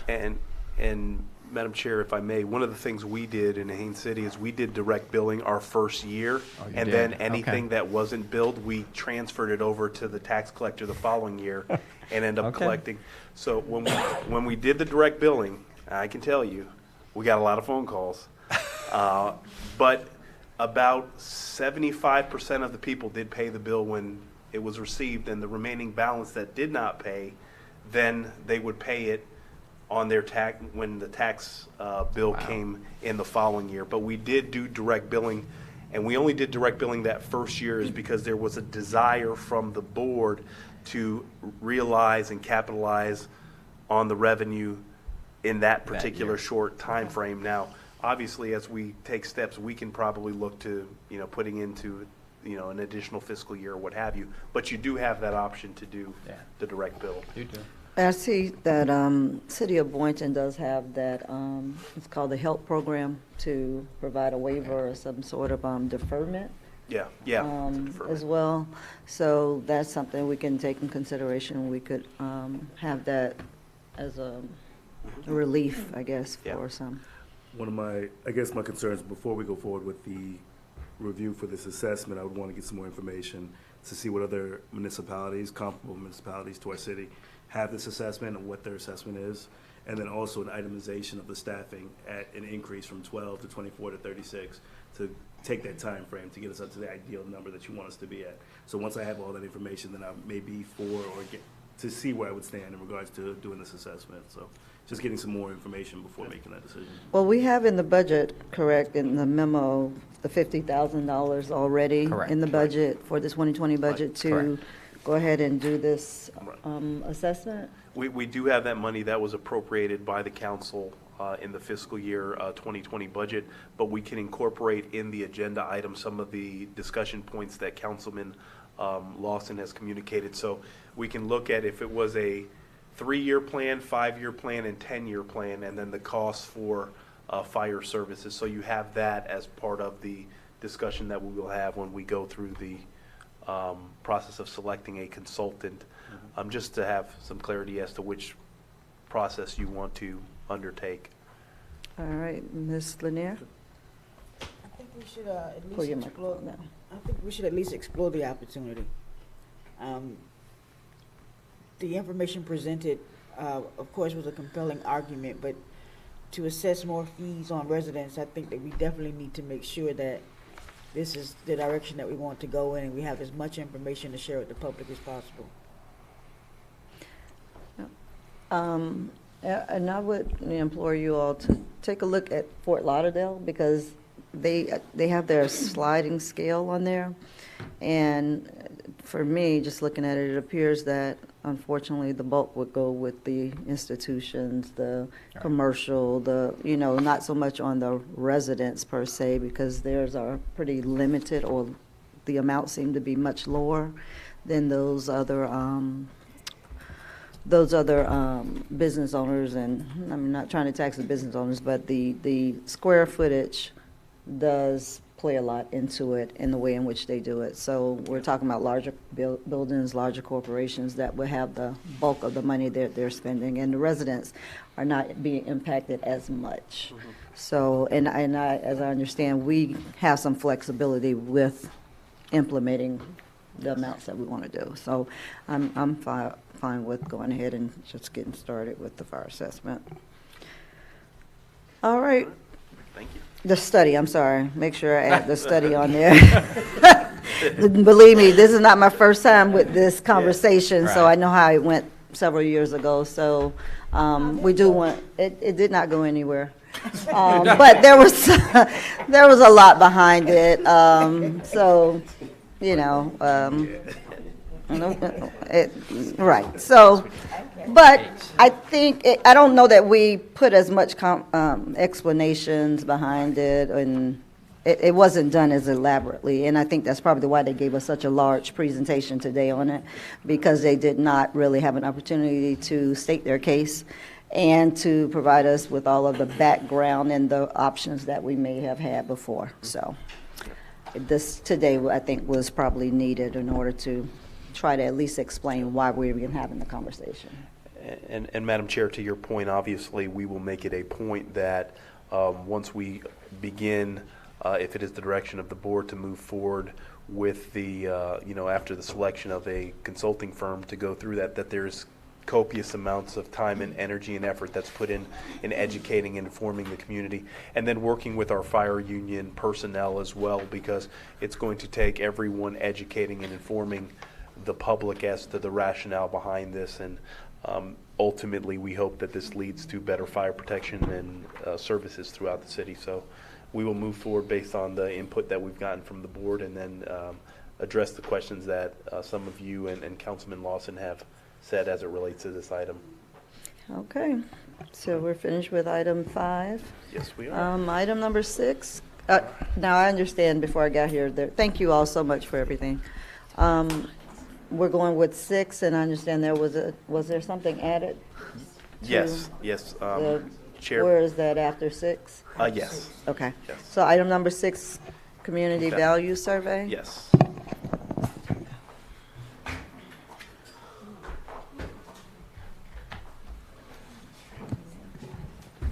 Hello. Good afternoon. My name is Marcia Noel, the assistant to the city manager. I know that maybe I'm not the last presentation before us leaving today, but this will be a fairly short presentation. But staff would like to get your review and approval for the community values survey. The purpose of this survey is to allow an opportunity for the community to share their input, perspective, opinions about various city services and initiatives, things that relate back to our strategic goals. The goal with this particular survey is not just to collect that information, but to utilize it so that we can make better formed decisions both on the public policy and the administration level. Our goal in terms of launching this survey, we're looking to start implementation by next week, Tuesday the 17th, and have that survey open till January 17th of 2020. It'll be an electronic survey, and our goal is to reach as many members of the community as much as we possibly can to have as much equal representation across the city.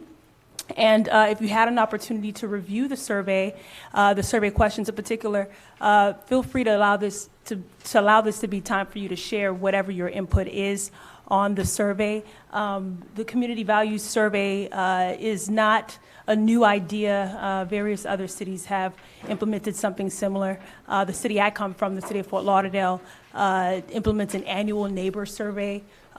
This survey in particular isn't necessarily a scientific research study, but what it will allow us to do is kind of find a way for us to retrieve information from members of the community who may not oftentimes share their input at whether it may be civic association meetings, council meetings, and things like that. So I think it allows us to make a greater reach. So if you would like, feel free to share your thoughts and input, and hopefully we can get your approval to move forward. Let me ask a question about So how are you going to put this out to the community?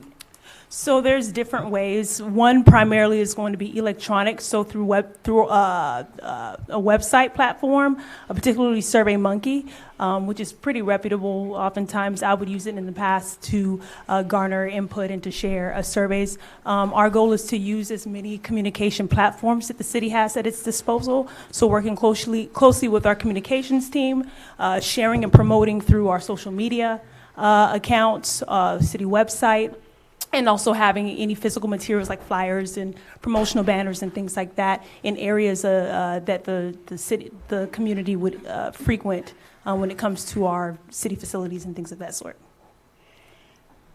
We have a significant elderly population, and they don't do social media, they don't do online. So how do you propose to get to those residents who do not have access to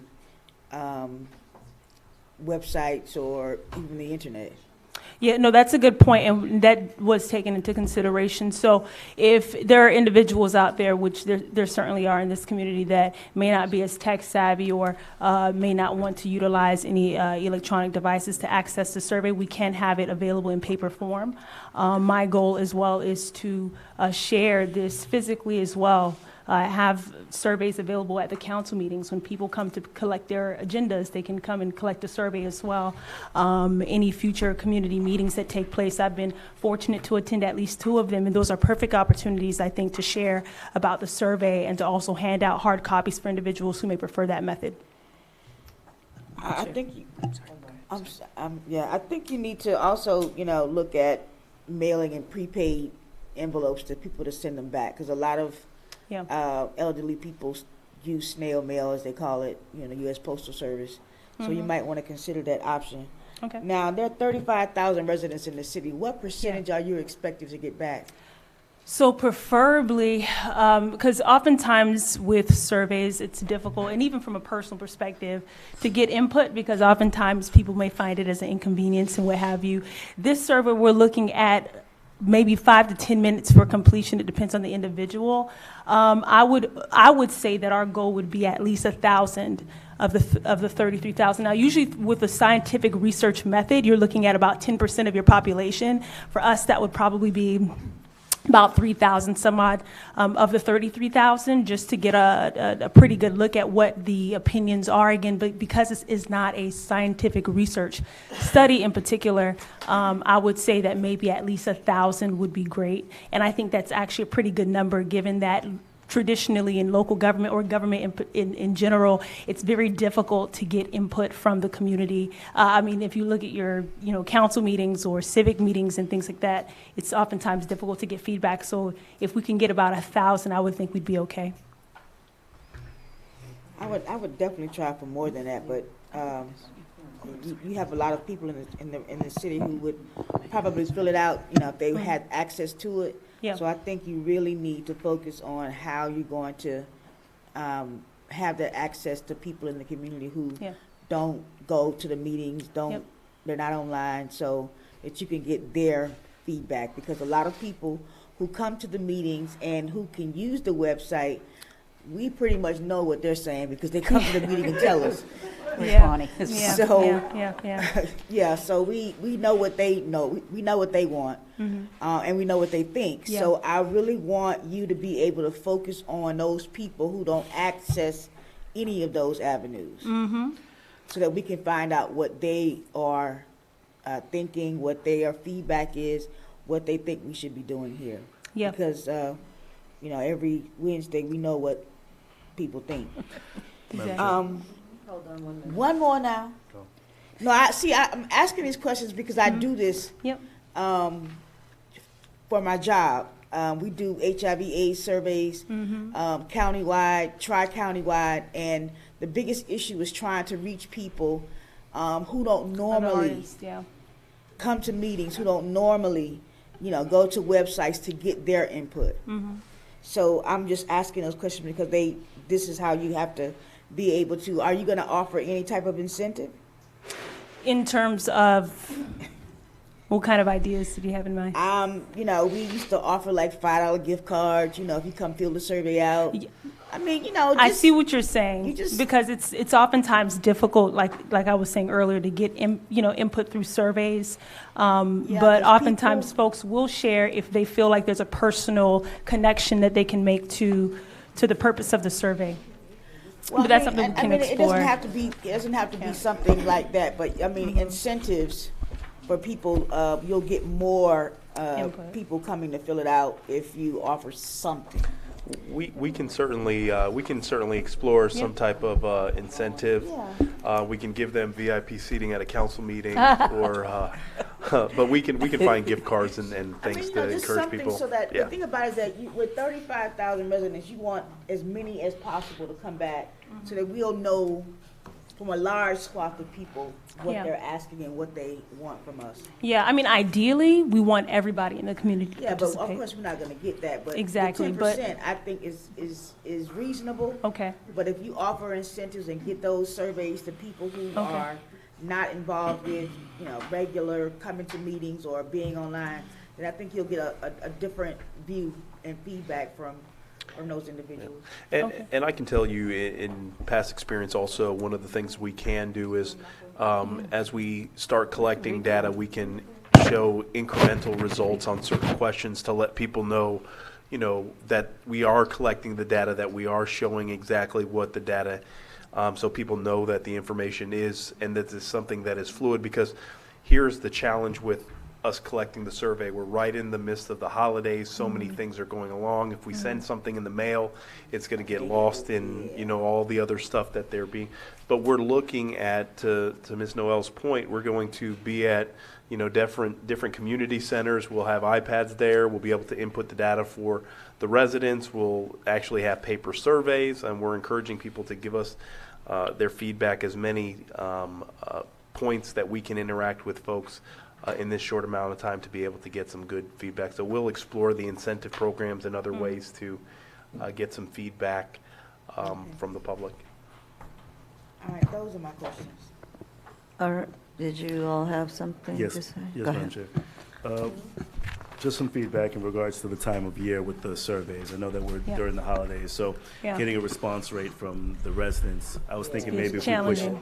it's gonna be challenging, so Yeah. maybe if we push it back to January or February. I know your deadline was the 17th of January, but possibly looking at February. Yeah. And also running the surveys maybe through the utility bills or the water bill. Yep. Because if you can incorporate and just add them there, then all the residents will receive it, that receive a water bill, whether it's digital or it's by mail. That'll keep our costs down, so we're not sending out mailers.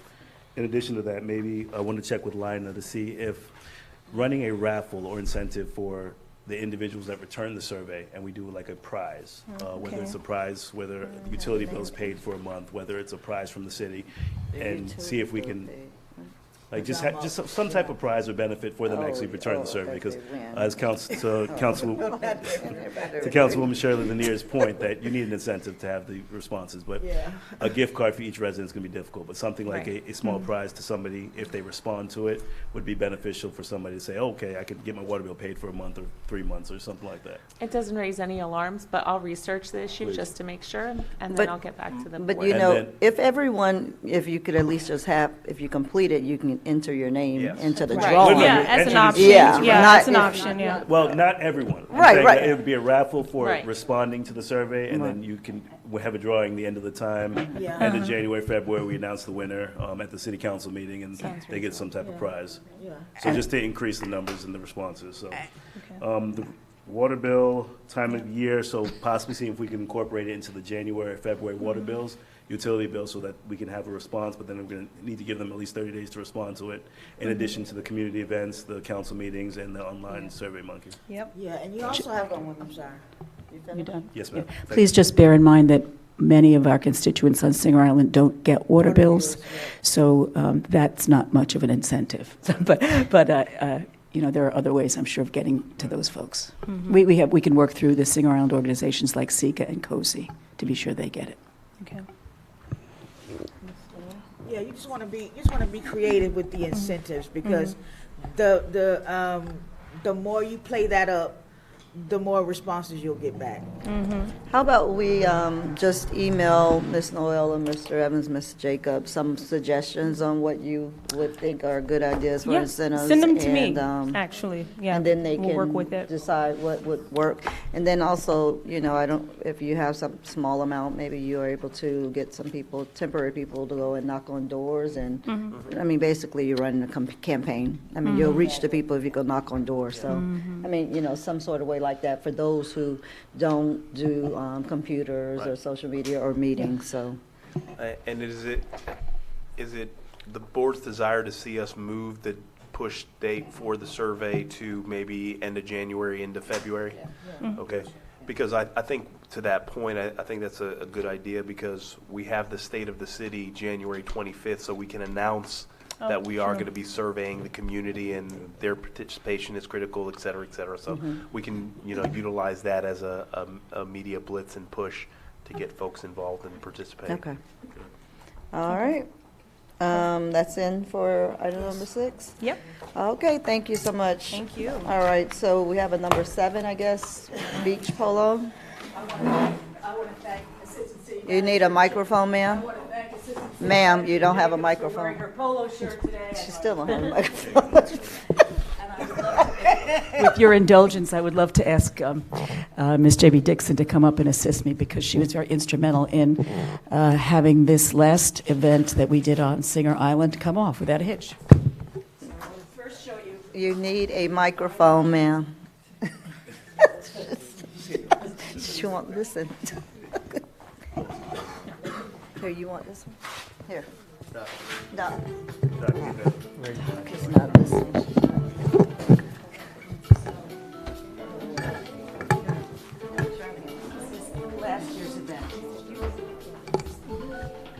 This is last year's event, just a little video that the CRA made for us.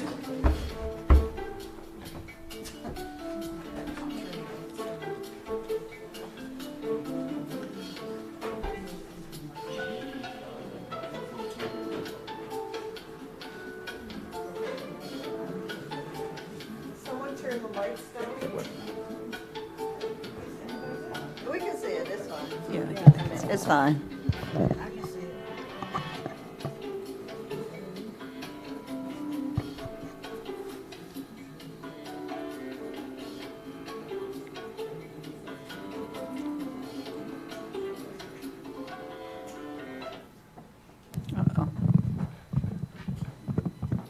It's not, it's the light from outside probably, so we're not going to get any better than what it is. It might be buffering. Just pull it back some, yeah. Do you want to talk while it buffers? Yeah, there you go.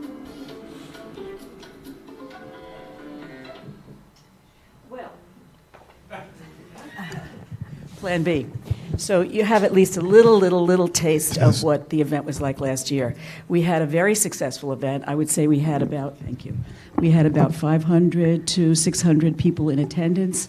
Ms. Dixon obtained about $40,000 worth of sponsorships from local businesses, and the event actually generated an additional 22,000. Did I say 40 million? 40,000? No, 44,000. 44,000 in sponsorships, and we were able to provide the charity involved with $22,000 in benefit at the end of the day. So we were approached by the two people who run the Miami Beach Polo event, and that's a very successful international event, and they are interested in working with us here on Singer Island, and they provided us with a presentation that I would like to, that's not it. It wasn't League of Cities. Here. Can I ask a question? What was the city's involvement? Well, the city, it was not, I guess. it was not a city event. Okay. We did have a contribution from the CRA, and I think that was it. We paid for police. I shouldn't say we. The person running the event last year. Okay. Paid for police, EMT. What did the city pay is what I'm saying? Nothing. Okay. Yeah. The city actually Or had CRA. the city had a very small contribution in terms of a contribution from Parks and Recreation. They helped us. That was essentially a manpower donation in kind, and the CRA also had a small contribution. Okay, but this was not a city or CRA sponsored event? It was not. No. Okay. So I am here today to ask if there is any interest on the part of the city to participating or to helping sponsor this event this year. So I'll show you the PowerPoint we got from the people who do the Miami event. There's just some shots here about the Miami people. This is their organization. They develop, orchestrate, and execute international polo events. They offer unique events by utilizing strong branding, et cetera. I won't read all this to you. The bottom line is that they would do the entire production, if you will.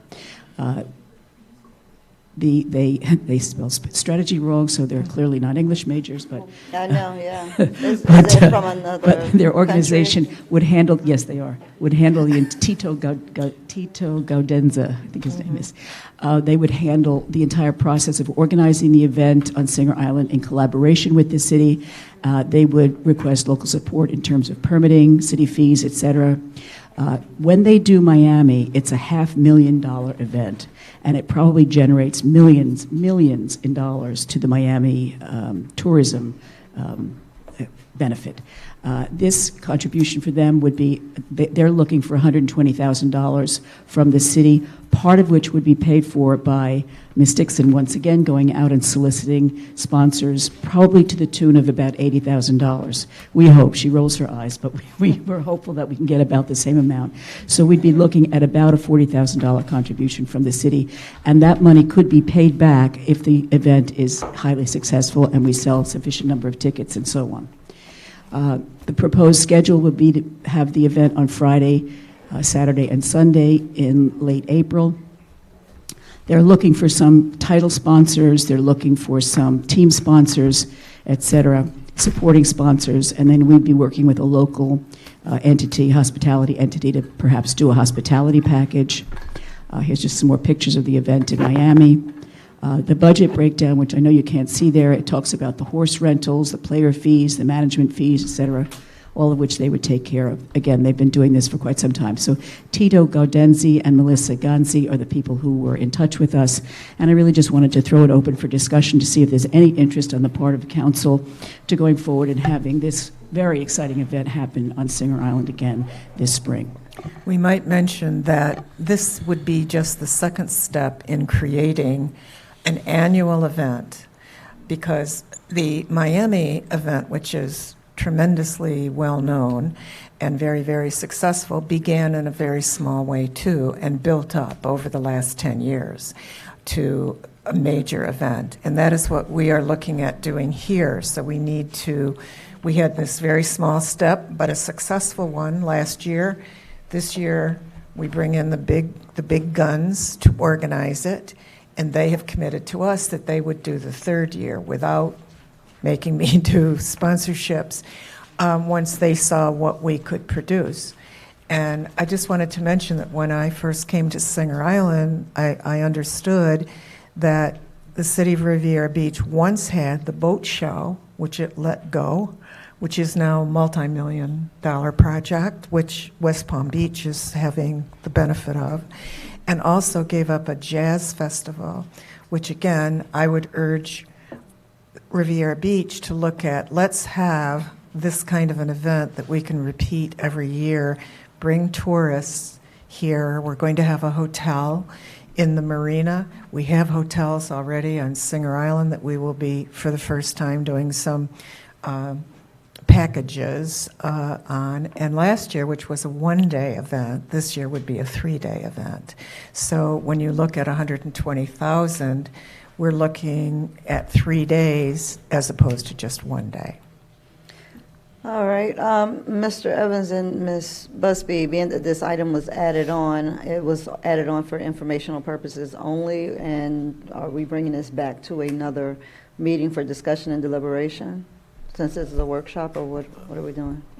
The intent, well, Councilwoman Botel asked for this to be added on to for discussion with the board, and to get some input or perspective as it relates to, your desires to see if this is something that the city wanted to explore.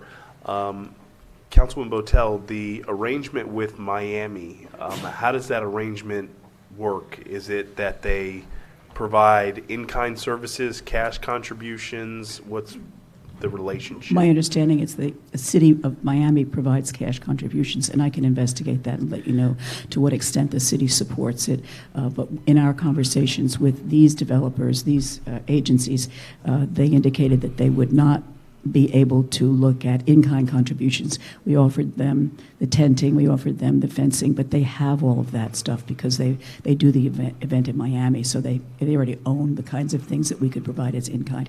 I think the only in-kind things we might be able to present would be the fees and so on.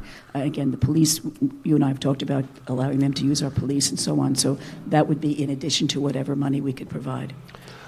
One of the things I think holistically, I think we also have to look at for all major special events, I think there has to be some type of events policy that talks about city-sponsored events, and that we look at it in the event that we select maybe 4 or 5 or 7 events annually, that those are city co-sponsored events, and as a part of the arrangement, how I've seen it with other government entities, they would pledge law enforcement resources or fire resources to be the in-kind contribution to make that event happen, and then the event organizers are responsible for X, Y, and Z.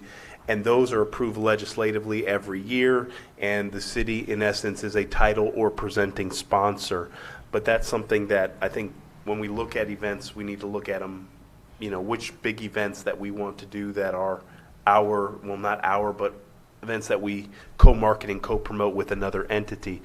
As it relates to this particular event, and if it's the board's desires, we can do a little bit more research on the staff side and find out what the arrangement with Miami is, talk with the, because we haven't spoken with the event organizers, seeing exactly what they're looking for, working with legal to see what an arrangement would be, and then bring that back to you as a discussion item at another city council meeting, and then you can provide us some more clarity as to the direction that you want to go. But obviously, this has to be something that comes before you pretty quickly. Dr. Botel, when is the time in which this entity wanted to have their? It's really very, very late already. So I think last year we had already started, and we considered that a late start. It was because of the new council, city manager not being back yet, a lot of chaos going on in the city. We had to wait for a number of things to happen. We were hoping very much this year to start earlier. So if we're going to have this event in late February or early March, we really need to begin right away. I think that we can provide you with the information you're looking for from Miami within the week, although, you know, it is the holidays. So I think we can get that information for you within the week. And I was wondering if you could maybe get back to us within a week to go forward, because we essentially have to say to these people yes or no pretty much by the end of the year. Okay. Madam Chair? Go ahead. Well, I have seen these type of events, like the one that Ms. Dixon did reference, is the Jazz on the Beach. We had that a number of years ago, and that event is currently in Miami Gardens. And the city actually doesn't just do in-kind, they also do financial contributions to a tune of $3.6 million. Right. And the city generates just from the event alone about $7.2 million. Right. So that's something that we actually recently budgeted for, and I completely agree that we need to capitalize on 5, 6, 7 major events for the city that we can stand behind and also receive revenue from. So this is one of the events that we definitely may want to take a look at. So if by the first meeting in January, if we can have all the information as a council to analyze what's going to be the partnership in arrangement, whether it's in kind or we have to do some type of capital contribution to see if it's something we can get behind as a city, we can make it profitable. And working with these partners and people that have been successful around the country to bring these type of events. Because we actually did budget in the CRA budget close to about 30 or 40,000 to begin looking at this Jazz on the Beach event that we're going to be doing the winter time of next year. So to go out and get the consultants. So that's something that we've been in the process of working together. So if they can bring that as soon as possible, I would love to take a look at it. Okay, thank you. If it's the pleasure of the board, what we can do is Obviously, your next meeting is on the 18th of December, and I don't know if we'll be able to get with legal, but we can at least have it to a decision point by your first meeting in January where the board can give us a definitive answer, because we can have all the information assembled and probably the nuances of what a contractual arrangement would look at and what the risk/reward would be for the city. If the board would like allow for us to go in that direction, we can get that to a point for discussion at your first meeting in January.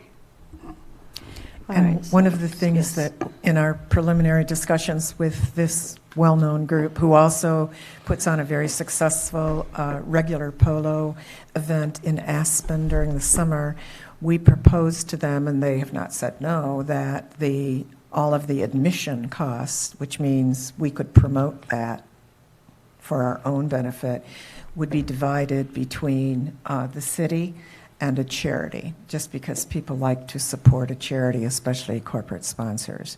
So again, I think that this particular event plays on a benefit that Riviera Beach has that could not perhaps be showcased as well with some other events, and that is our beaches. And to get to Singer Island, people have to come through the very areas of Riviera Beach, which the city is looking to develop. And we have heard just from people who come here from Miami and other places, oh my gosh, why is this property sitting vacant and boarded up? And these are from people who invest. It's like, why haven't people grabbed hold of some of these properties? Because you have water. So I think in addition to the event being successful and showing off one of your natural resources, I think as people come more and more every year, you're going to attract developers of the type that the council wants to see in the city. And Madam Chair and members of the board, I also would like to engage the Sports Commission, because there's hopefully some additional monies that can be offered to help have this relationship materialize. They did sponsor us last year, and I'm sure, would be willing to sponsor us to a greater extent if we have heads in beds, which is what supports them. And given that this year it would be a 3-day event as opposed to a 1-day event, the heads in beds ratio will go way up. So I'm sure that they will be willing to sponsor us again. Okay. I just wanted, one thing for me is that if we're going to move forward with this, that it should be branded the City of Riviera Beach. The name Polo on the Riviera, something that brands it as a City of Riviera Beach event. Yep. And I can tell you, Councilwoman Lanier, in my experience as it relates to a co-sponsor, those things are required, that it has to be in the title and all those different things. And so we can work out what the elements of that are and bring that back to the board as a decision point in January. Polo on the Riviera at Singer Island. Okay. We're going to put her in charge of naming it and the incentives. Thank you. The incentives. Thank you so much for allowing us to have this presentation. I appreciate it. Thank you so much. All right. I think that brings us to the end of our agenda for today, and we finished up 40 minutes ahead of schedule. Yes, we did. I thought we were 20 minutes over. No, ma'am, it was 4 o'clock. Thank you for hanging around with us today. All right, if there is nothing else, we stand adjourned.